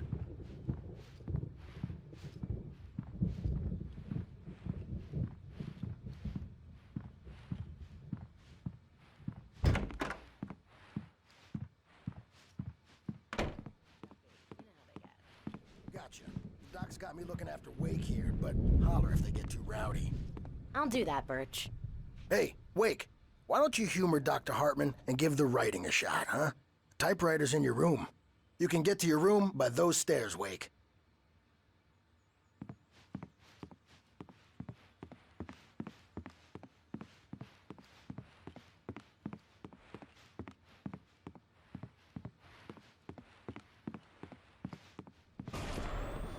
Something's wrong.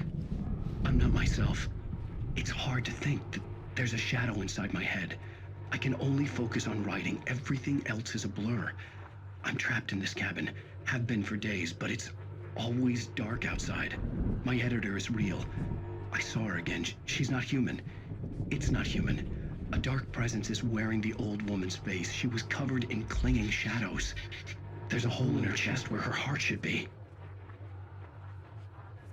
I think I've made a horrible mistake. I don't think I'm any closer to saving Alice. It's been lying to me, using me to get the story it wants, and the story will come true.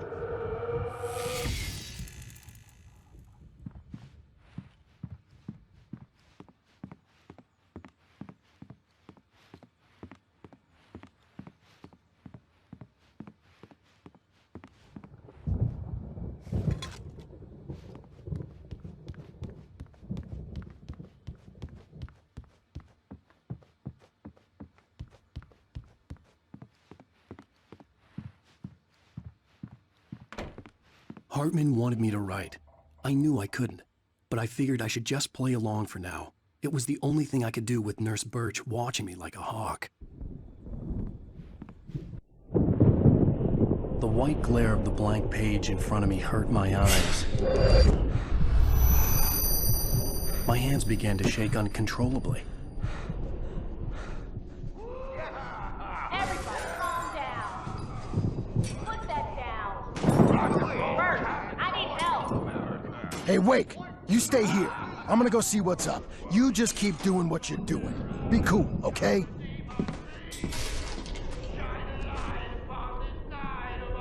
I didn't know what the chaos was all about, but it could be my only chance of getting out of here. Where the hell did you get a damn hammer? I don't know. Here's a friendly poke from Mjolnir, wench. Oh, afraid of the crazy brothers, are ya? Hartman kept talking, giving Barry the grand tour, clearly proud of the place. He went on and on about his hunting trophies, and Barry was impressed. But he was here on business. He raised his voice, cut through the monologue. Hey, Hartman, where's Al? Hartman stopped in mid-sentence, annoyed at the interruption. He nodded at the hulking orderly standing nearby. The man smiled and clapped a practiced hand on Barry's shoulder.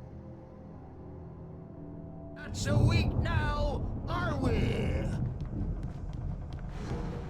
Well, things are unraveling fast, aren't they? Sinclair looked bad.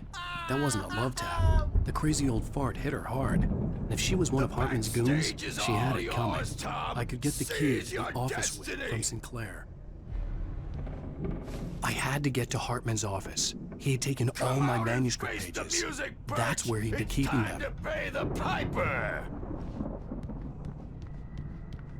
Maybe you could come out and beat our wrinkled, adult diapered asses for us, since you're so tough, Birch.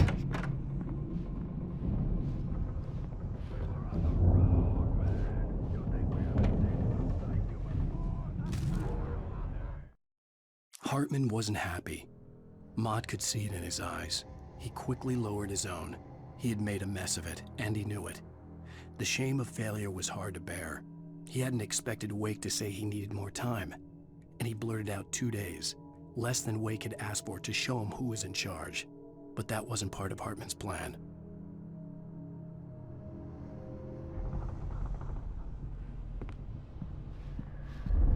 The markings on the tape said they were recordings Hartman had made at the sessions with his patients. I saw Alice's name on one of them. For a moment, I couldn't breathe right.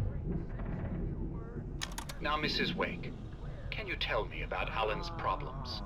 He's more and more out of control all the time. The parties, he's so angry all the time. He's getting violent. Do you mean with you? No, not with me. No, never. Sometimes I almost wish Alan would take a swing at me, because at least that'd lead to a conversation he couldn't just march out of. But no. Alan doesn't really sleep. And the work, well, he's not writing at all. He sits there for hours and just gets more and more frustrated. And I can't talk to him. Yes. Tell me, Mrs. Wake. What would you say to him if he'd listen? I don't know. I want to say, I look at you, and it's not you. Just some stranger who resembles you. Looking out from behind your eyes, and I don't like that guy much. And now it's all gonna go to hell. But you don't ever say this. No.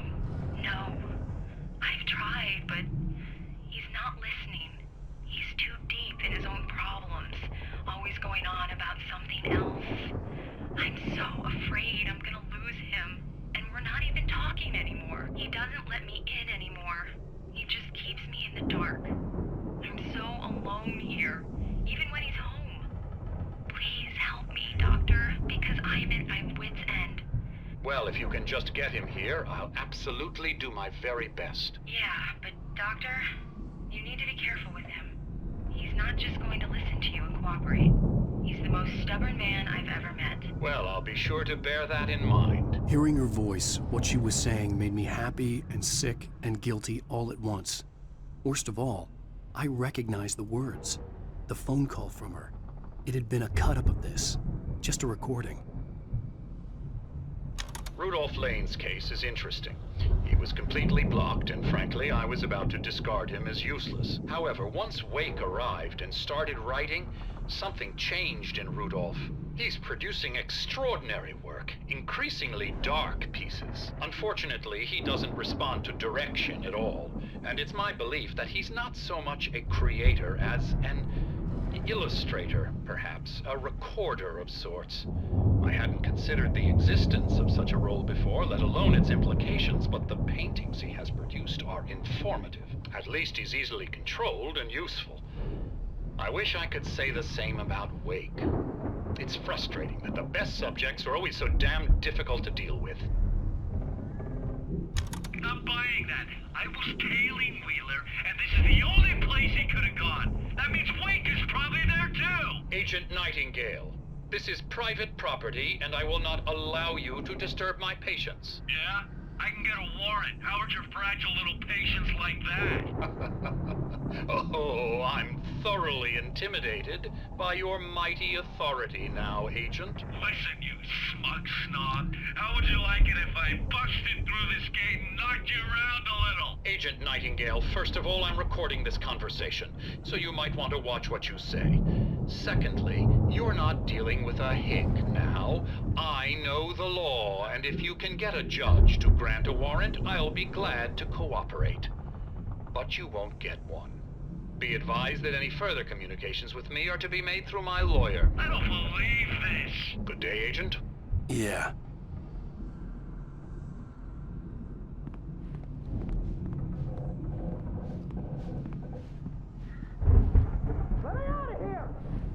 The photo on the wall caught my attention.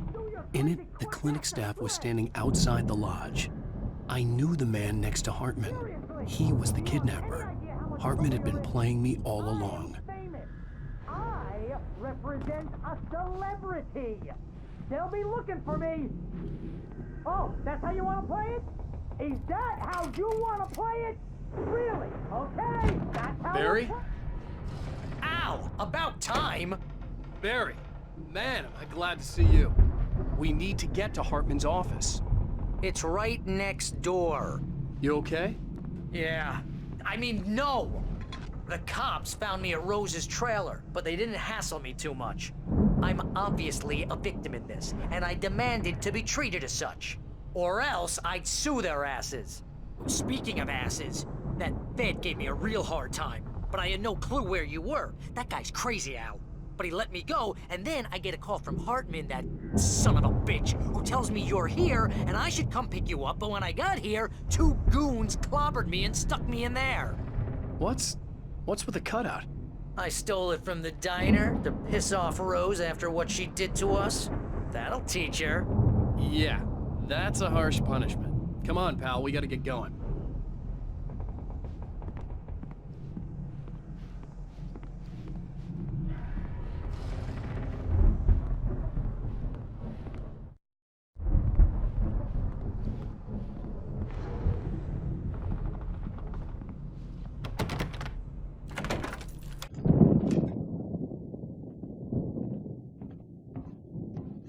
These were all the pages I had on me. And more.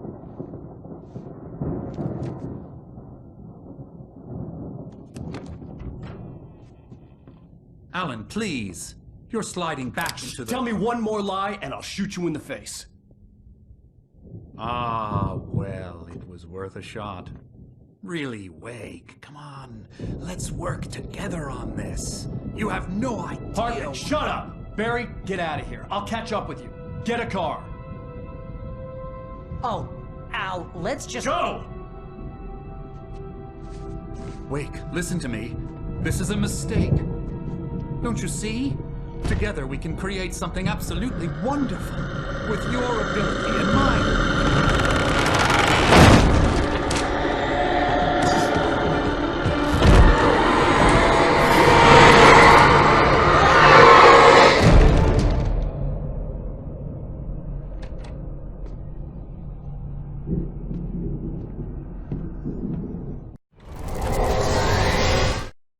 Hartman followed the fall of Alan Wake with his binoculars.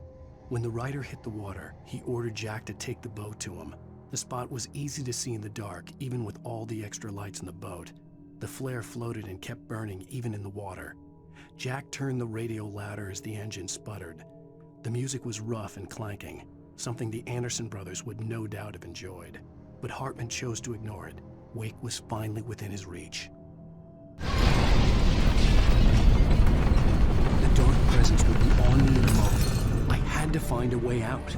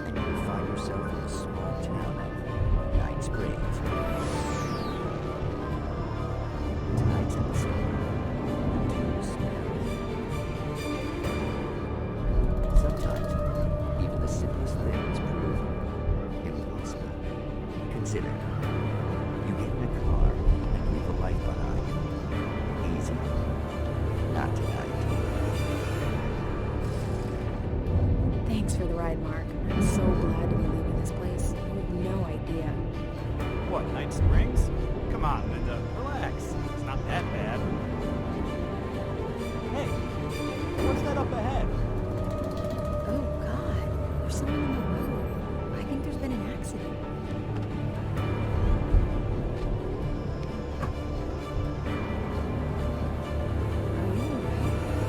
Oh no, Linda! Oh no! It was me on the road! Wait! Tell him to watch out for the truck! Watch out for the truck! My God, Mark?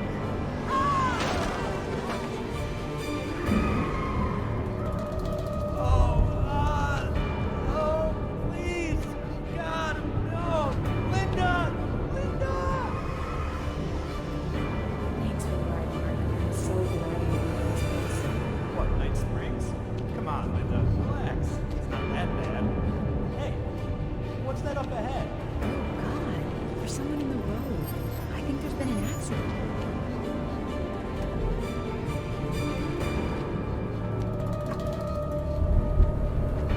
Are you alright?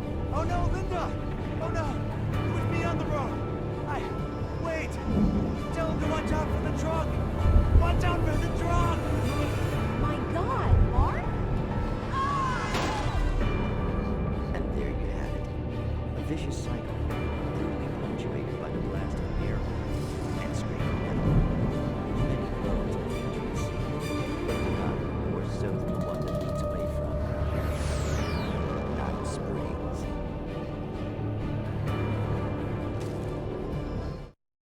Hartman knew he was no creator. He had no ambitions on that front, and he certainly didn't want to end up like every artist he had worked with here, damaged in ways that were hard to describe, or worse. It was enough for Hartman to maintain creative control and provide direction, to be a producer. That was what most of these people were in need of anyway. Of course, suitable subjects were few and far in between.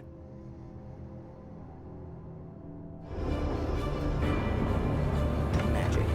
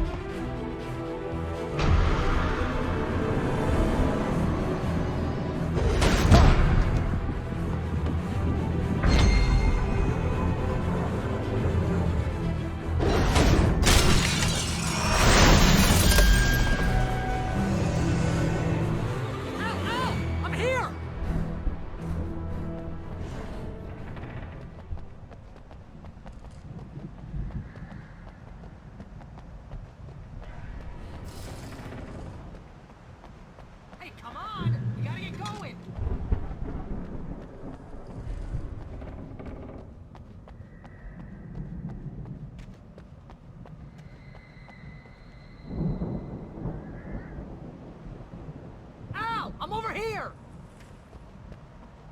I found the car, but the gate's locked. You're gonna have to go through the hedge maze over there! Barry, I don't have a light. Take this, Al! Oh, God! Look at the house, Al! Look out!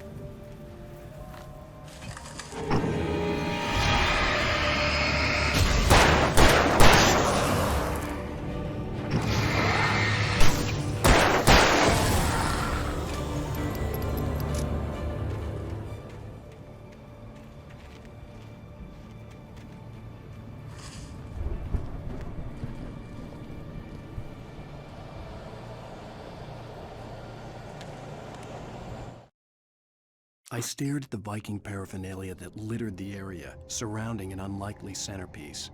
A full-size stage complete with an impressive sound system with all the trimmings, including a dragon. It took a special kind of crazy to build something like this in a remote field. When the sky split open with a deafening boom and the music started blasting, it felt strangely appropriate.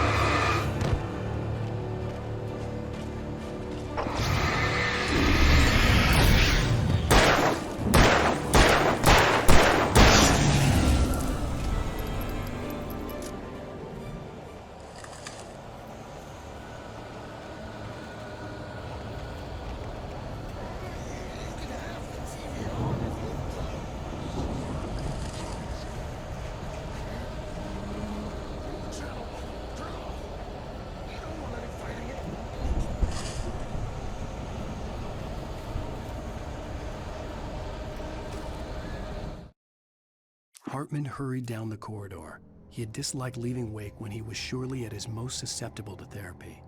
But this was not an ordinary storm. Wake had been writing, and he had woken something up in the depths of the lake. Now, it was coming for him. Hartman had naturally prepared for a situation like this. The idiot brothers would keep Wake distracted while Hartman double-checked everything, just to be sure.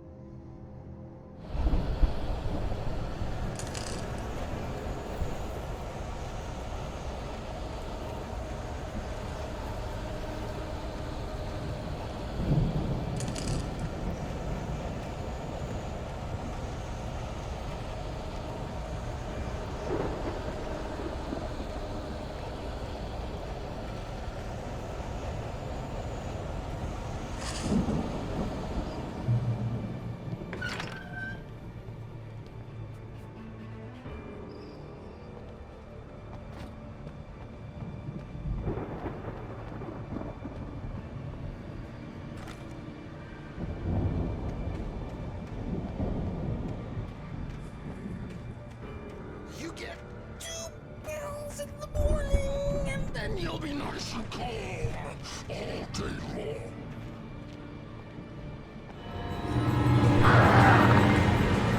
You get 3 pills in the evening. You sleep like a baby.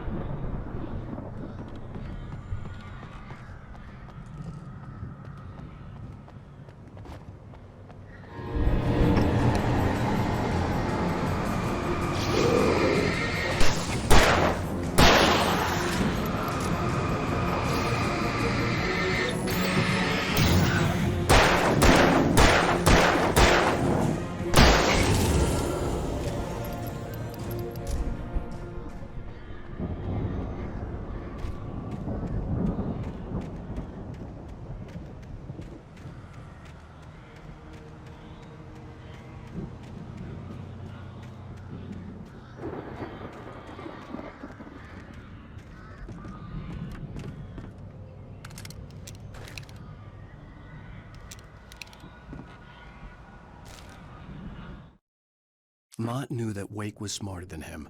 Wake had more money, a beautiful wife, everything. And Hartman said Wake was important. That made him better than Mott. But Mott was calling the shots now. He'd expected Wake to whimper and grovel, but instead, he seemed willing to fight. Mott knew he'd gotten under Wake's skin. If only Mott actually had his wife. The thought made him shiver.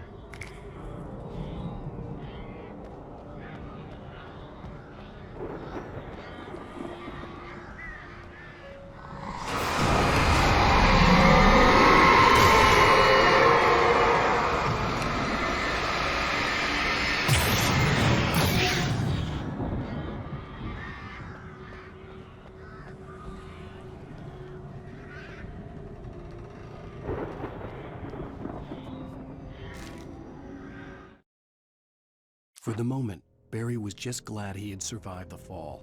He had been separated from Al, and there was no easy way to climb back up. He told himself he'd be okay in the gloomy forest at night. He would just have to wait for a while for Al to find his way down. Barry turned when he heard the heavy footsteps and saw the movement. The man-shaped shadow lunged at him from the bushes, an axe held high. Barry screamed and threw up his hand. The world exploded.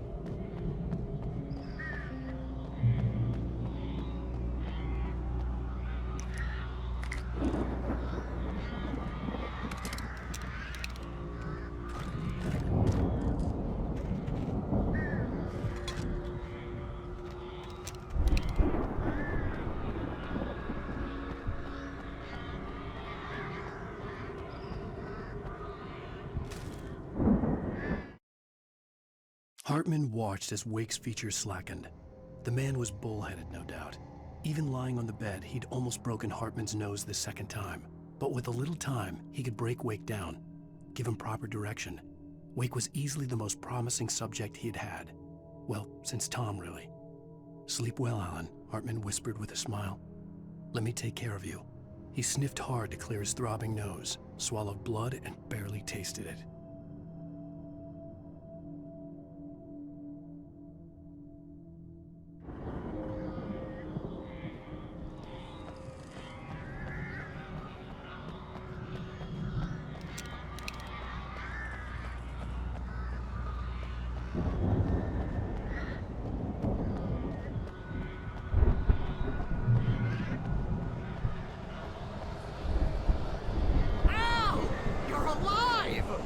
Let's get out of here. Can you open this gate? Maybe. Barry. Well, I slammed it shut when the nasty showed up, and the key fits kind of loose in the lock, so, I'll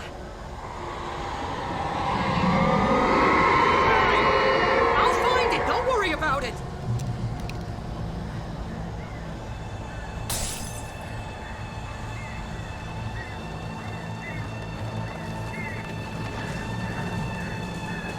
Hurry up, Barry! I'm on it! I'm on it!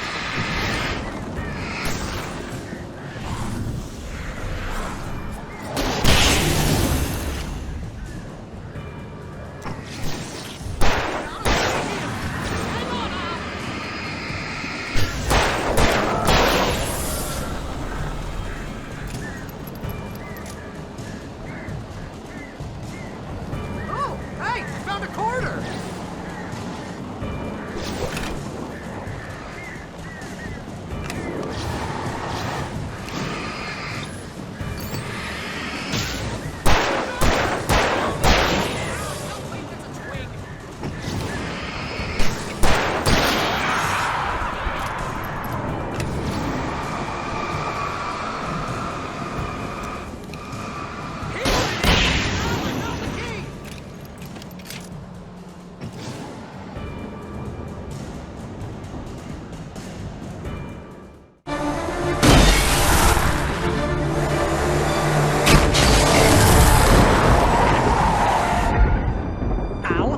tell me we're headed for the nearest "You're now leaving Bright Falls. Come back soon" sign. We're going to the Anderson farm. I knew you were gonna say something like that. You know what? You owe me big time for this. When this is through, if we make it, I don't care what anybody says, I'm done with darkness. You're gonna buy me a tanning bed as a gift, and I'm gonna live in it.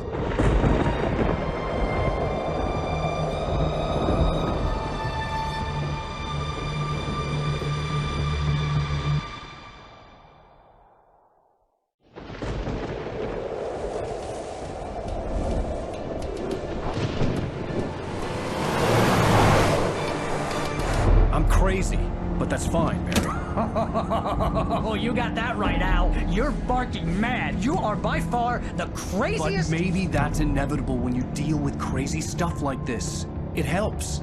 This is happening, Barry. Alice, they never had Alice. She's trapped in the darkness at the bottom of the lake, but she's not dead. Al, how can you know that? I know, Barry. I can... Al, No, listen. I can bring her back. I can find her. There's something special about this place. The lake, it does something to the works of art created here. It makes them come true. But there's a catch. The dark presence, whatever that thing is, twists it to its own ends. That's why all of this is happening. It's using my manuscript to take over everything. Al, I believe you. It happened to Thomas Zane before, it happened to the Andersons. I believe you. Crazy or not, you're not delusional. Weird shit's going down. That's a fact. I'm on board, man. I'm with you. The Andersons knew about it, but they were too far gone to tell me with all the drugs they were on. But they wrote it down. There's a message somewhere at their farm, Barry. We just need to find it. Look out!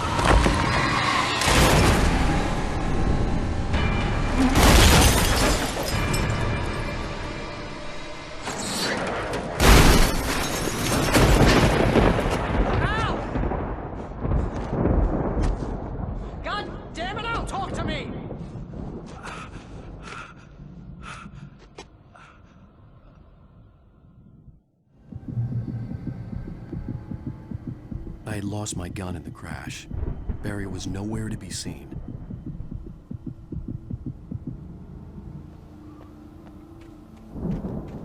Barry!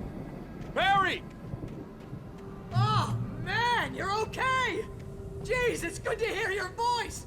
I was trying to get out of the car, but the ground gave way. Man, what a drop! And don't worry, your cutout is fine. Forget that! Are you okay? I hit some bushes, didn't get a scratch. There's no way you can climb down, though. It's like a sheer wall. Al! There's something moving down here! Barry, it's a taken! Use a flare, Barry! Oh! Yeah! Barry, are you alright? I'm good, Al! I'm great! Guess you never messed with anyone from New York City before, huh?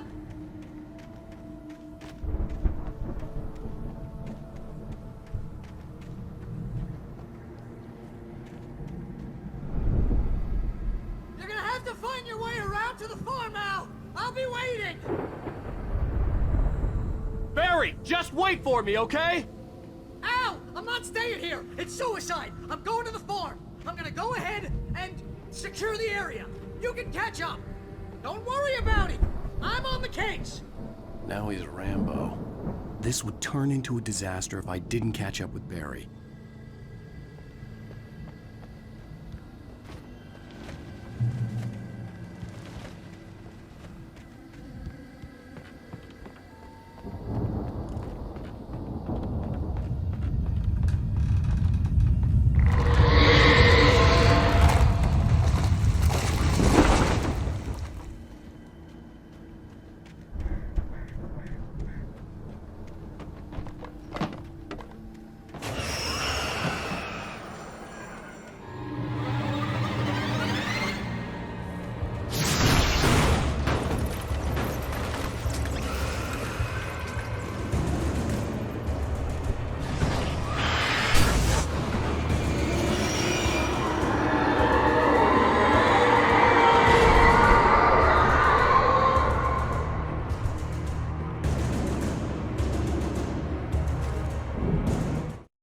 When he stopped the car at the Anderson farm, Walter felt relieved.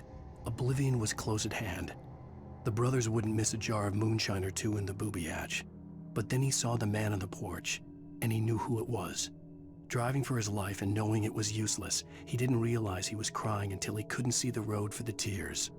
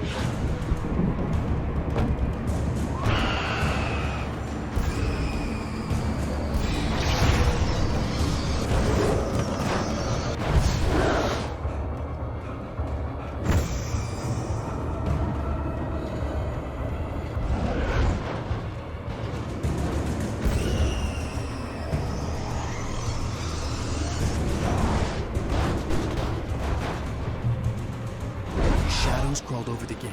I needed a light to destroy them to get through.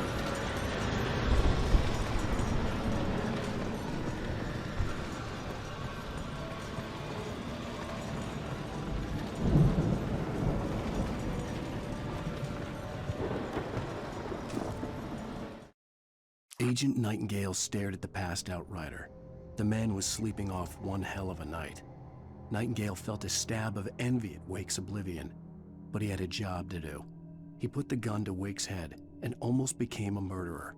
His hand shook and his throat felt tight and dry. Biting his teeth, he tried again to pull the trigger. He lost the nerve. Wake stirred. Nightingale would have to settle for an arrest.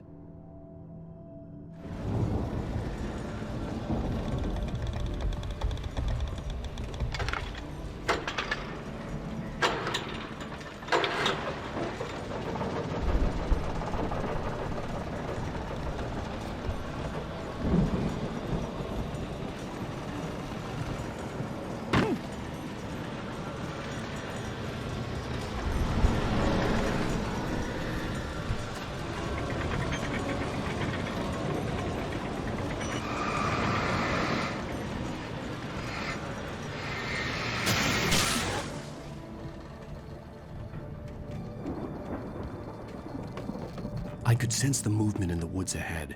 Facing the enemy without a weapon was dangerous, but I had no choice.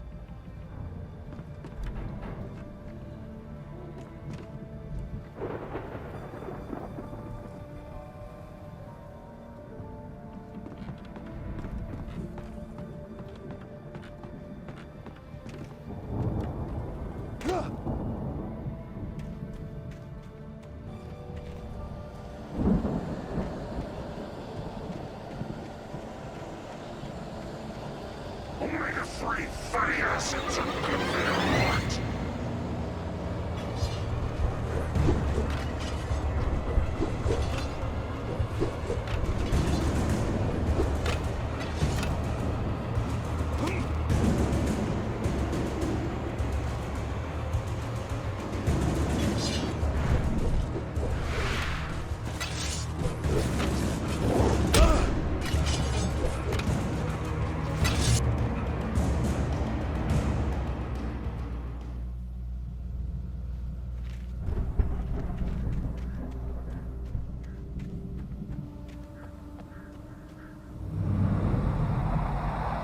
A car was driving away from the farm, headed in the same general direction as I was.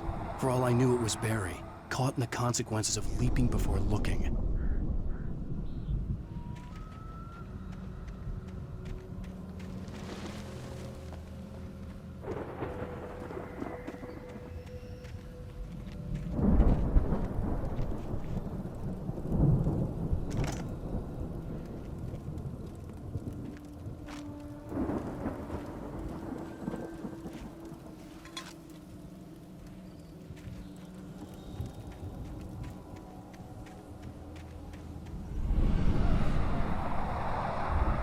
The car was heading for the cabin up ahead. It wasn't far. If it was Barry, I would see the damage soon.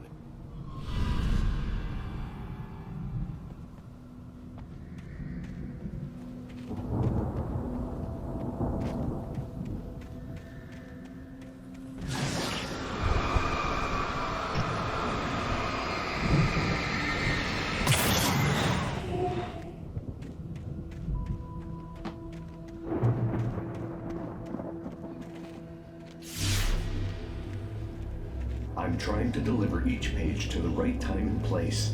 I'm trying to show you how the story goes. I had seen glimpses of the light before.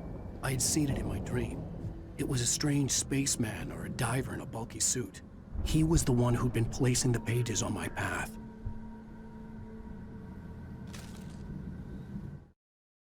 The dark presence followed the choreography laid out to it in the manuscript, growing stronger and stronger, moving like a storm from one scene of destruction to the next.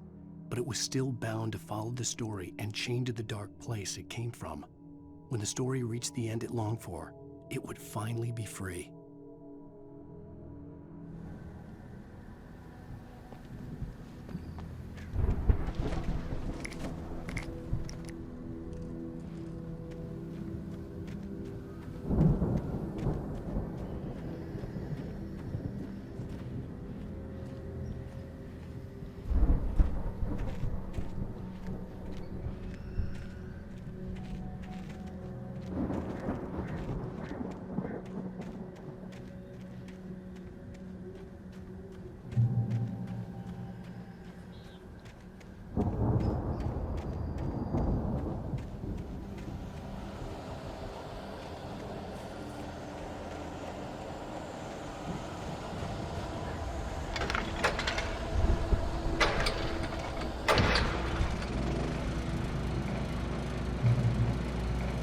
Someone had left a gun behind. Now I had a fighting chance of reaching the farm.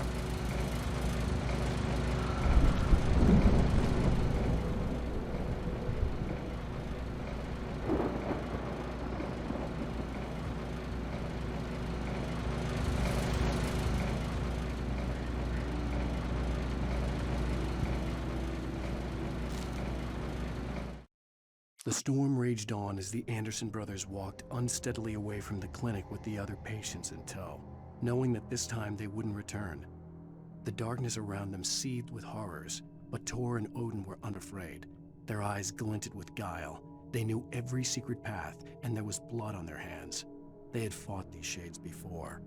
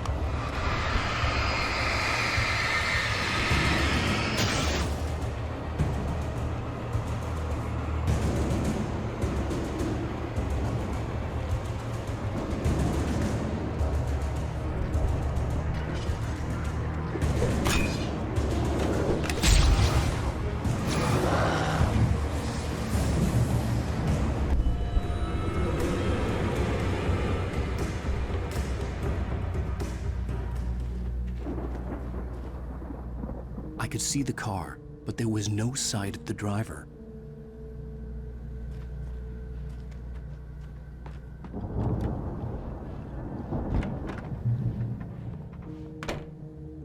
Hello?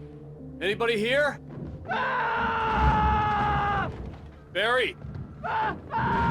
No! Danny, you're not! Ah!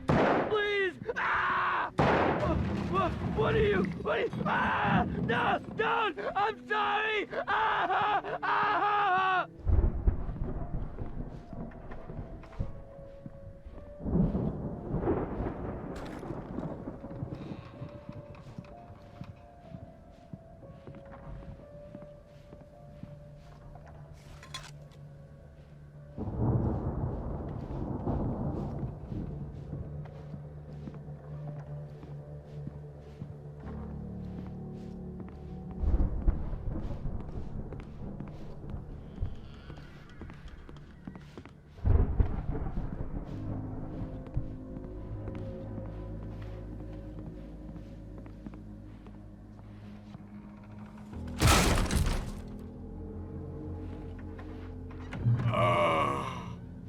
I know you. You were in jail the other day.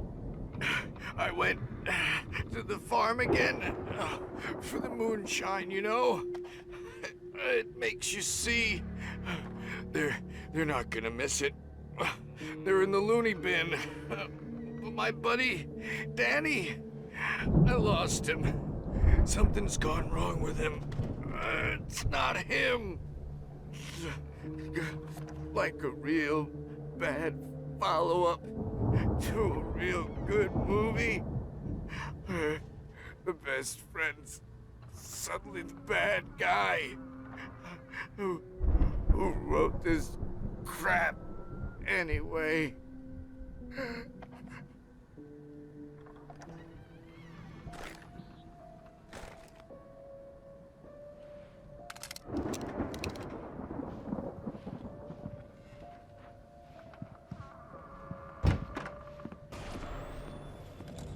I've run through every possible course in my head.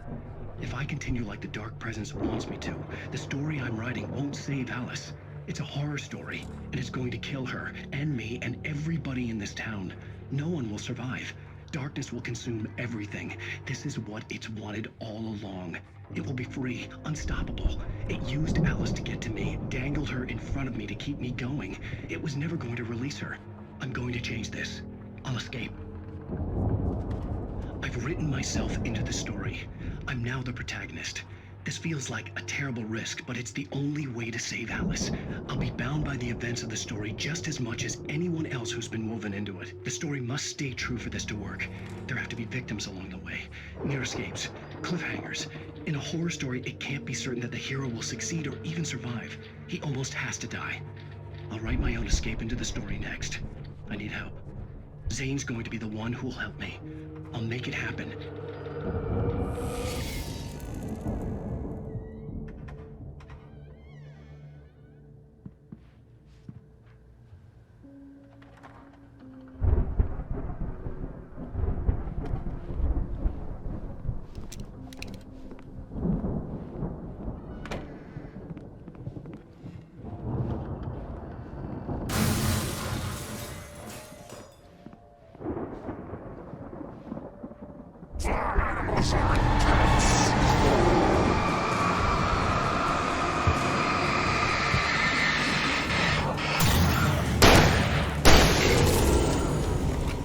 Let me guess. Danny, huh?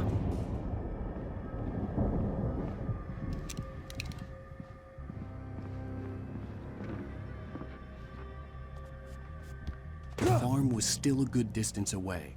I'd need a car to get there fast.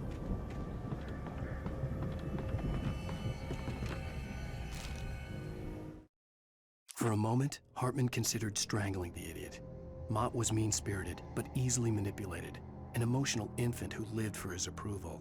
Wake, by contrast, was a far more difficult subject. Mott had given him too much leash. In 2 days, who knew what could happen? Hartman would have to find a way to rein him in, and quickly.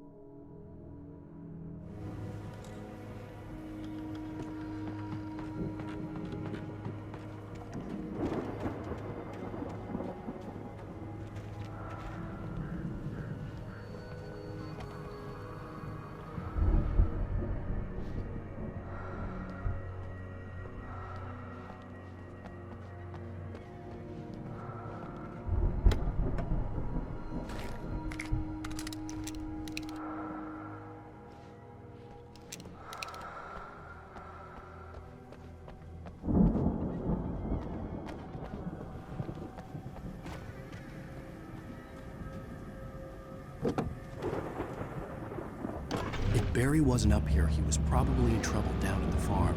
For a moment, I felt bad for doubting him. After all, I'd made it this far myself. But Barry was Barry.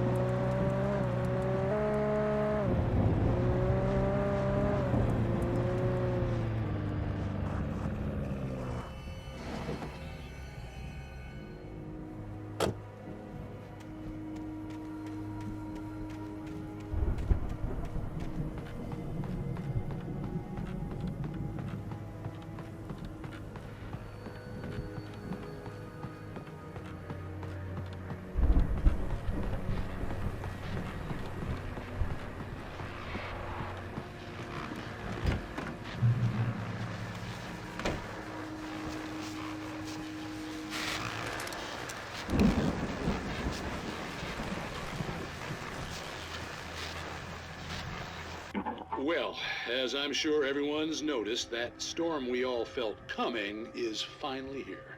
The boys at the Weather Service reckon it'll last until morning at the very least. Pertaining to that, let me read that missing persons alert again. The Sheriff's Department's still looking for a Caucasian woman, 30 years old, slim and blonde with blue eyes. She may be lost in the woods, and it's possible she's been injured in a car accident. If you see her, please make sure you get her indoors and call the sheriff. It's bad weather to be caught out in, so if you see someone in the area who maybe looks a little confused, give them a hand, all right? This is Pat Maine on KBF FM, hoping you're all safe and warm tonight.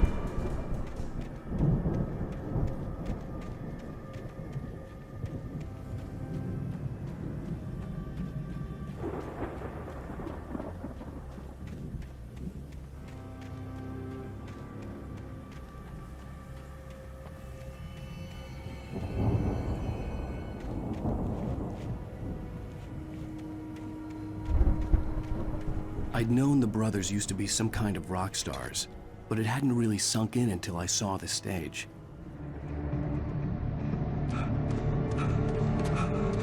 Ow! Run! Incoming! There's too many of them!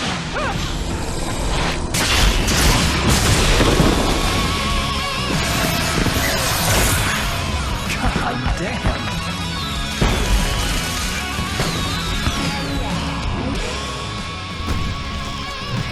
So glad you decided to go it alone, Mr. Johnson. Shut up and shoot! Ow! We have to fight them off! I can set off more fireworks from here and help you out! Hey, Al, did you notice there's a lot of ammo and stuff around? This place is stocked! Al, hold on! I'll try to get the stage lights on!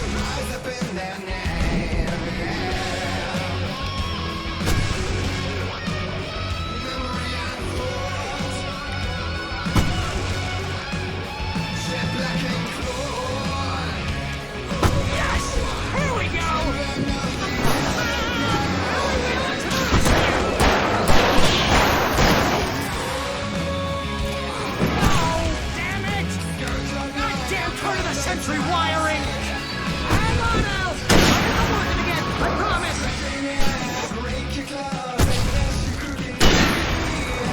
Taking slaves like ocean waves, I feel the ocean sea. Father thought, this war between the dark and light. Their songs let their arms bring dissolutions now.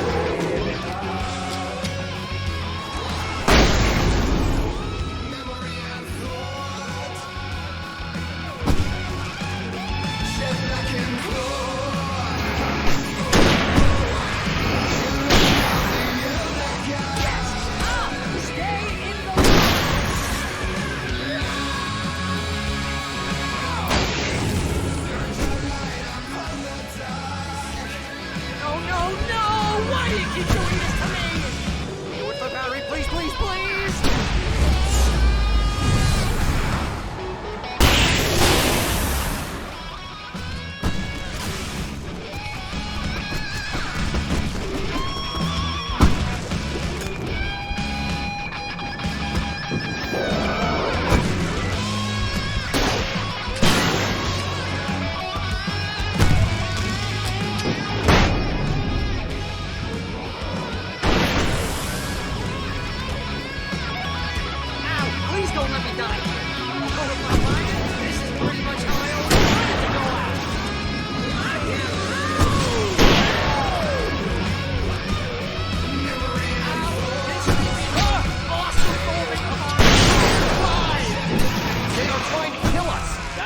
Point of my line? Really? Children of the Elder God! Enjoy!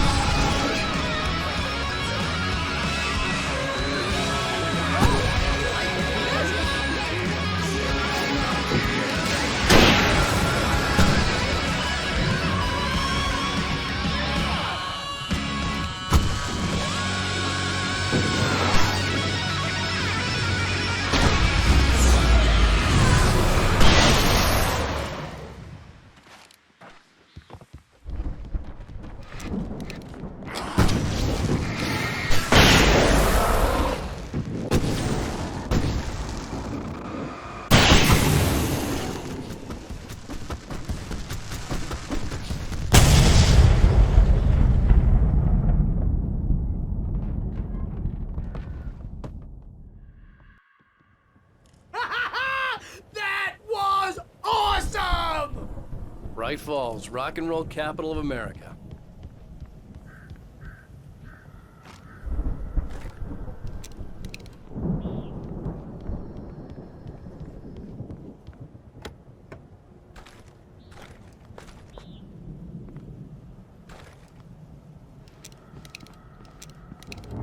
Hey, Al! This way to the farm!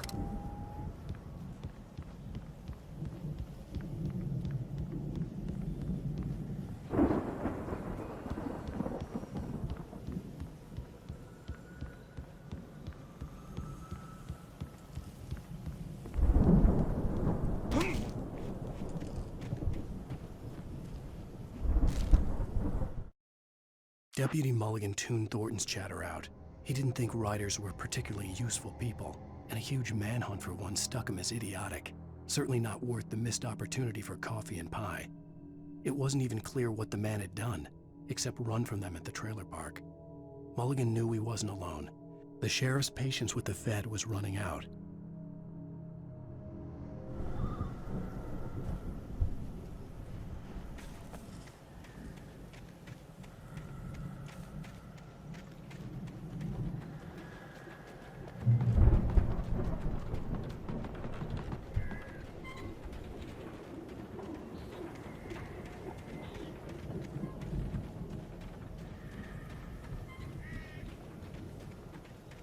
See, bestseller? No reason to worry. Your cutout's good as new, right where I left it.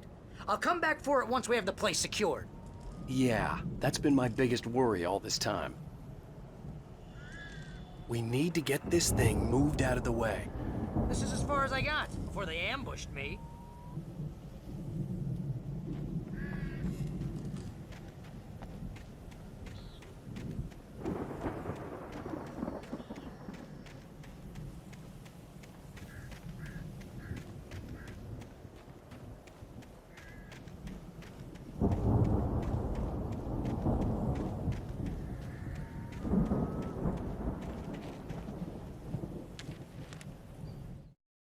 As the deputies hauled Wake and Wheeler away, Agent Nightingale eagerly examined the stack of papers Wake had been carrying.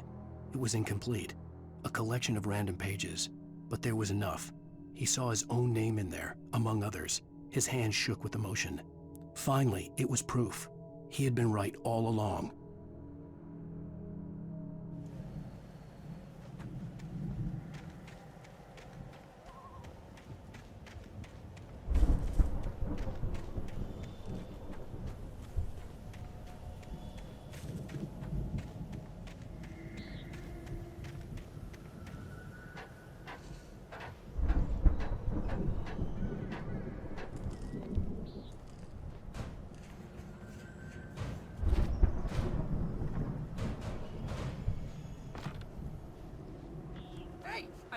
Wake here has something to say. What's that, Al?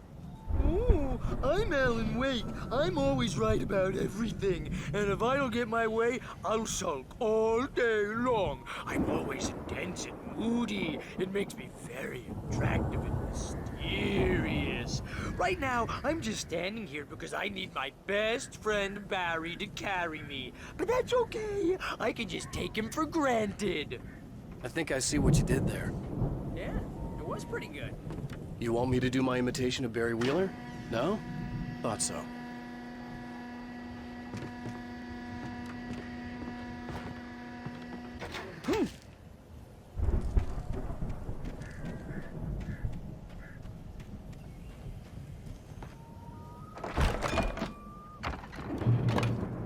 Wow! You look at that thing, Al! They really went all out with this Viking crap, didn't they? Look at all this stuff. They must have done okay for themselves, so how come I never heard of these guys before? And this from the guy who learned about Ozzy Osbourne through reality TV?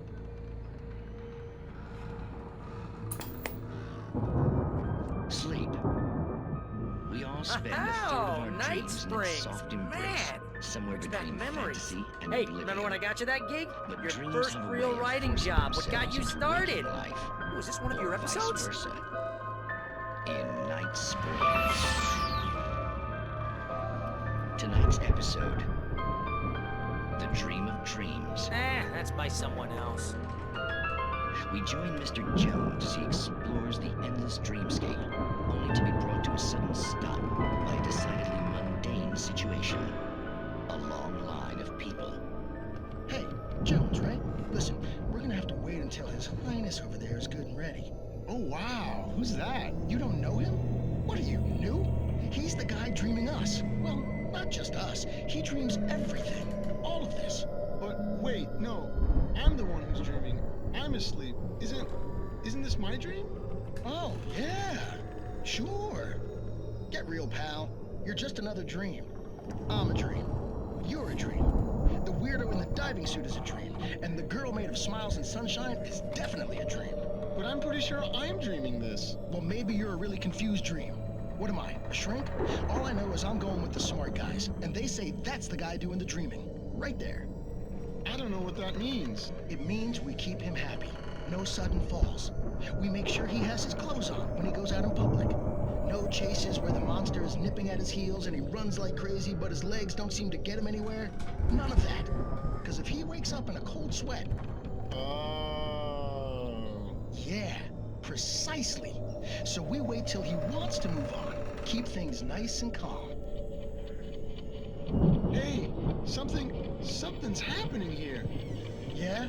What's that? What? Can't you hear that? Oh, God help us, it's an alarm clock. Oh, it's you, isn't it? Please, man, I got a wife and kids. Please don't wait.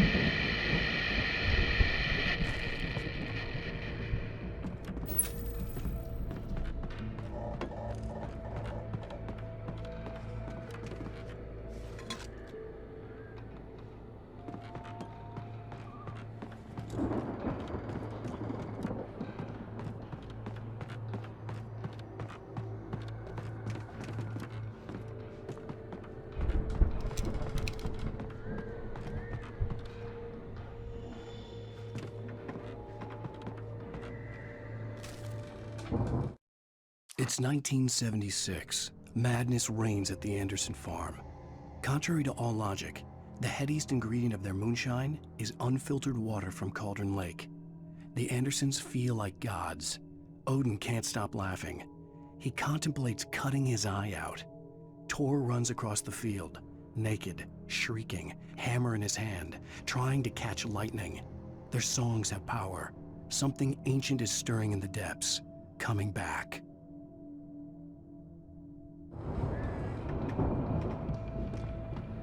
The Viking boat looked imposing, almost like a battering ram.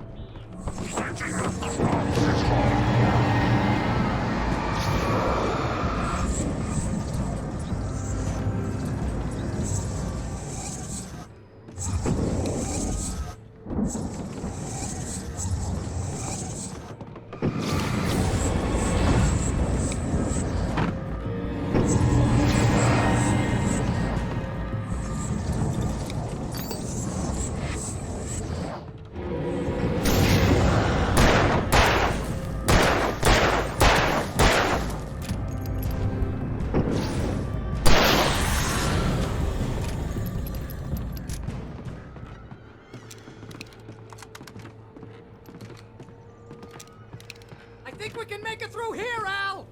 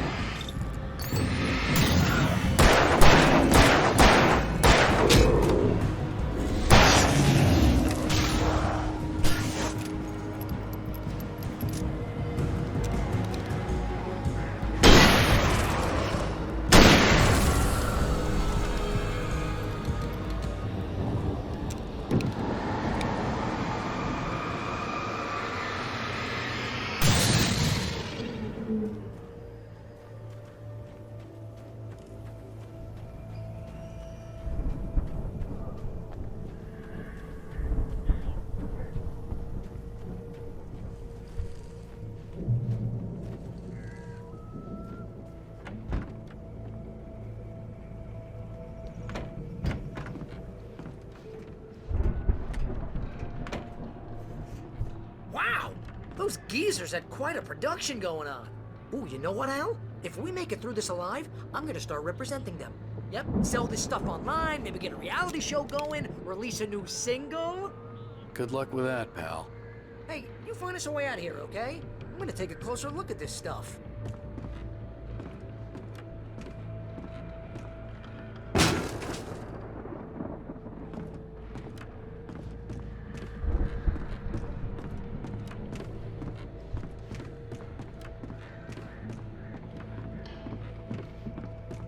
Be careful, Al!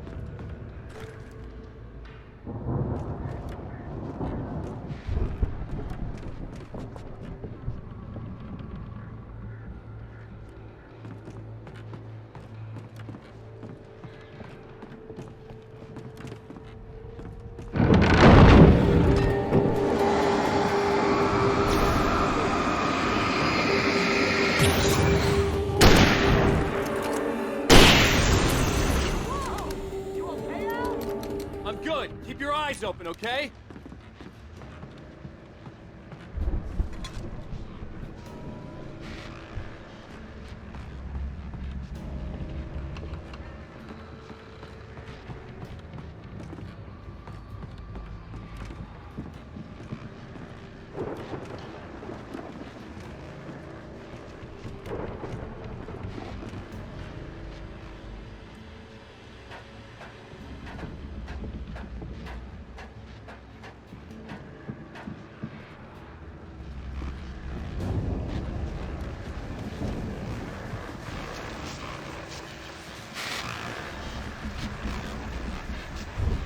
As you regular listeners know, I tend to work through the night, but I'm not the only one.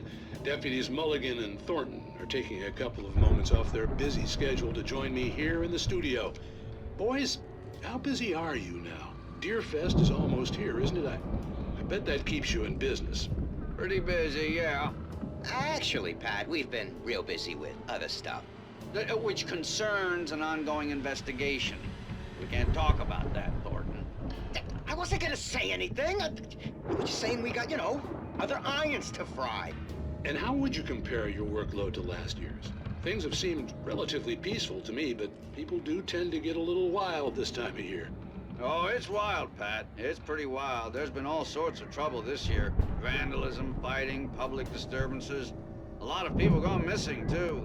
Yeah, it's pretty much the usual stuff, Pat.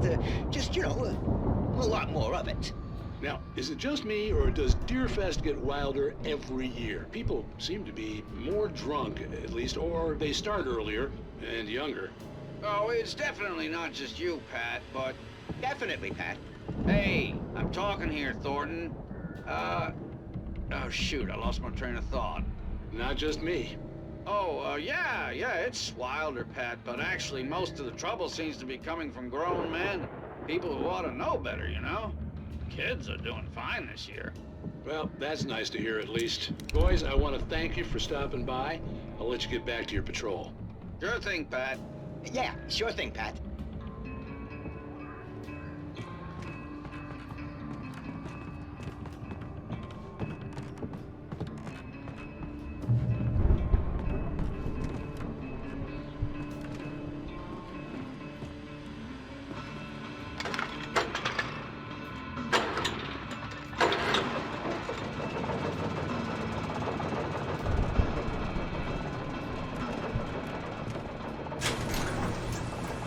I could see the building that had to be the Andersons' home on the other side of the field. It wasn't far now. I wasn't worried about trusting the ramblings of two burned-out geriatric wrecks. They had the goods.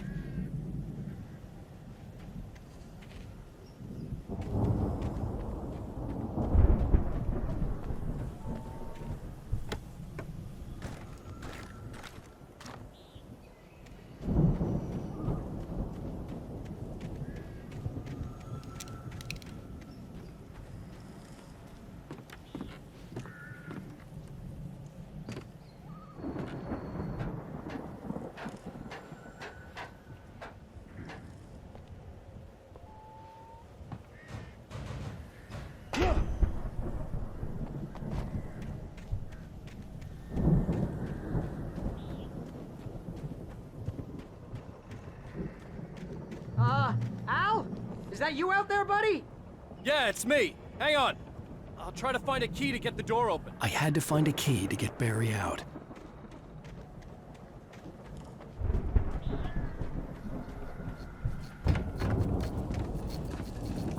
Hey, what's the holdup? Come on, this place is all dusty. You know I got my allergies.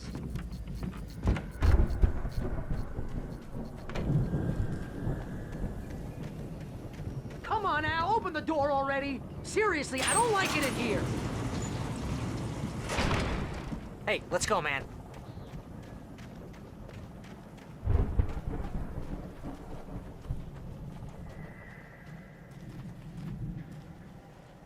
I think we're gonna have to work together to open this gate, Al.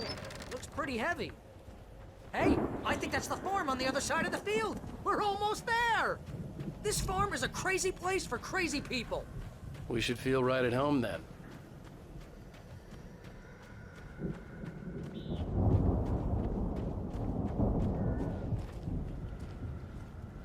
Come on, one more gate. Let's do this thing.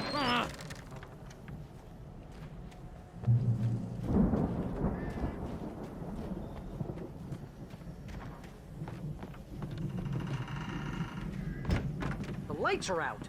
I guess we better check the fuse box.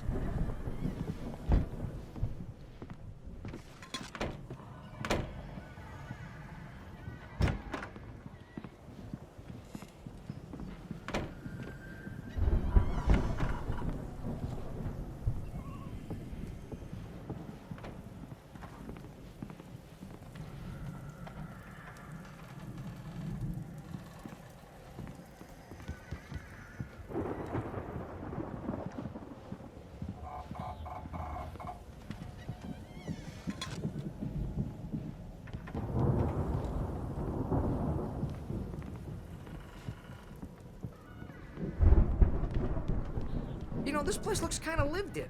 I thought the Andersons were in the booby hatch.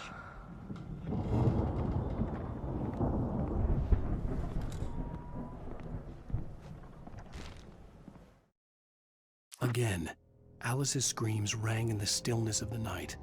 I saw myself run toward the cabin, flashlight in my hand.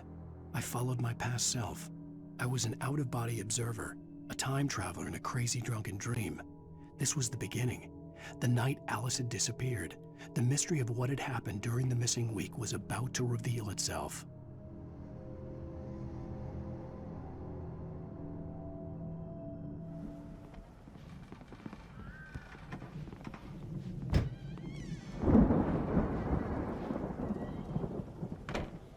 Come on, Al, let's get the lights on, huh?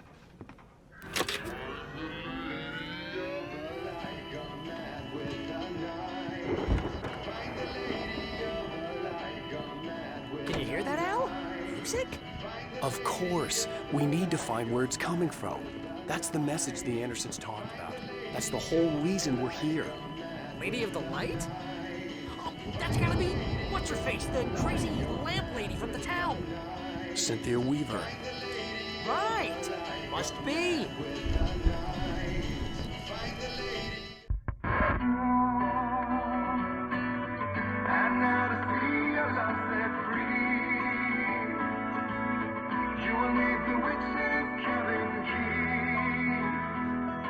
Find the lady of the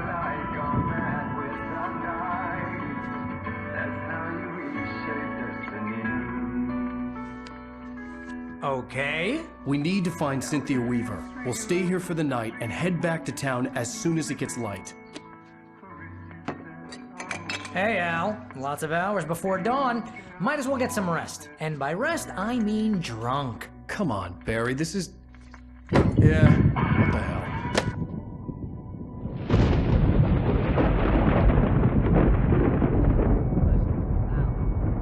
I'm sorry about this. No, seriously, because I know we don't get along, but we're gonna find her, right? Even though you're a crazy bastard, I'm gonna stick by you, no matter what, ever, Al. Sure, like a brother. I'm a writer, goddammit. Correct. If I just wanted to, I could write 10 books a year. And they'd be the best books that year. No, you couldn't. That's right, I couldn't. But I could, because I'm a writer. What? What do they put in this stuff? I feel like my brain is coming out of my nose. I'm gonna get the recipe off those coots and be a booze millionaire. I just miss her, Barry. I just want her here with me. I know, Al. I know. It's gonna be okay. We're gonna make it okay.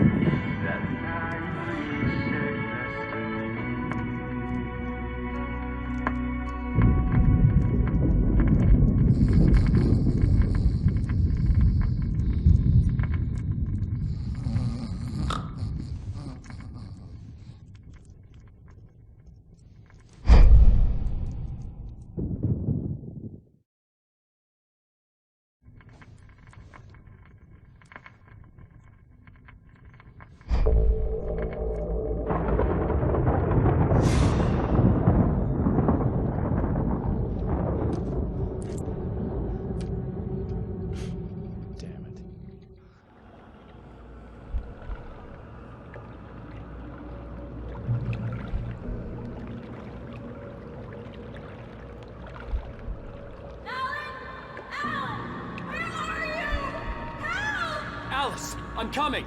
It's all right. I'm coming. It was a crazy drunken dream, and yet it was more than that. It was the truth, a suppressed memory unearthed by the Andersons' moonshine. I was there, an out-of-body observer.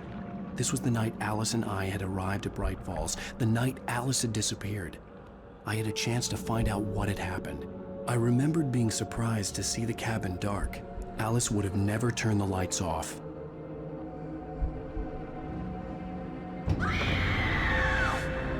Alice? Alice!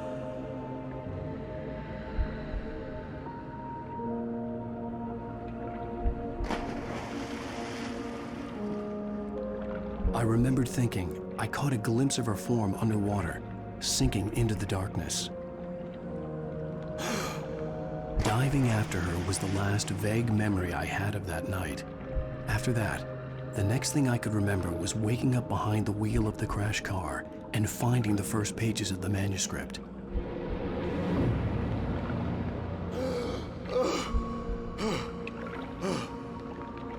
I couldn't find her in all that blackness. I must have thought she drowned.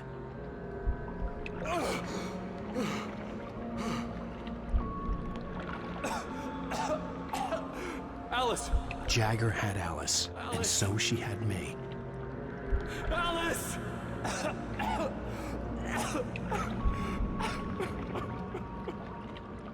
I'd been easy prey.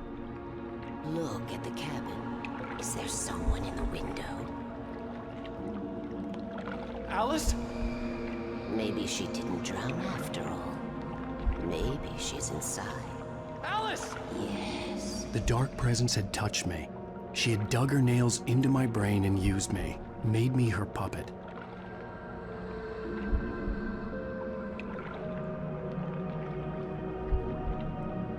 She must be here somewhere. Maybe upstairs in the study. Alice! Yes, that's where she is. You can apologize. Alice! You'll laugh at the whole thing together and put it behind you.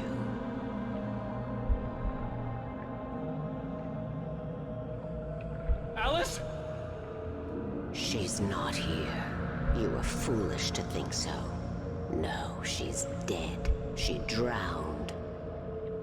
No, no, no! It's your fault your wife is dead.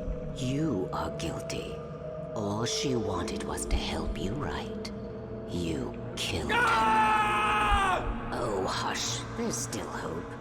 Cauldron Lake is a special place. Here, you have the power to change things. She wanted you to write.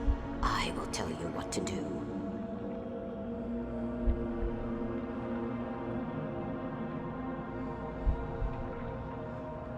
You can write her back. The story will come true, and all will be well again. She had Alice, and the manuscript was the ransom for her.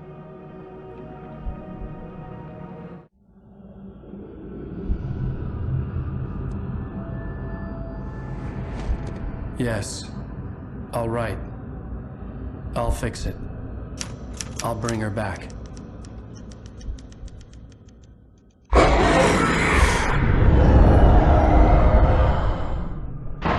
No. I wrote it. I remembered it all now. In the dark, I'd written for days, a week, almost a complete manuscript of a novel entitled Departure. Jagger had been my editor, whispering in my ear, making sure that the unfolding story would make her more and more powerful. I thought I was saving Alice. Even with the cobweb she put in my head, some part of me had been aware enough to write my escape into the story, to bring a light into the cabin to release me before I could finish, to interrupt the horror story before the ending, where darkness consumed everything and everyone. Zane was weak and far away, but I had written him into the story, and his light had been enough to set me free. It isn't here now. I'm here because it was written. I brought the light to set you free. You must hurry. It will know I'm here. It will be back soon. It stole the skin of my partner a long time ago. She looks so old.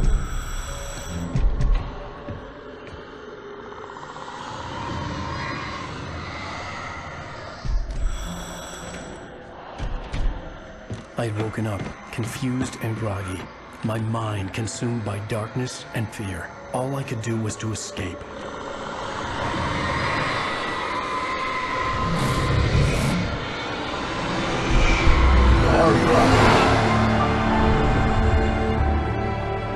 The week spent in the cabin had taken its toll.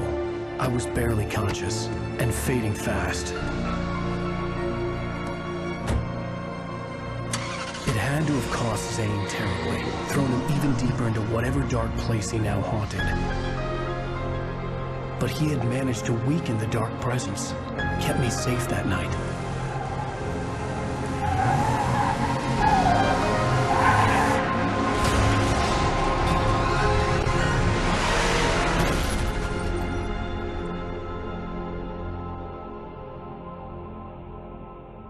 I wrote it.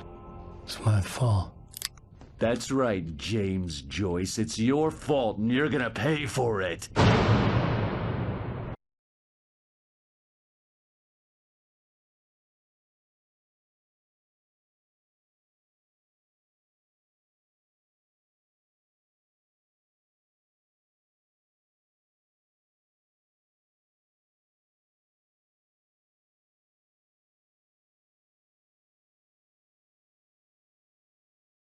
Previously on Alan Wake.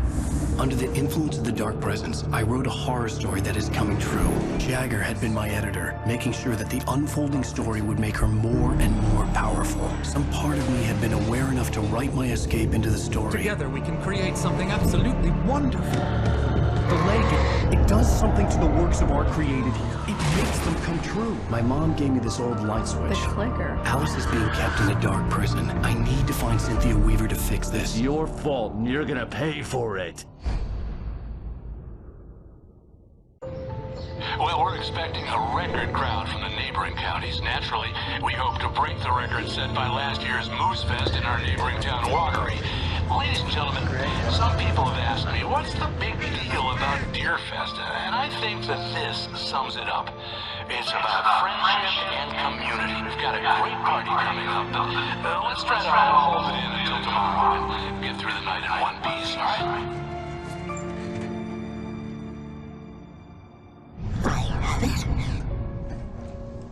Someone will come for it when the time is right. Thomas said so. He wrote it. The key is insurance. It's my job to keep it safe. Safe in the light. Always in the light.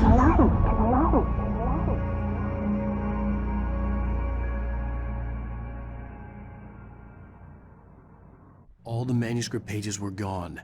The FBI agent had taken them. I think my tongue just took a crap in my mouth. Ugh. Oh, wait, we're in jail now? Al. Al, this is not good. That about sums it up.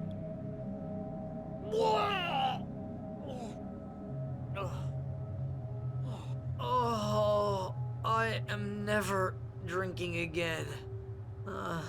I need to talk to Weaver. She's the one in the song. The Lady of the Light. What, the crazy lady? Whatever you say, Al, but we're stuck here. They're not gonna... interviewed Wake. I had some reading to do first, Sheriff, and let me tell you, it was an interesting read. Well, I've got you now, Raymond Chandler. It's all here. All the evidence, including conspiracy to murder a federal agent. There's no way you're walking out of here. You hear me in there, Bret Easton Ellis? Huh?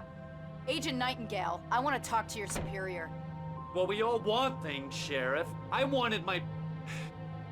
Look, that's not possible right now. Agent Nightingale, I insist.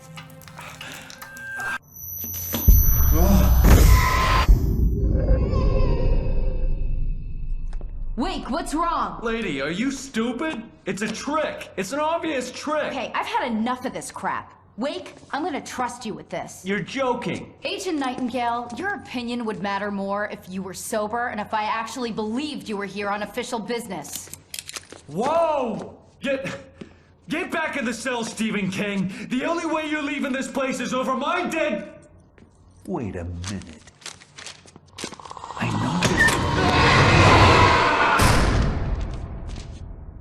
Oh my God! Light. We need light. It's the only way to fight this thing. In my office. I've got your things there. Follow me. Oh man, we're sitting ducks with the lights out. Nightingale tried to make sense of the manuscript. It was disjointed and strange. He didn't understand half of it, but it all rang true. Impossibly true. He took out his hip flask when he reached the page that described how he reached the page that made him take out his hip flask. It wasn't the booze that made his mind reel. Stay cool. I can get the emergency power on. Nightingale felt the situation veering out of his control, but the gun at least felt steady in his hands. He was ready to fire, resolved that he would let this happen over his dead body. And yet he hesitated. He had seen this moment before, read it in the page. He was transfixed by the déjà vu and the horror that he was a character in a story someone had written. Then the monstrous presence burst in behind him and dragged him into the night.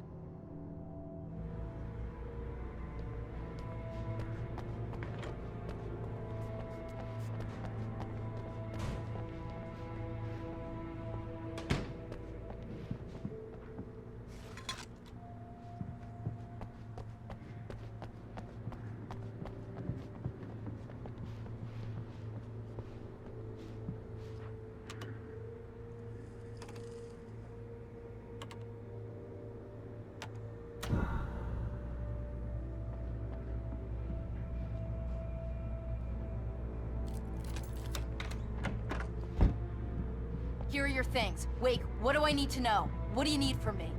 They can be hurt in the light, only in the light. And I need to find Cynthia Weaver. She can help me stop this. Light. Check. Cynthia. She lives in the old decommissioned power plant. I can get you there pretty quickly in the rescue chopper. Come on, let's get back to your friend. Wheeler, I need you to stay here. What? No. We're going to fetch our ride, but I have friends who need to be warned about this, and I can't be in 2 places at once. I need your help. Well, okay.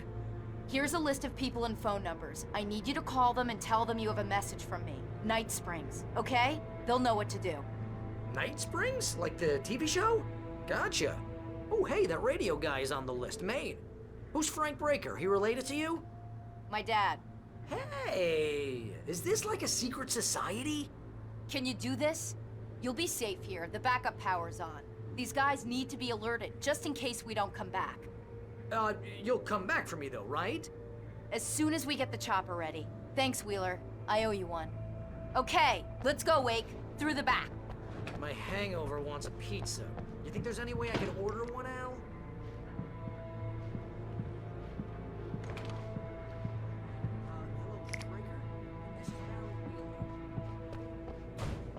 Yeah, I know it's late, but listen, Sheriff, Sarah asked me to tell you something.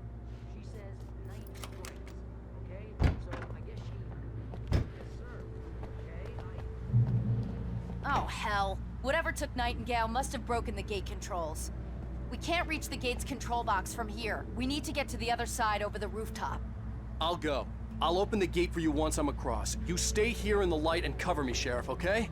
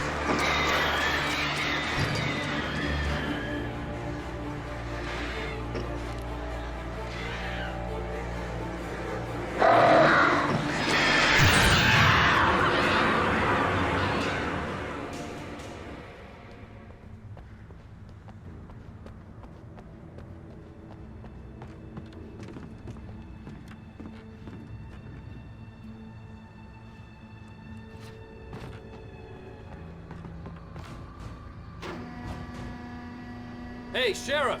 Your password. Night Springs? What's that all about? It's a stupid joke we have. That Bright Falls is the original inspiration for the TV show. This town can get weird at times. Never this weird, though. You need to bypass the damaged control box. What am I, an electrician? Hold on!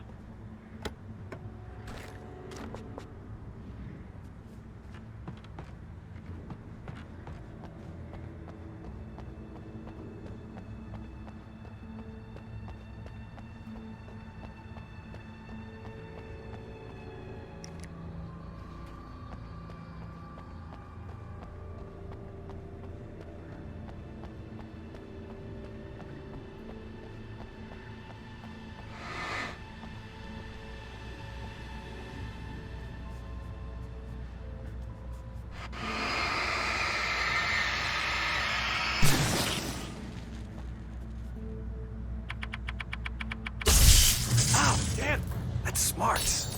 Good job, Wade. Okay, stick close. Our first stop is the town hall. The keys to the chopper are there.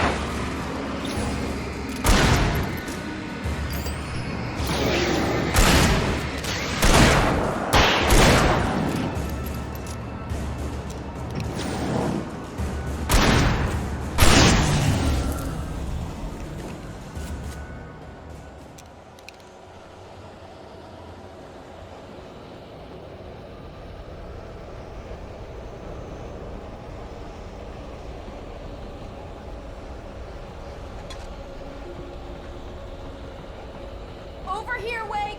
The chopper's in the other direction!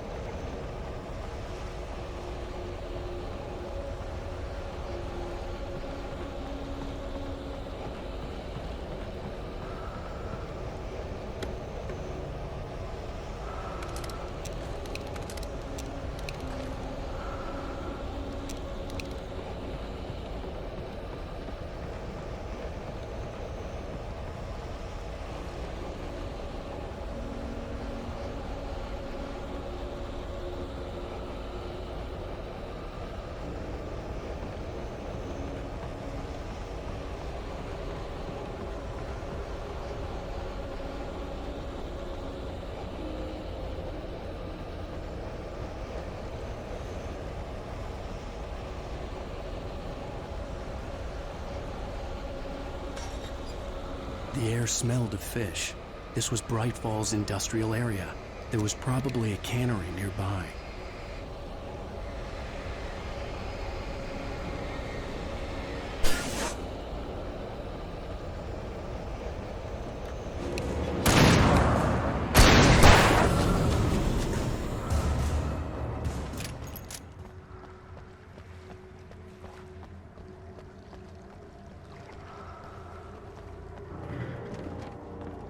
Fishing can be a hobby.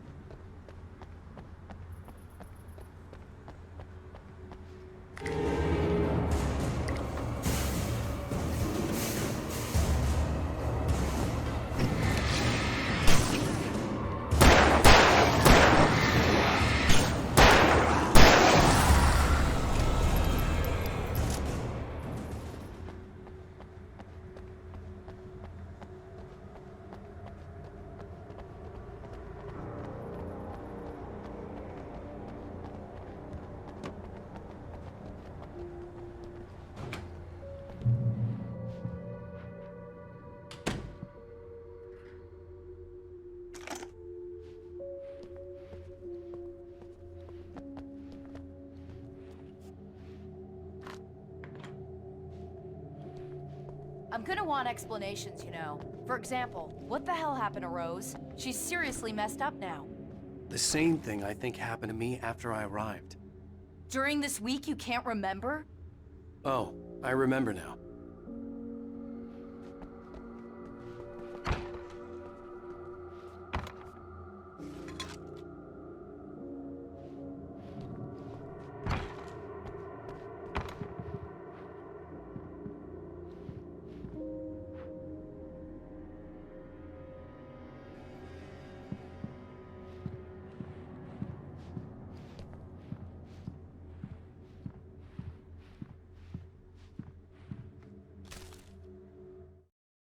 Barry was in his element, making calls, making things happen, even if he didn't entirely know what those things were. He wouldn't let the hot sheriff chick down. Even if every noise he heard from outside, and he heard plenty, made him jump. He had only paused to text Al a message, told him to hurry up. Suddenly, Barry froze in mid-dial. A window broke somewhere in the building, and then the lights went out.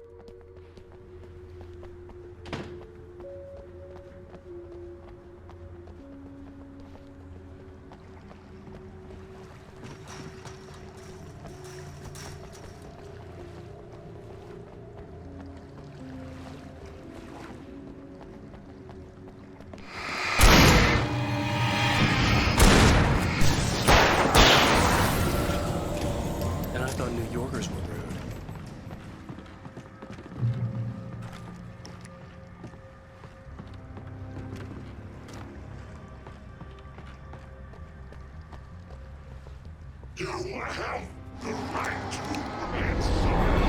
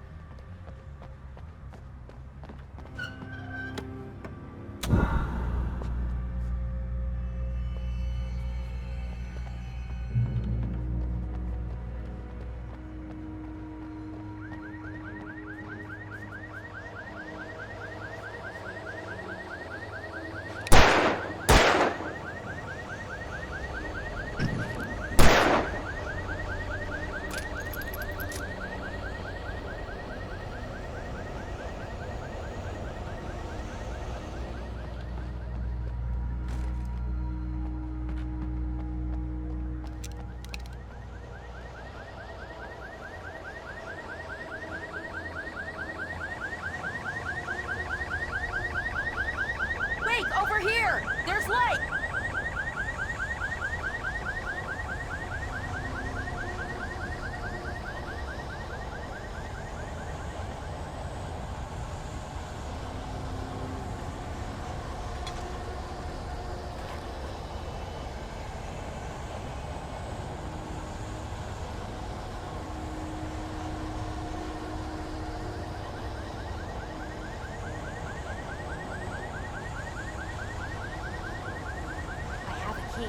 Watch my back, Wade.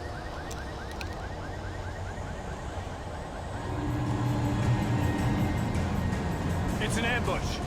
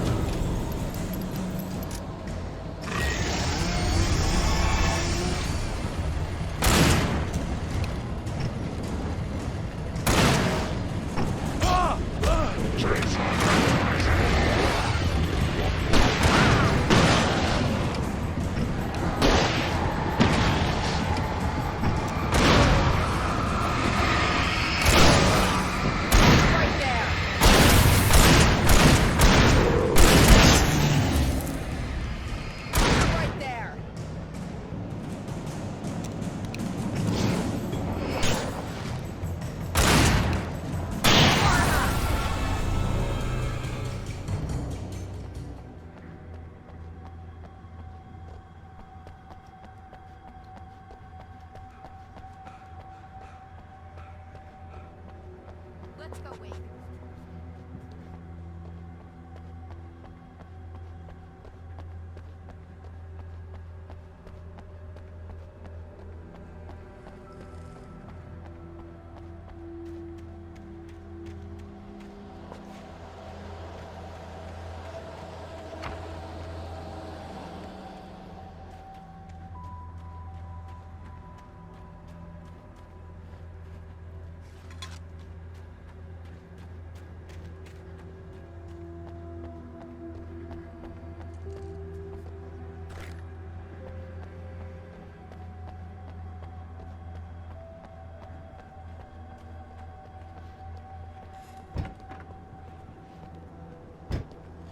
Okay, someone's messed with the fuse box here, but you should be able to jury-rig it while I find the keys. I already got electrocuted once today. How about I look for the keys and you get burned for a change? Fine. They should be in the clerk's office on the other side of the building, near the main entrance. Gotcha.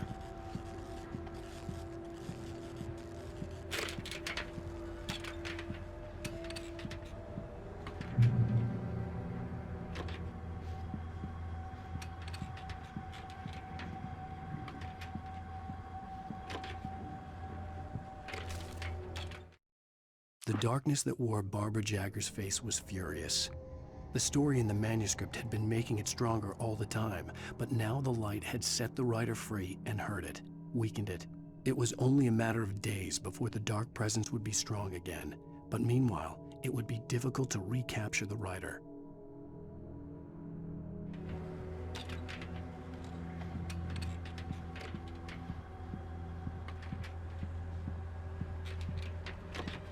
The keys aren't upstairs, Wake.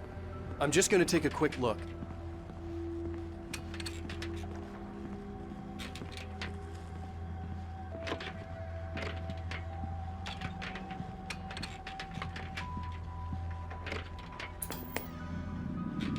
Freedom. A fusion of vigilance, conscience, and uncompromising clarity of vision. A need so fundamental, it permeates our very being. And yet, a man may be brought to his knees in a single heartbeat. In Night Springs. Tonight's episode, taken in his prime. For young Manny, the night hasn't been kind. He's a marked man, selected for a lifetime of servitude after answering an ad in the newspaper. But first, a little field surgery is required. Well, look what I found. Please, no! Yeah, I think you're just about ready for it. Best if you don't resist this, kid. We gotta beat it out of you. What? I don't understand. What did I do? I just wanted to get a job in the service industry. Wow, you're gonna serve all right. Please! There it is! It's coming out now. Right between the self-esteem and the childhood traumas. What are you doing to me? It's Furman. There, I got it. Believe me, kid, this free will thing is more trouble than it's worth.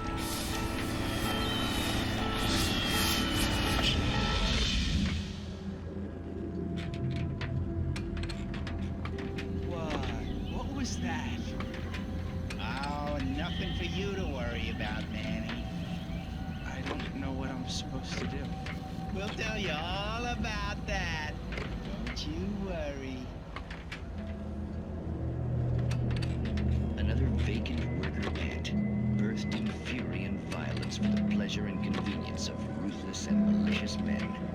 Stranger things can happen in Night Springs.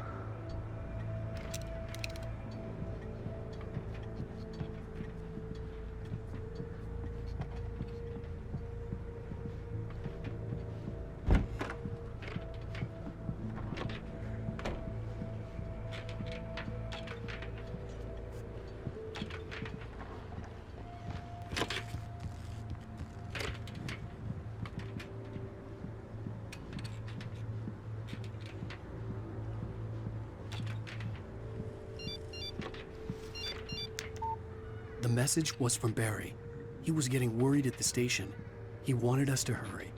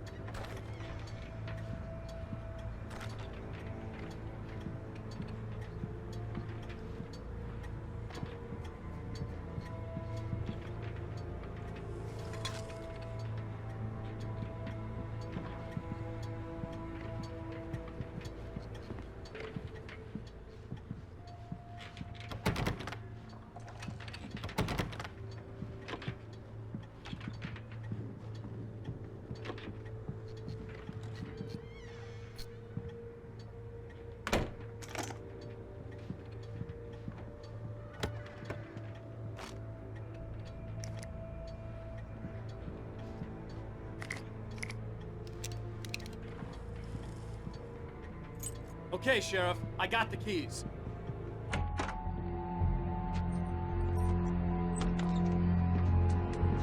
Barry?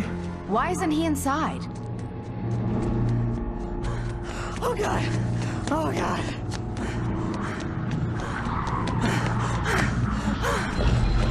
Barry! Look out! Barry, move!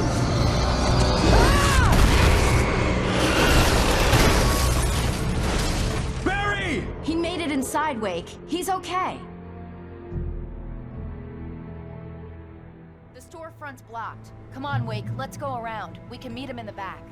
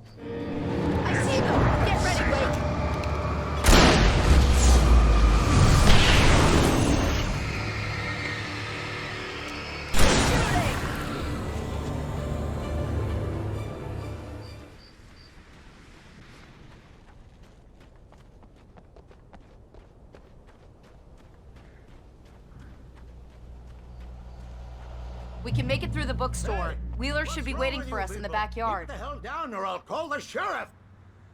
Oh, hi, Doc. I've got it. Don't worry about it. Sarah, about time somebody showed up. All the shooting in the air is idiotic. One of these days they'll kill somebody. And over Deerfest. I know. Go back to bed. He's got a point, Wake. Look, this town can't take this. It's me they want. The sooner I get out of here, the sooner you can all get back to life as usual. I hope you're right. Come on, let me get this door open. Wait, you got the keys to the bookstore? Perks of being the sheriff. A girl needs to get around.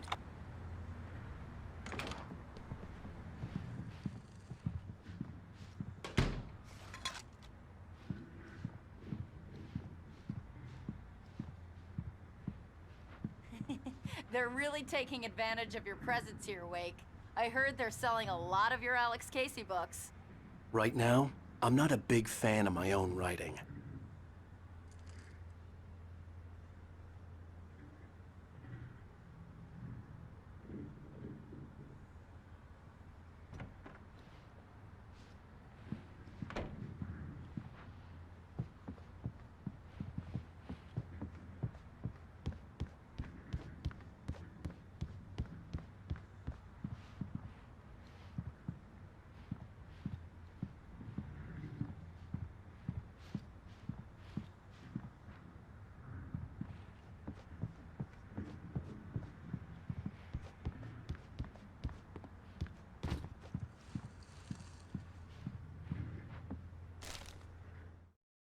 Cynthia Weaver worked hard, following her obsessive rituals, sometimes fighting them, always giving in to them in the end.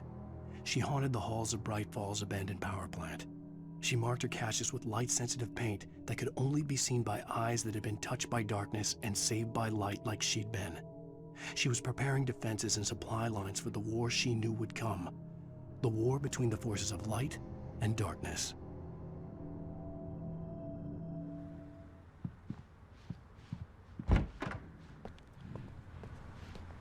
I don't see Barry.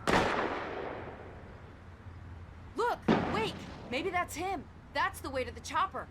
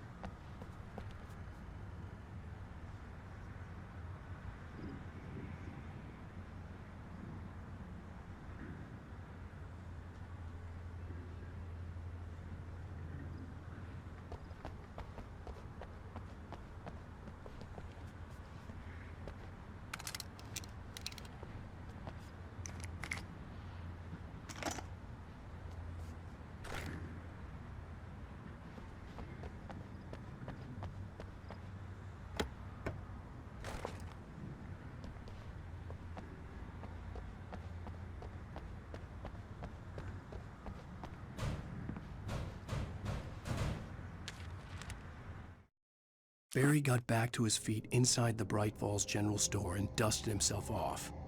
Right next to the cans of baked beans was a locked case filled with flare guns, and yet here was a conveniently placed barrel of crowbars. Barry's smile widened as he realized that this was the classic movie scene where the hero had to gear up and arm himself to the teeth. Barry threw himself into the role.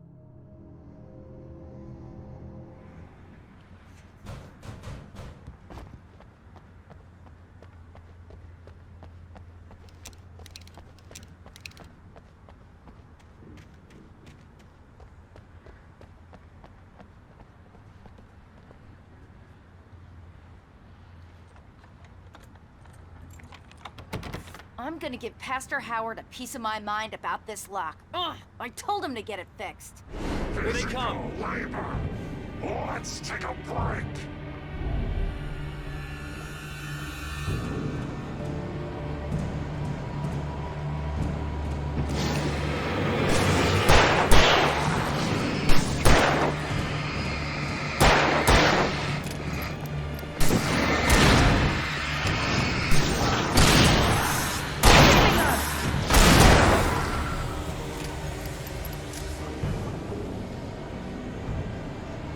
Omega-3 fatty acids are good for your heart.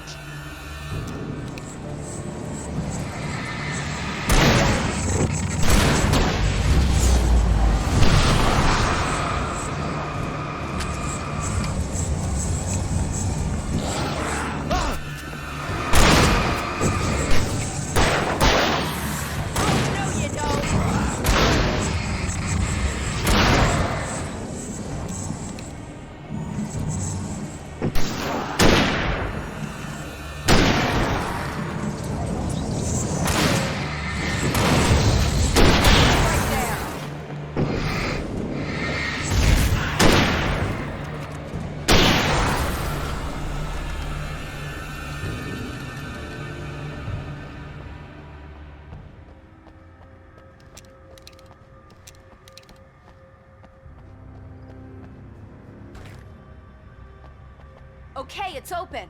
Let's go, Wake.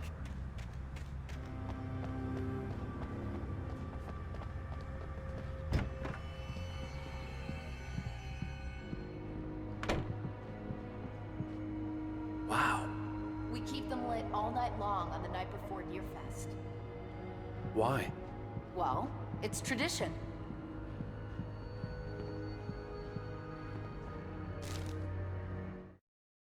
For it to be free, the Dark Presence needed the writer to finish the story. Again and again, the story let it get frustratingly close to the writer without letting it capture him. It was bound by the events depicted in the manuscript, but it could pursue the writer indirectly, put others on the task, and stop those who would help him. It took over everything in its path, made them its puppets, and sent them after Alan Wake.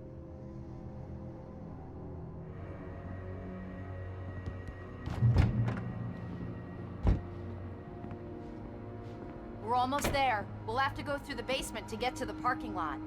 Yeah, there's no way going through the crypt will turn out to be a bad idea.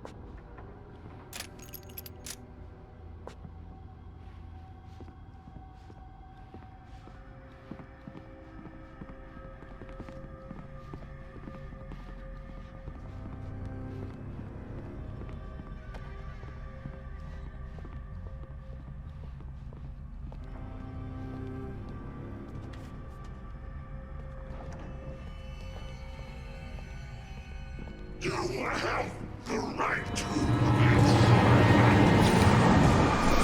Right there. Come on.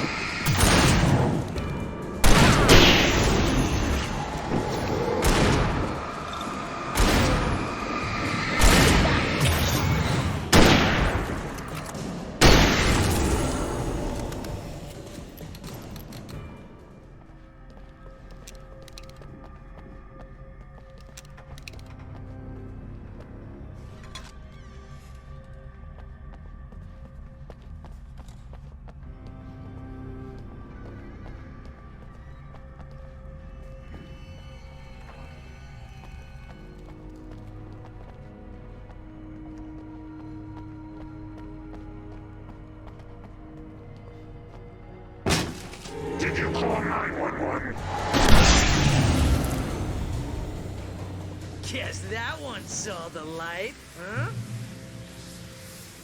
You didn't like that one? A tough audience. Well, I got plenty more. What are the Christmas lights for?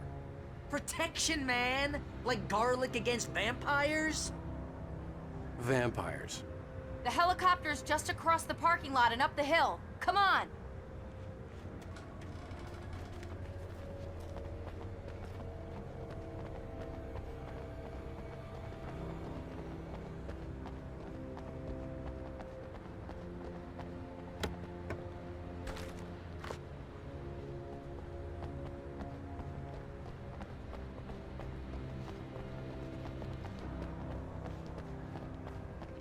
The Bright Falls General Store is now my favorite place in the entire world.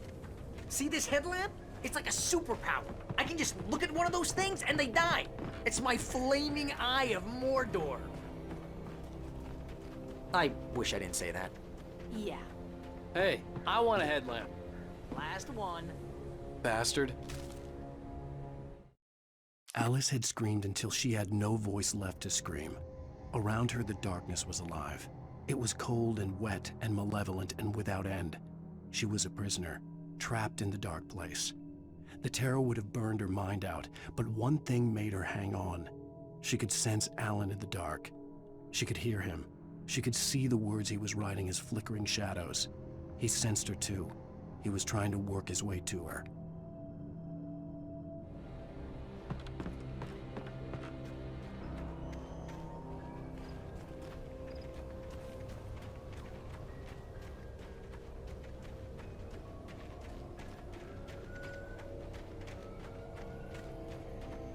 When someone throws a damn school bus at your head and you're about to take a helicopter ride with someone who may or may not have a pilot's license, or cleared for departure to Night Springs. No offense, Sheriff.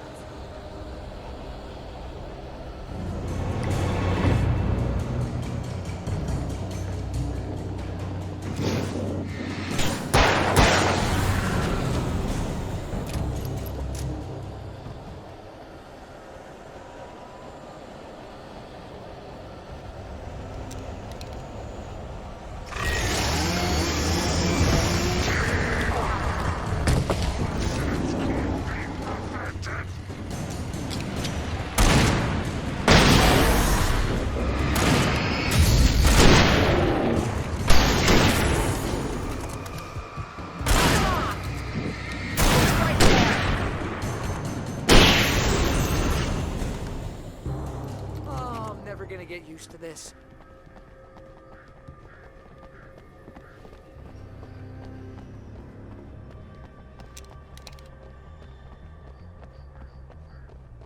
The helicopter's just up ahead. I'll need a while to prep for takeoff. Don't take too long. I want to get out of here.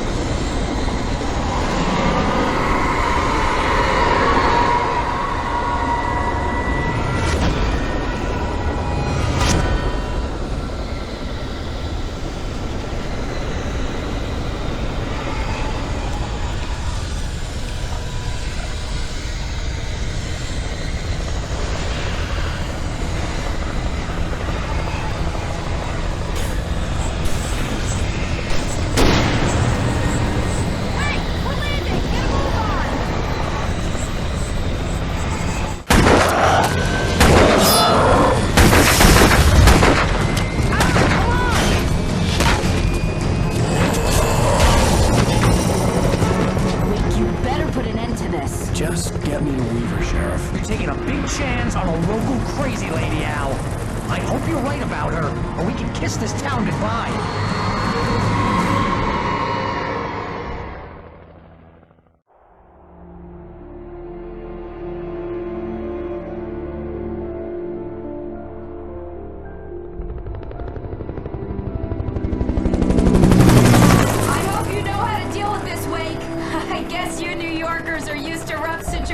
Like this. Right, the city's a war zone. King Kong, mutant alligators, then Alex Casey shoots the place up every weekend. Look, I never even carried a gun until a couple of days ago. Well, my dad used to be a cop there. Tells some pretty wild stories. Stuff like this? No, just normal bad stuff. Kinda like your books, Wake.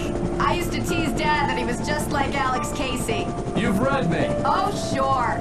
You're a pretty good writer. A little heavy on the metaphors, maybe. Nobody's ever said that before. We're coming up on the power plant. See the lit building over there?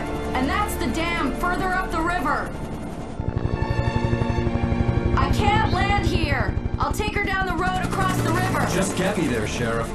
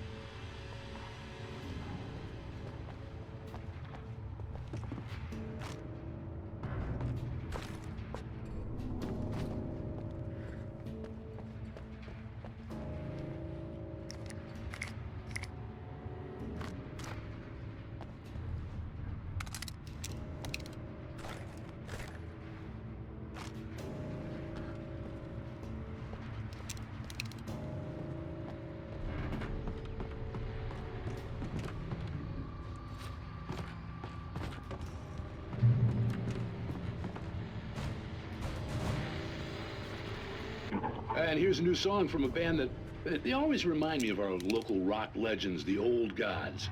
I couldn't tell you why. I guess it's just, one of those things. Anyway, here's Poets of the Fall and their latest single, War.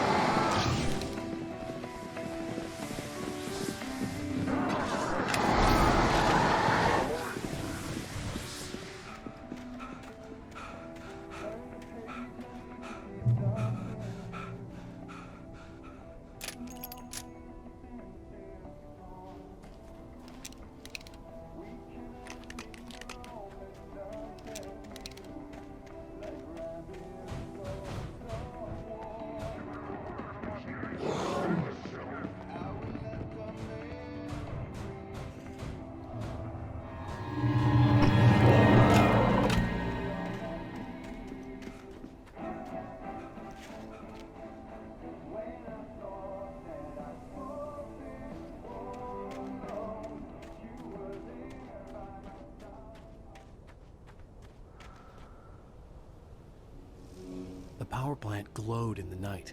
It was close, but I had to find a way across.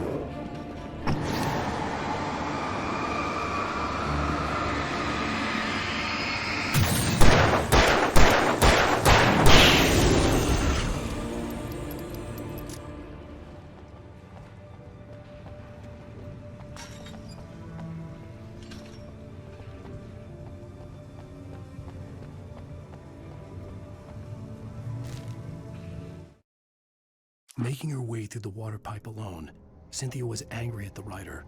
Foolish young man, taking unnecessary risks. And the way he broke the rules. Didn't he understand what was at stake? Since the terrible days in the 70s, she hadn't wavered once, as hard as it had been. She was tired of protecting the town all these long years, and now only wanted to rest.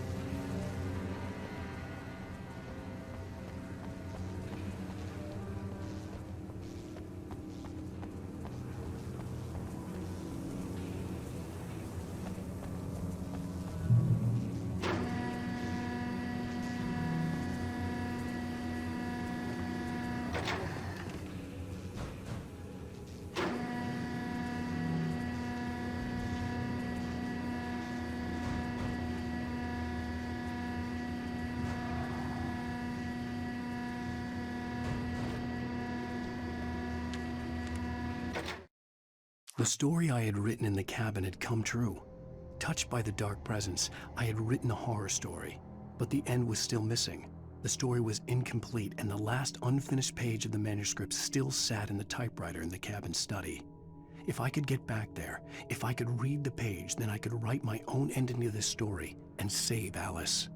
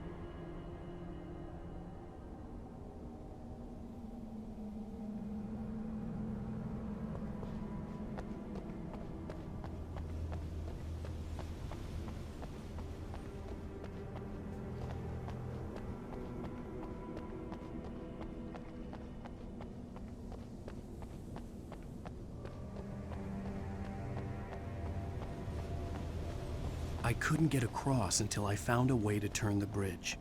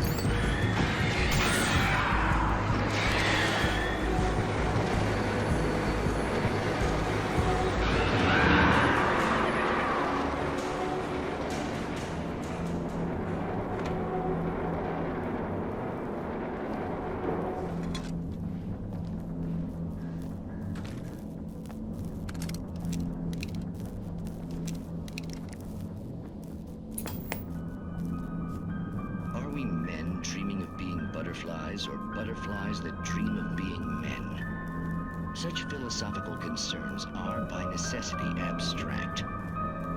And yet, some of us can find concrete proof of the nature of our existence in Night Springs.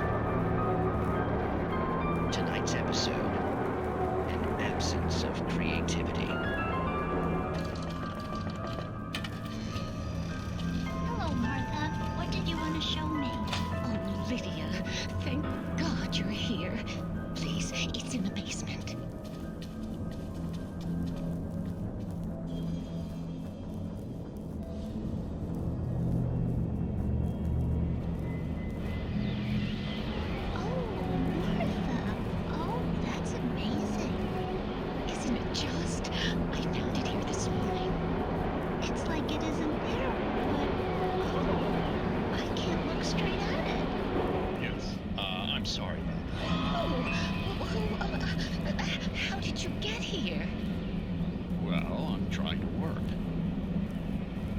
Put this thing here? To be more precise, I put everything here but that. Really? But what is it? Oh, I guess the temptation is to call it a hole, but it's really an absence, a profound lack of reality. In Martha's basement? Yes, it was doing so well, too. I came up with 2 old ladies and put something really weird in the basement. It was a great start, but I'm completely blocked now. I can't imagine what I was up to. Well, surely it's just an ordinary basement. Is it? Why did you call your friend here, then? Well, I don't know. Oh, well. Couldn't you just ignore it? Oh, no, I couldn't do that. It would probably turn into a plot hole. Might be one already. Could sink the whole enterprise.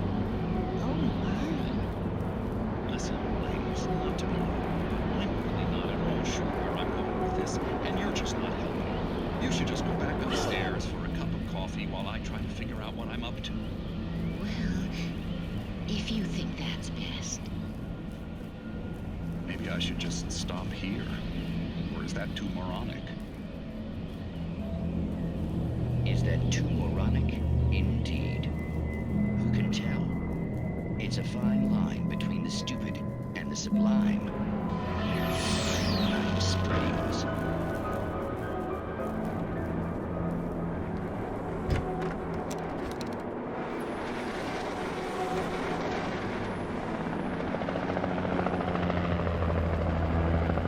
We managed to lose the flock. You're almost at the power plant. Keep going. We'll give you support.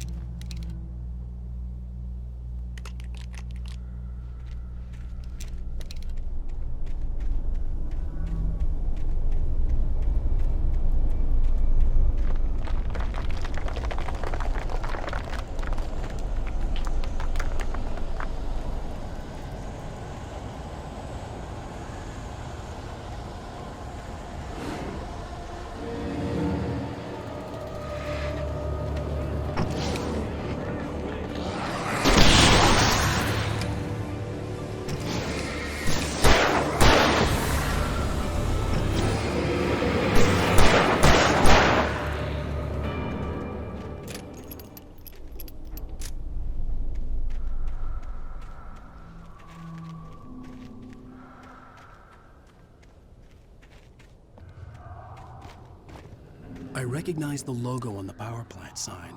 I'd seen a version of it painted all over the area, signifying hidden caches of supplies.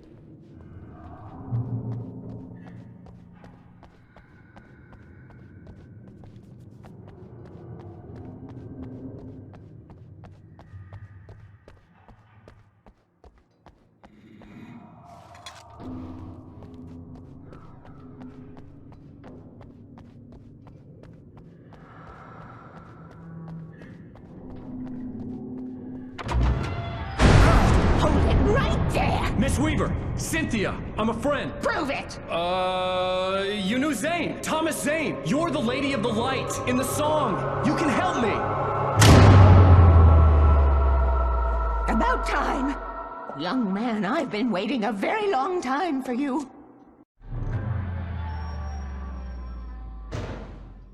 It's in the well-lit room. Excuse me? What you need to drive the darkness back. The well-lit room is at the dam. I built the room to keep it safe. Will it help me find Alice? Will it get me back to the cabin? Fine, let's go. I can get my friends to come back with the helicopter. Oh, we won't go outside. Never at night. That's rule number 1. You've been breaking the rules, young man, and where has that gotten us, No, I have a secret route, a lit route, an old water pipe. Something was damaged at the transformer yard. It's draining all the reserve power. Without it, the pipe will go dark. The power to the yard must be cut. Let me guess. You want me to do it? Young man, you're the one who likes to break the rules. I can't be outside in the dark. The kill switch is outside.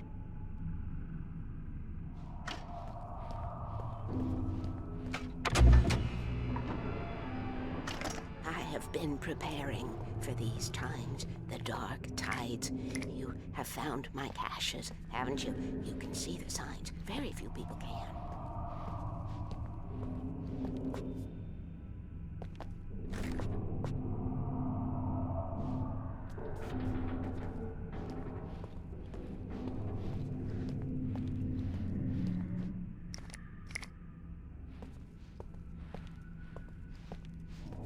Yes, please. Take what you need. This is all for you, for the likes of us.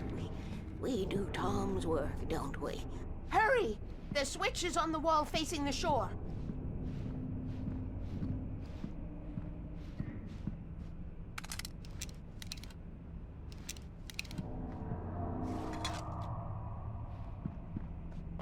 I cannot take you to the well-lit room if the lights in the pipe go out. You must go outside to use the emergency switch.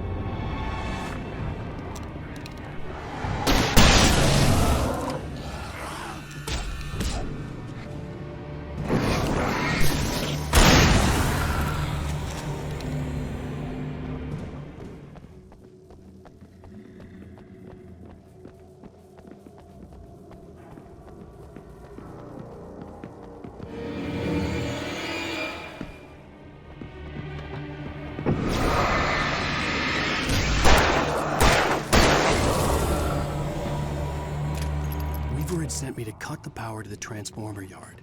I was willing to do grunt work for her to get her to help me. I hoped Weaver was dependable. I'd stumbled into this crazy world a little over a week ago. She had been living this insanity for decades.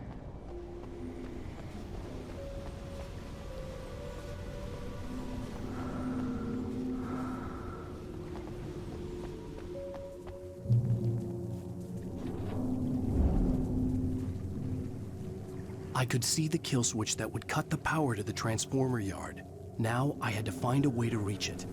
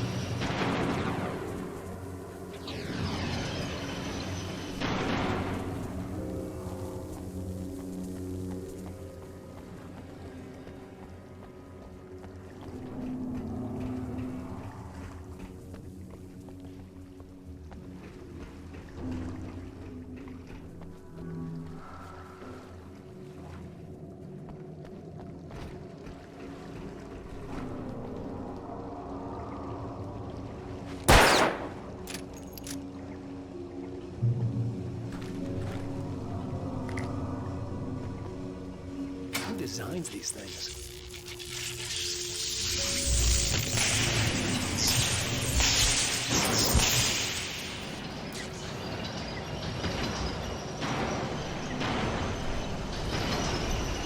The transformer yard went dark and dead. Weaver's water pipe passage should now be good to go.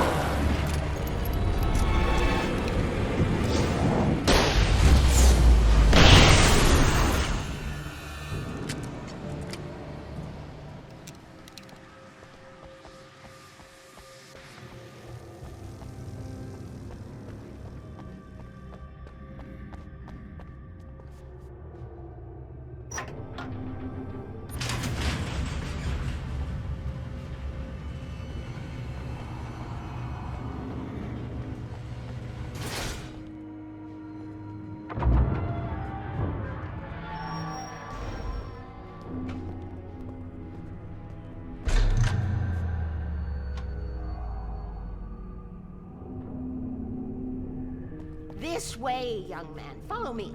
Come, come. The pipe's empty now. We're ready to go. This way. We need to go. I knew them both, Tom and Barbara. I had such a crush on him. Such a beautiful man. I was jealous. There was a part of me that was maybe a little glad when she had the accident. And then Tom started writing and woke the darkness up. He tried to bring her back, but you can't do that. There are no free rides like that. I'm starting to realize that. In that case, young man, perhaps you're a smarter man than Tom was. The witch looked like her, but it wasn't. Barbara was sweet. He didn't understand until it was too late. He tried to undo it, wrote himself, her, everything he'd ever written out of the world. Oh, he was so famous.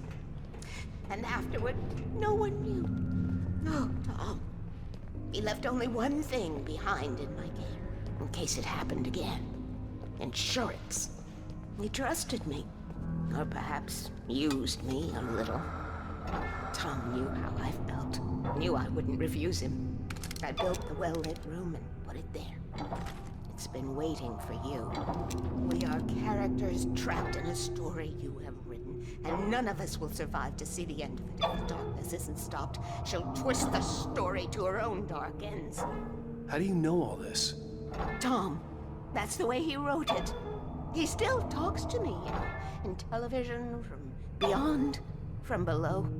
We have both been touched by the darkness, young man. He saved us both with light, but the darkness stays with you. Leaves a stain.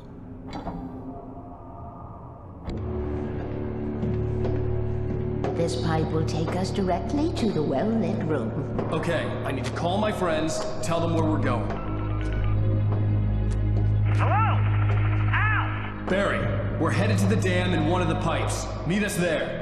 Okay, I'll tell Sarah. It's Sarah now? Whoa! No! For the sweet love of... Barry! Barry! We gotta go see if they're okay. They're probably dead. You must reach the well-lit room. This is no time to be a selfish idiot. That's my best friend!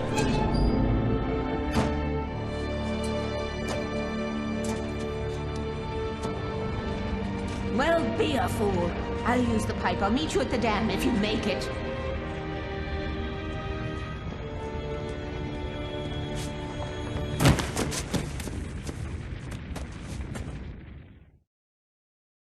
At least I didn't have to worry about her.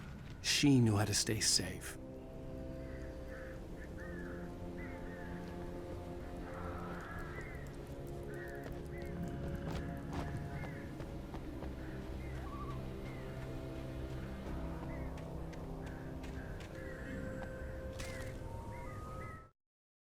Sarah was almost starting to relax.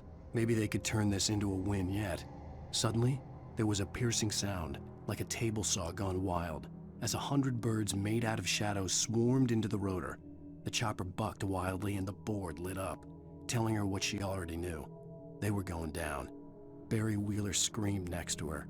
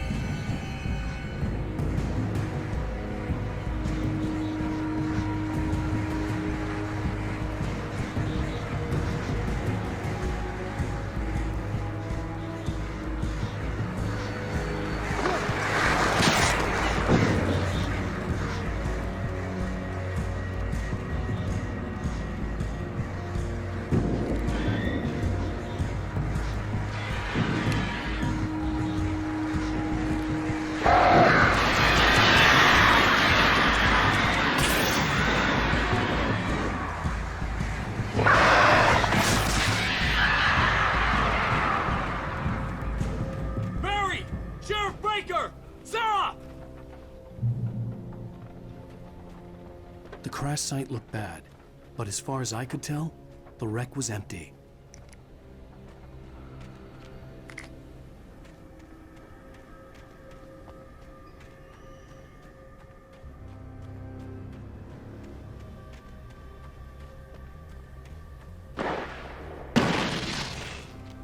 Barry! Barry!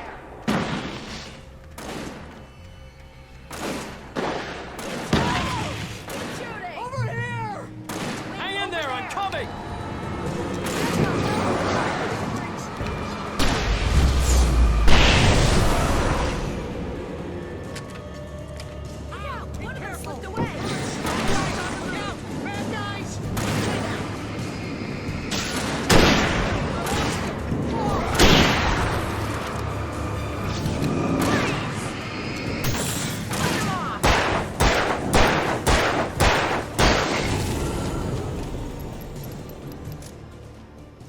know when to make an entrance, Wake.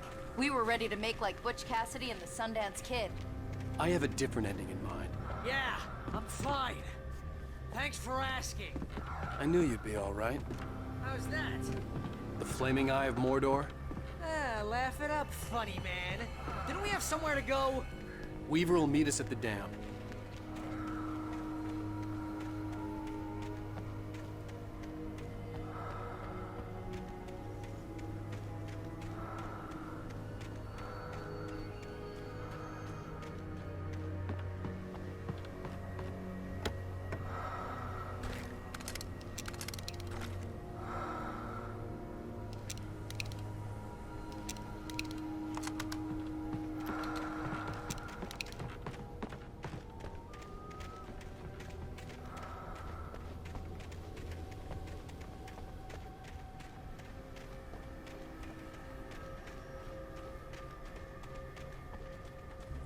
When you spend most of your night running uphill while the crazy bunch of demon hicks try to take your head off with an axe, you know your helicopter crash landed in Night Springs. Oh, jeez, I hate this. Ooh, I should have kept that You gym see those membership. lights? That's the elevator we need to take.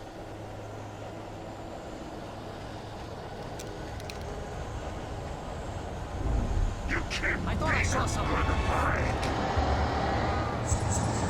the hell is that thing? It's everywhere! Oh crap! More than one of them!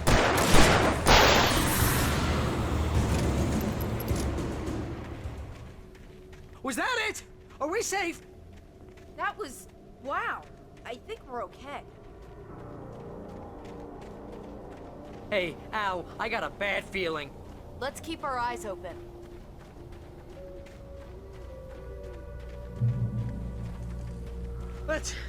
Let's take a break, huh? Oh, but it's dangerous out here. Wake, call the elevator. I'm keeping watch. I think I hear something moving around.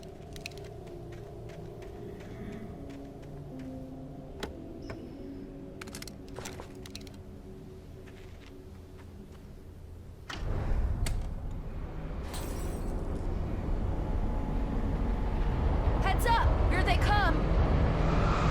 Oh no! Oh no! Coming! We have to hold them off!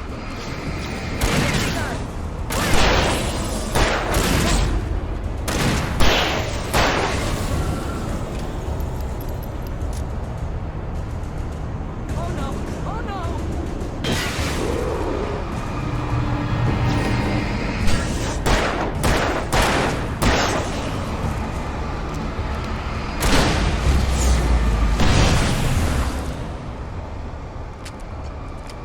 I swear this is the slowest elevator in the world!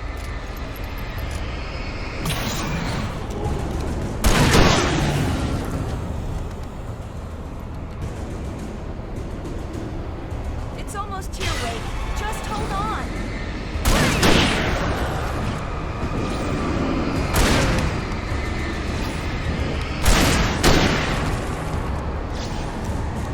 Shooting!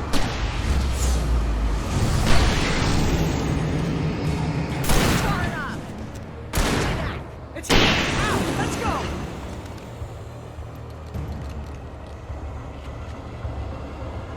Al.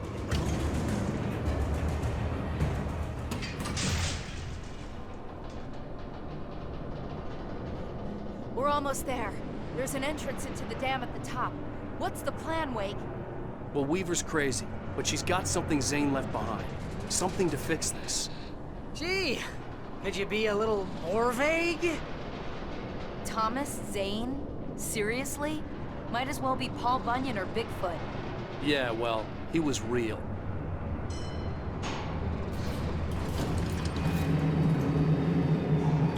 Let's be careful, okay? Oh, jeez, I hate this.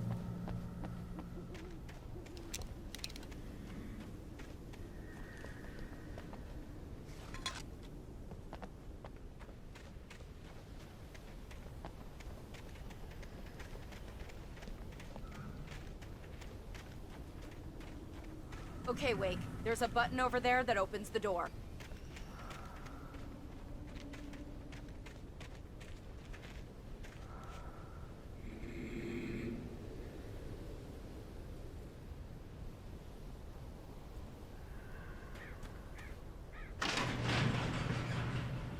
I think something's broken. Hold the button down so we can get in.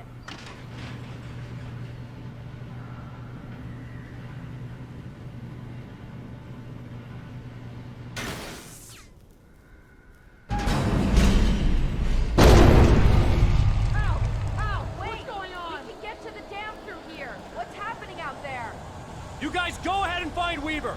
She should be in the dam now. I'll have to make it alone through the top. Okay, wait. Good luck. Don't get yourself killed. Ow! Please, be careful. I'll take good care of Barry, Wake. You just look after yourself.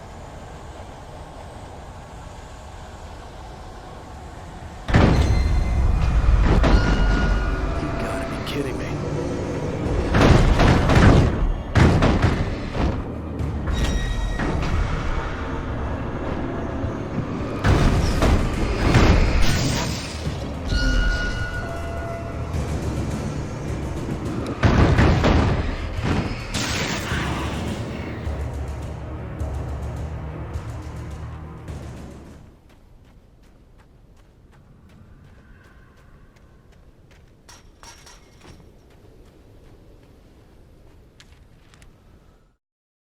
Thomas Zane knew he had to remove all that had made this horror possible, including himself.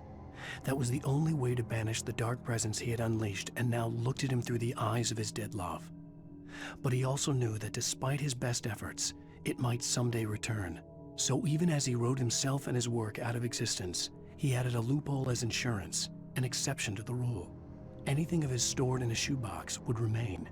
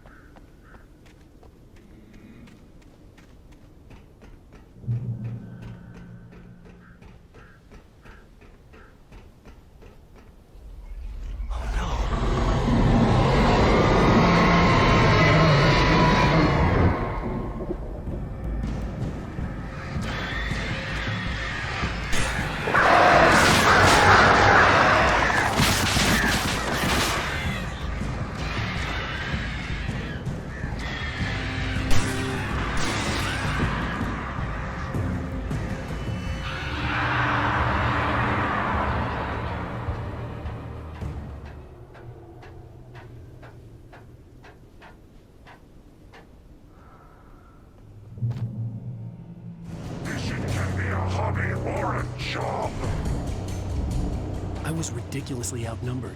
The searchlight could even the odds.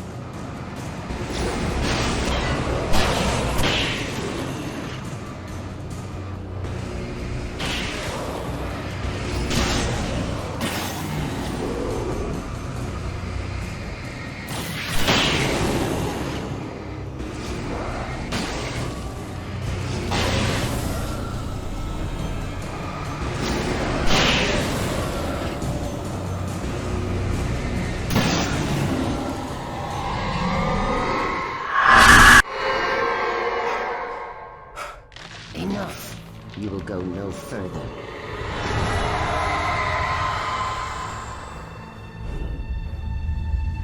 Stop. Stop now.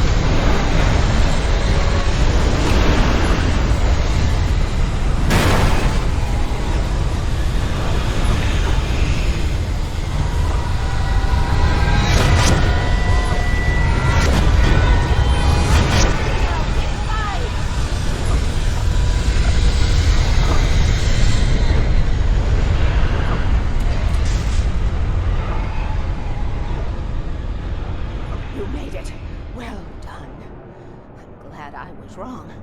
But it was a foolish chance to take. Don't worry about the noise. We're safe here. I have looked after the well-lit room for many, many years now. There is no shadow in the well-lit room. The power is fail-safe, and all the bulbs are numbered and changed regularly based on their make and model. Right.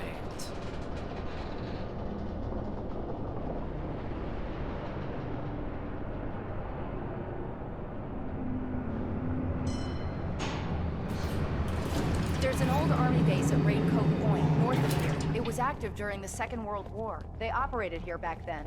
They must have built this. Yes, they did. It's my place now.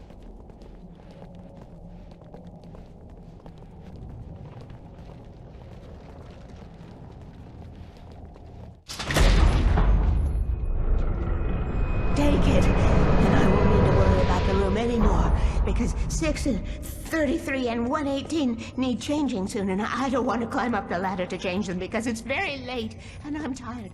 And if you take it, I won't have to do that anymore. The page was autobiographical, a memory from my childhood. But I didn't write this. It was a page written by Thomas Zane. None of them were supposed to exist anymore. Alan, 7 years old, would fight sleep to the bitter end. When he did sleep, he soon woke up, screaming, the nightmares fresh in his mind. One evening, his mother, sitting by his bed, offered him an old light switch. She called it the clicker, and flicking the switch would turn on a magical light that would drive the beast away. To imbue the talisman with all possible power, she added that it had been given to her by Alan's father. Alan never knew him, and anything of his took on mythical proportions in his mind. With the clicker firmly in his hand, Alan finally slept like a baby. Now, almost 30 years later, Alan thought of this as he stood on the rim of Cauldron Lake, the clicker in his hand. He took a deep breath and jumped. My mind swirled. I'd given the clicker to Alice, yet it was here. Zane had written it into existence in a story I had written. I can get to her now. I can finish this.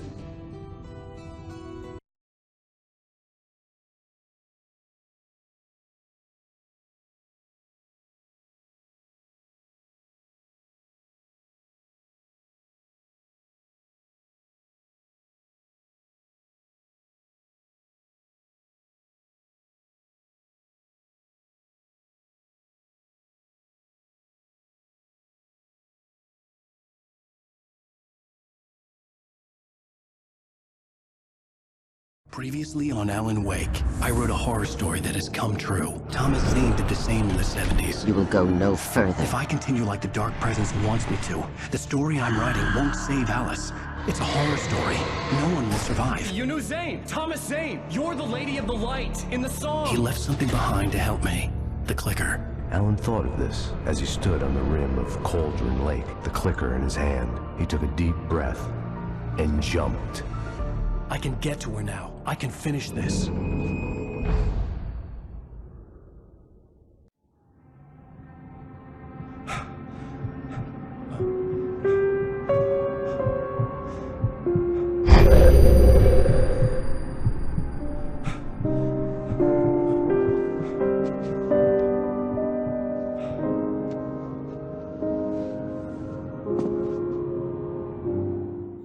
I had a hangover.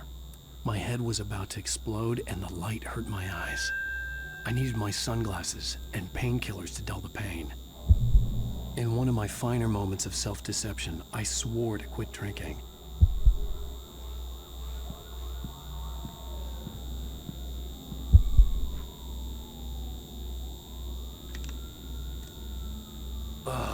The sunglasses made the world look bearable. Now I could keep my eyes open without feeling like a vampire in the sun.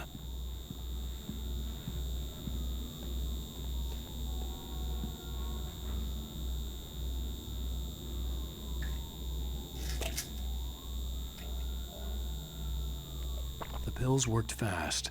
The prospect of being awake started to seem bearable again. There was a message waiting for me on the machine. You have one new message. message. Al! Are you still asleep? Wakey, wakey! You should have your show on your TiVo. If Alice wasn't too mad to record it. She called me earlier and really chewed me out. Yeah, we went a little overboard last night. But parties are a part of this business. Al, look, I'm saying this as your friend.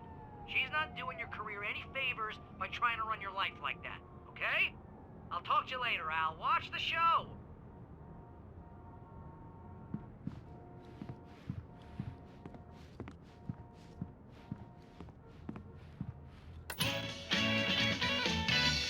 Ladies and gentlemen, welcome back to the Harry Ellis Show.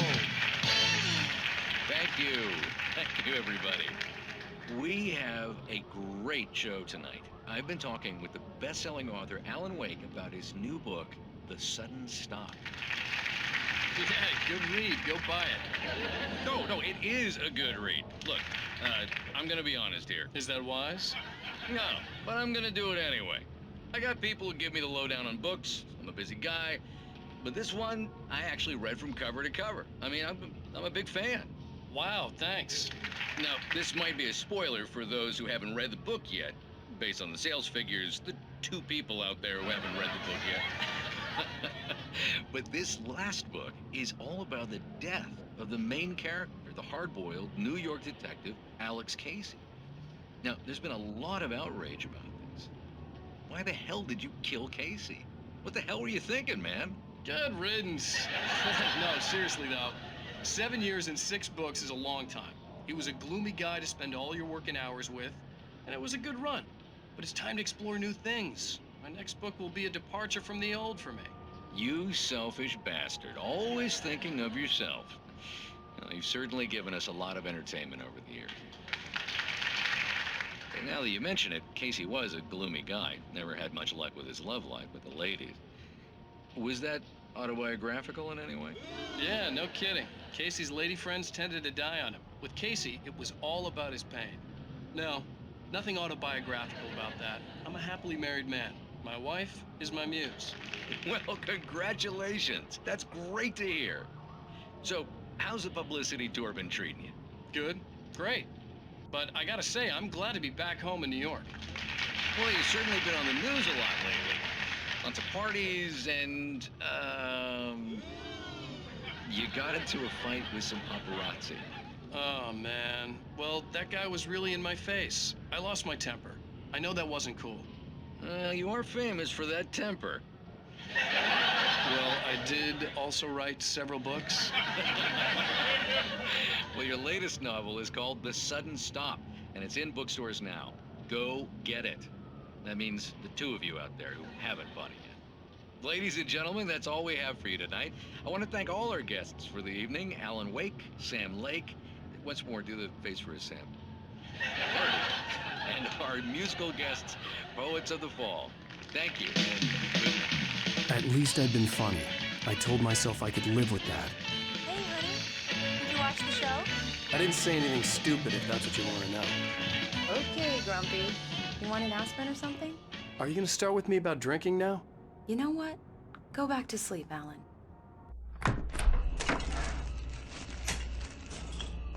What? Now you can't even talk to me? Well, this morning I was angry because you said you'd be home at midnight and you showed up at 7 a.m. and passed out in mid-sentence. Now I'm over it. Are you angry? This goddamn tour. It's gotten out of hand.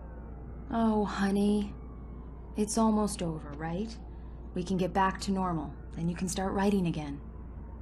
I'm sorry, honey. Alan, you're not thinking straight. Just take a shower and go back to bed, huh? Yeah, you're right, honey. I'm sorry. Once this is over, let's go away together. A vacation. Just you and me. Some peace and quiet.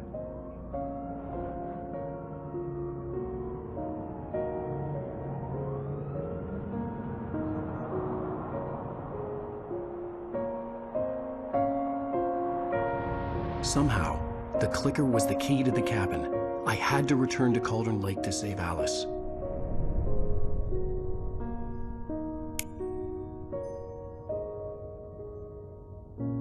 I'm going back to the lake to finish this. I'm going to write an ending to the story in the manuscript on my own terms. to make it all right. Why can't you just write it here? The last page is still in the typewriter. I need to read it first. Everything needs to be just right. Zane tried to cut some corners, and it didn't end well. Okay, ready when you are. I'm sorry, Sarah, but I need to do this alone. Barry, take her gun. Miss Weaver, close the door when I leave.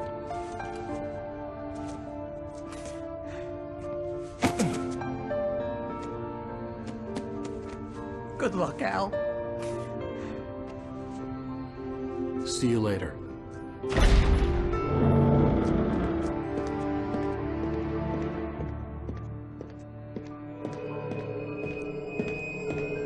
When I got out, it was warm and sunny. I'd flicked the switch of the clicker. Had it done this? I didn't stop to question it. I had to take advantage of the sunlight to get to the lake. On Zane's page, I'd stood on the rim of Cauldron Lake, about to use the clicker. That's where I was headed.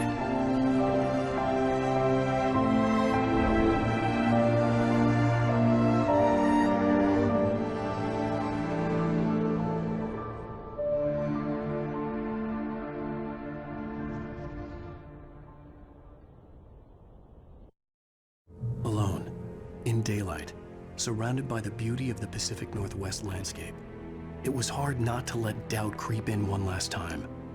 I could still chalk everything up to a dream, a delusion.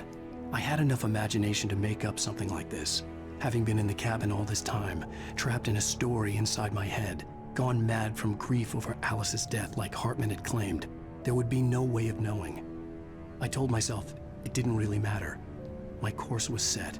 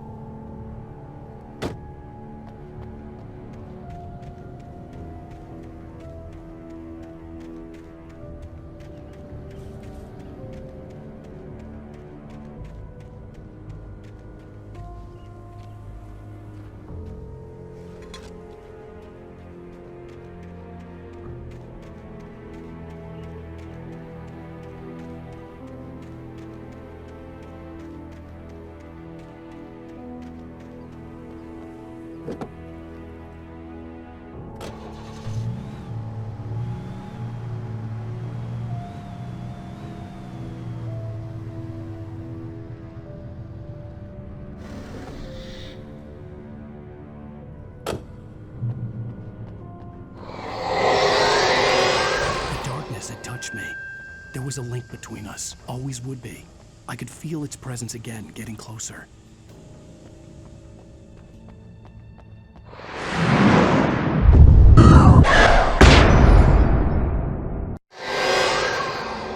I will kill your wife.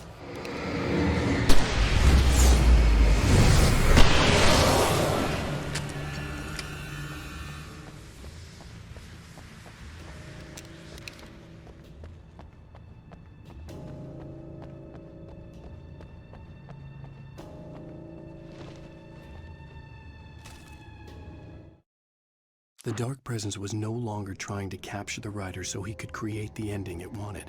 The writer knew too much. He was too strong. And he carried a weapon left behind by Thomas Zane, something that could hurt it. Now, the darkness was doing everything in its power to simply stop the writer from ever reaching Cauldron Lake and the dark place it came from.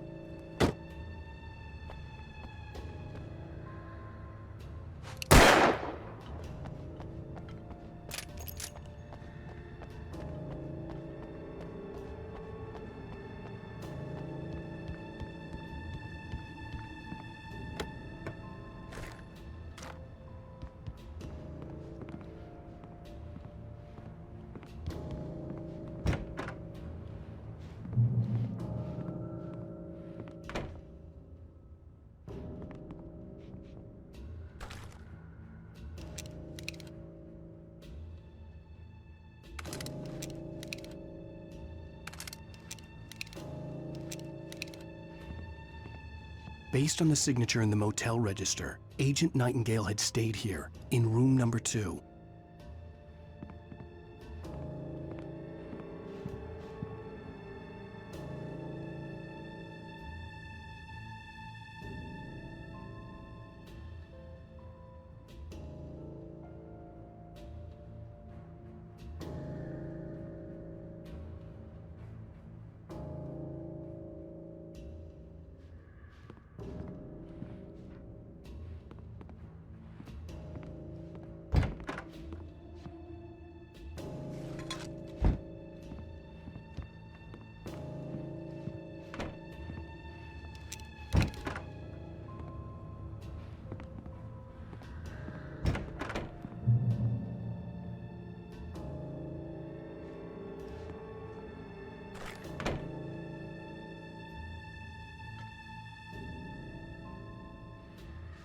This had obviously been the room where Agent Nightingale had stayed when he hadn't been busy harassing me.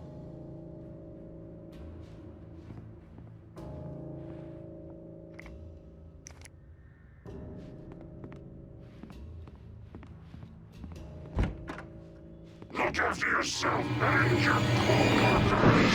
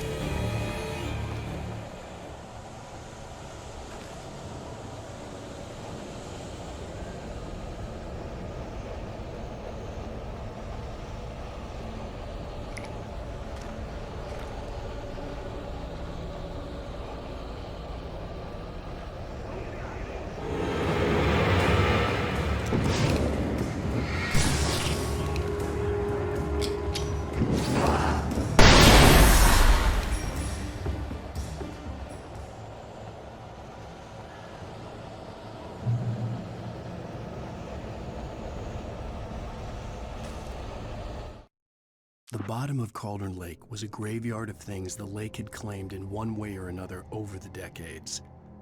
The dark presence brought them up in its wake, scattering the rotten waterlogged hull of an old boat here, the remains of a long-ago crashed airplane there, trees shattered under the impacts. The earth groaned. It didn't even notice.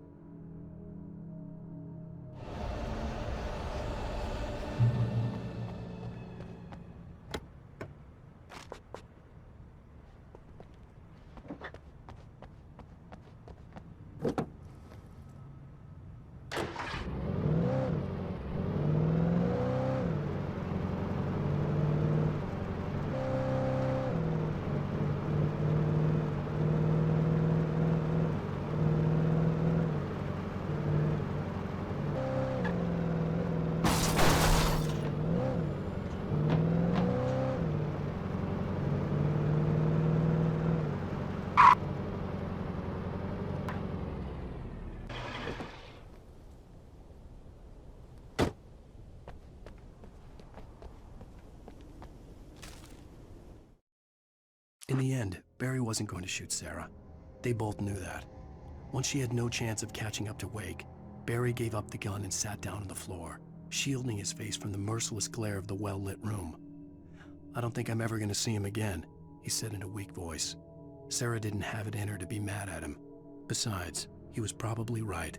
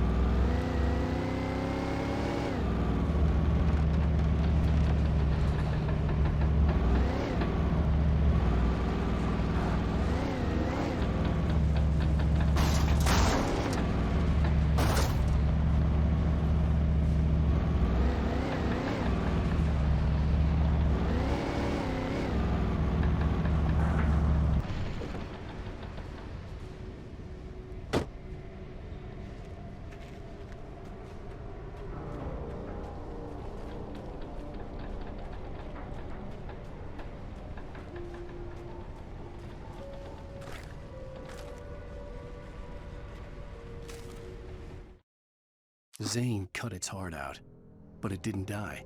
The thing that wore Barbara's face kept crooning sweet nothings sugar-laced with poison. He put on the suit, untied the monster from the chair. The thing in his arms thrashed weakly, but he held fast. He stepped outside, off the pier, and into the dark water, a sinking pinprick of light descending toward a bottom that never came.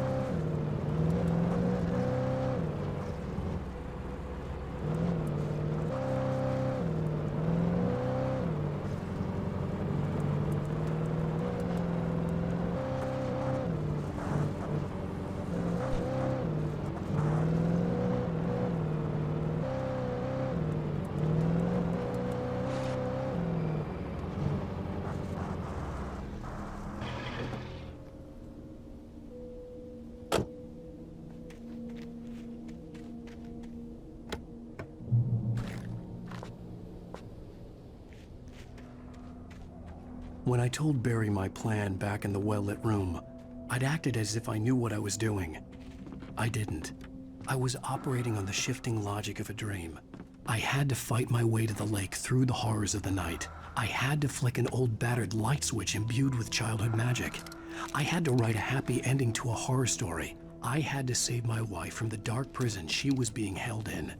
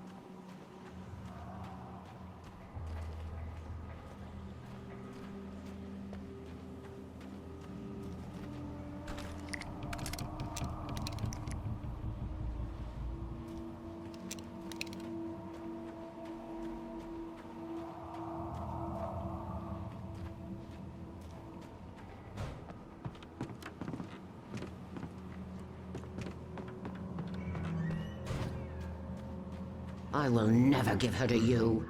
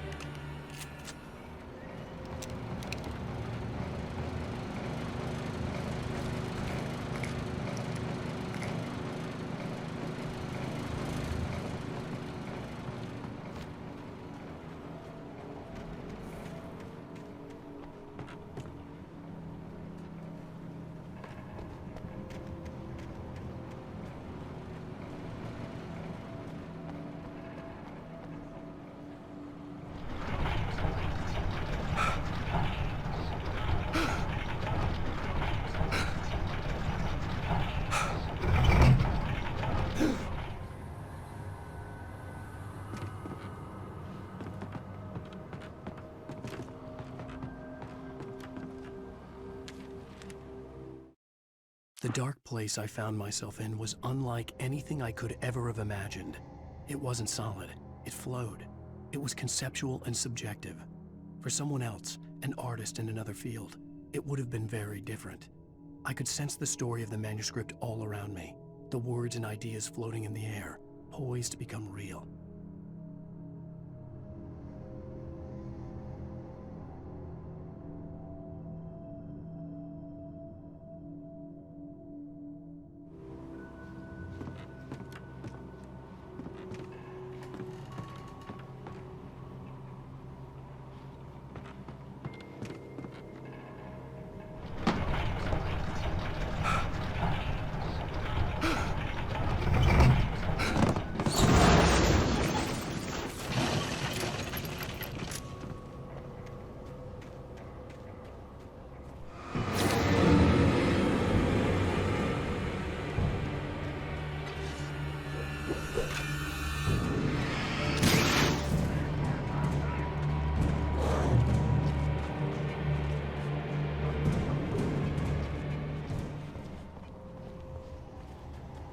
I could see Mirror Peak in the distance.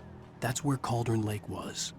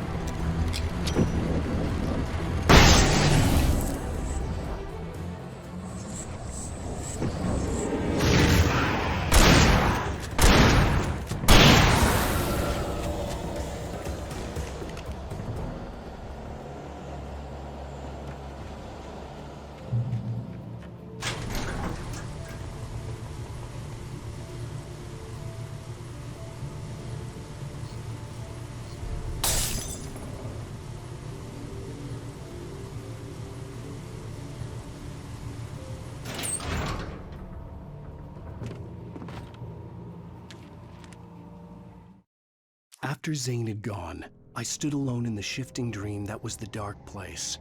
I had to find a way to the cabin. I'd written myself a way through this place in the manuscript. I followed the idea of a path. I'd written myself across the ocean that blocked my way, and with that, there was a bridge to the island beyond. The idea of the cabin flickered in the underwater darkness. I willed the cabin to be real, and it was.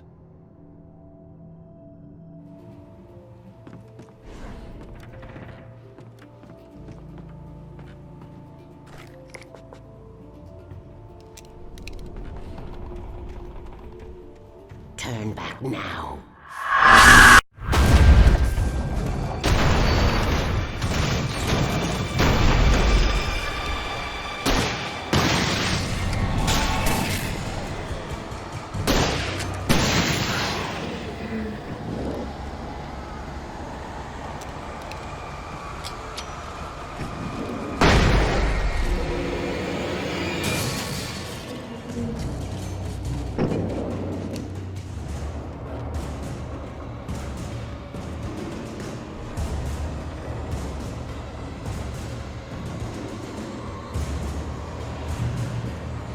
Do as you're told.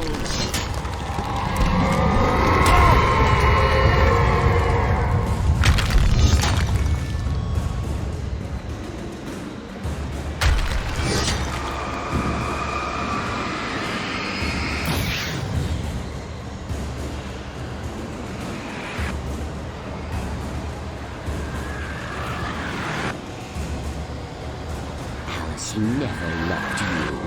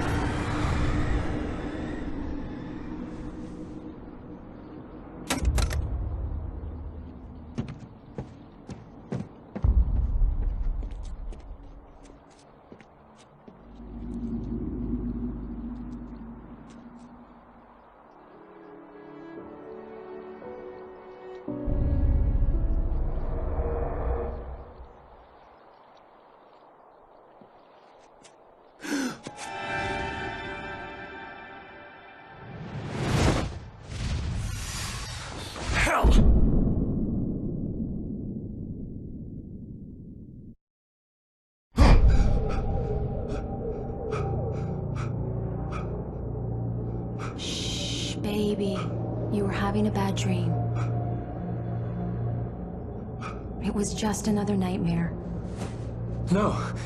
Everything's fine. You're home. It wasn't a dream. Everything's fine. Turn the lights on. Turn the lights on! Shh, baby. The power's out. There's no light. Come back to bed and I'll make you forget all about your fear of the dark. My fear? It's your fear. Why aren't you afraid? You're not Alice. Turn the lights on now. Where's the clicker? What did you do with it? Alan, honey, you're still 1 foot in a dream. You're not making any sense. Come back to bed.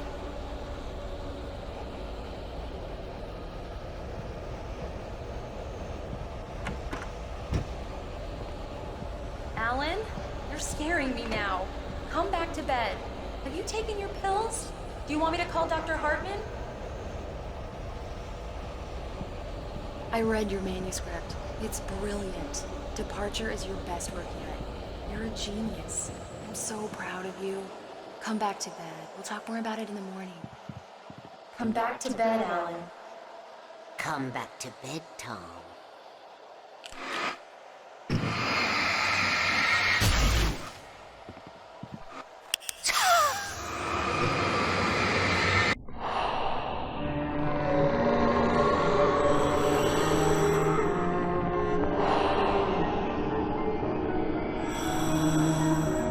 You must find your way to the cabin. It stands in your way. It won't let you pass. It has no heart. It's filled with darkness. You must fill its heart with light.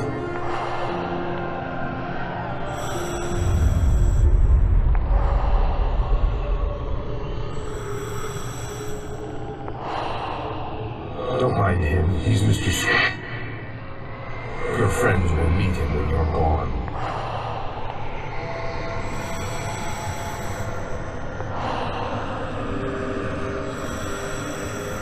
Use the clicker.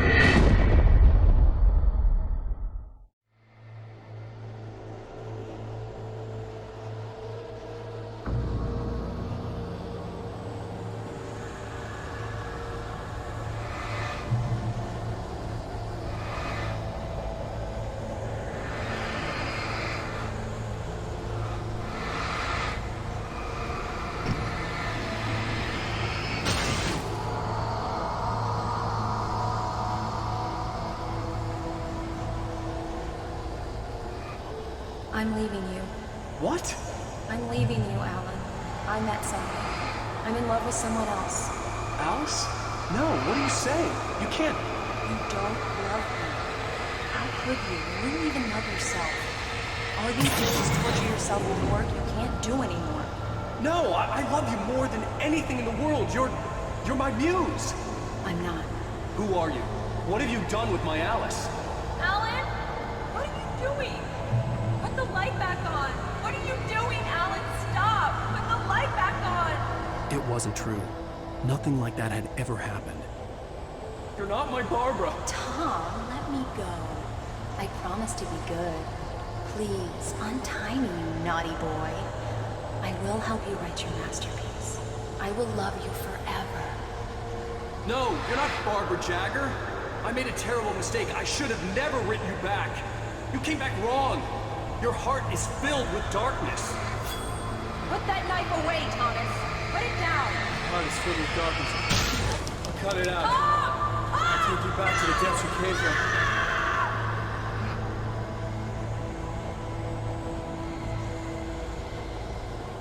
Filled with darkness.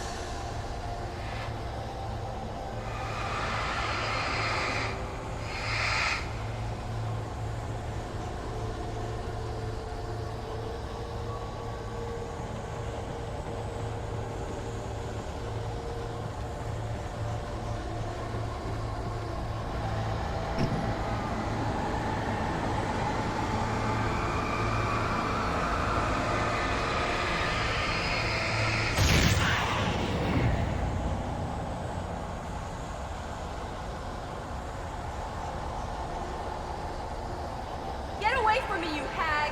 Where am I? Let me go! Alice! Alice! I'm coming! Your husband refused to do as he was told. All he had to do was write what I wanted him to write. Now it's too late. It's his fault. You'll stay here forever.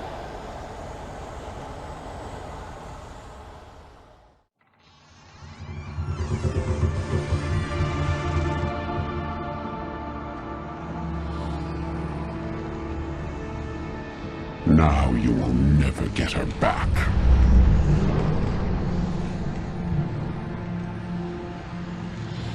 I am much older than you. Older than your first work of art. I will find a new face to wear. Someone else to dream me free.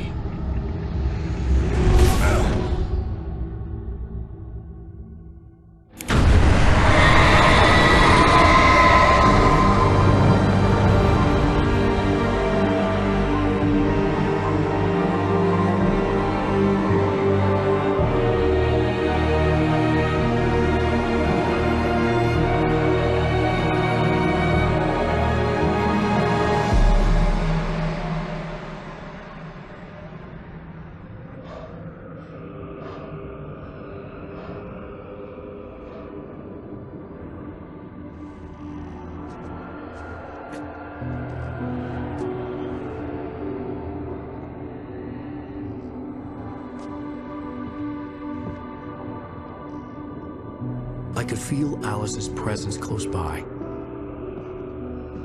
I understood what I had to do now. I knew how to write the ending to Departure. There's light and there's darkness. Cause and effect. There's guilt and there's atonement. But the scales always need to balance. Everything has a price. That's where Zane had gone wrong. There's a long journey through the night back into the light. Alice?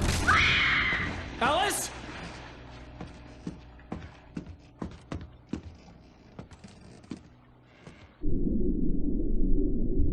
Oh no!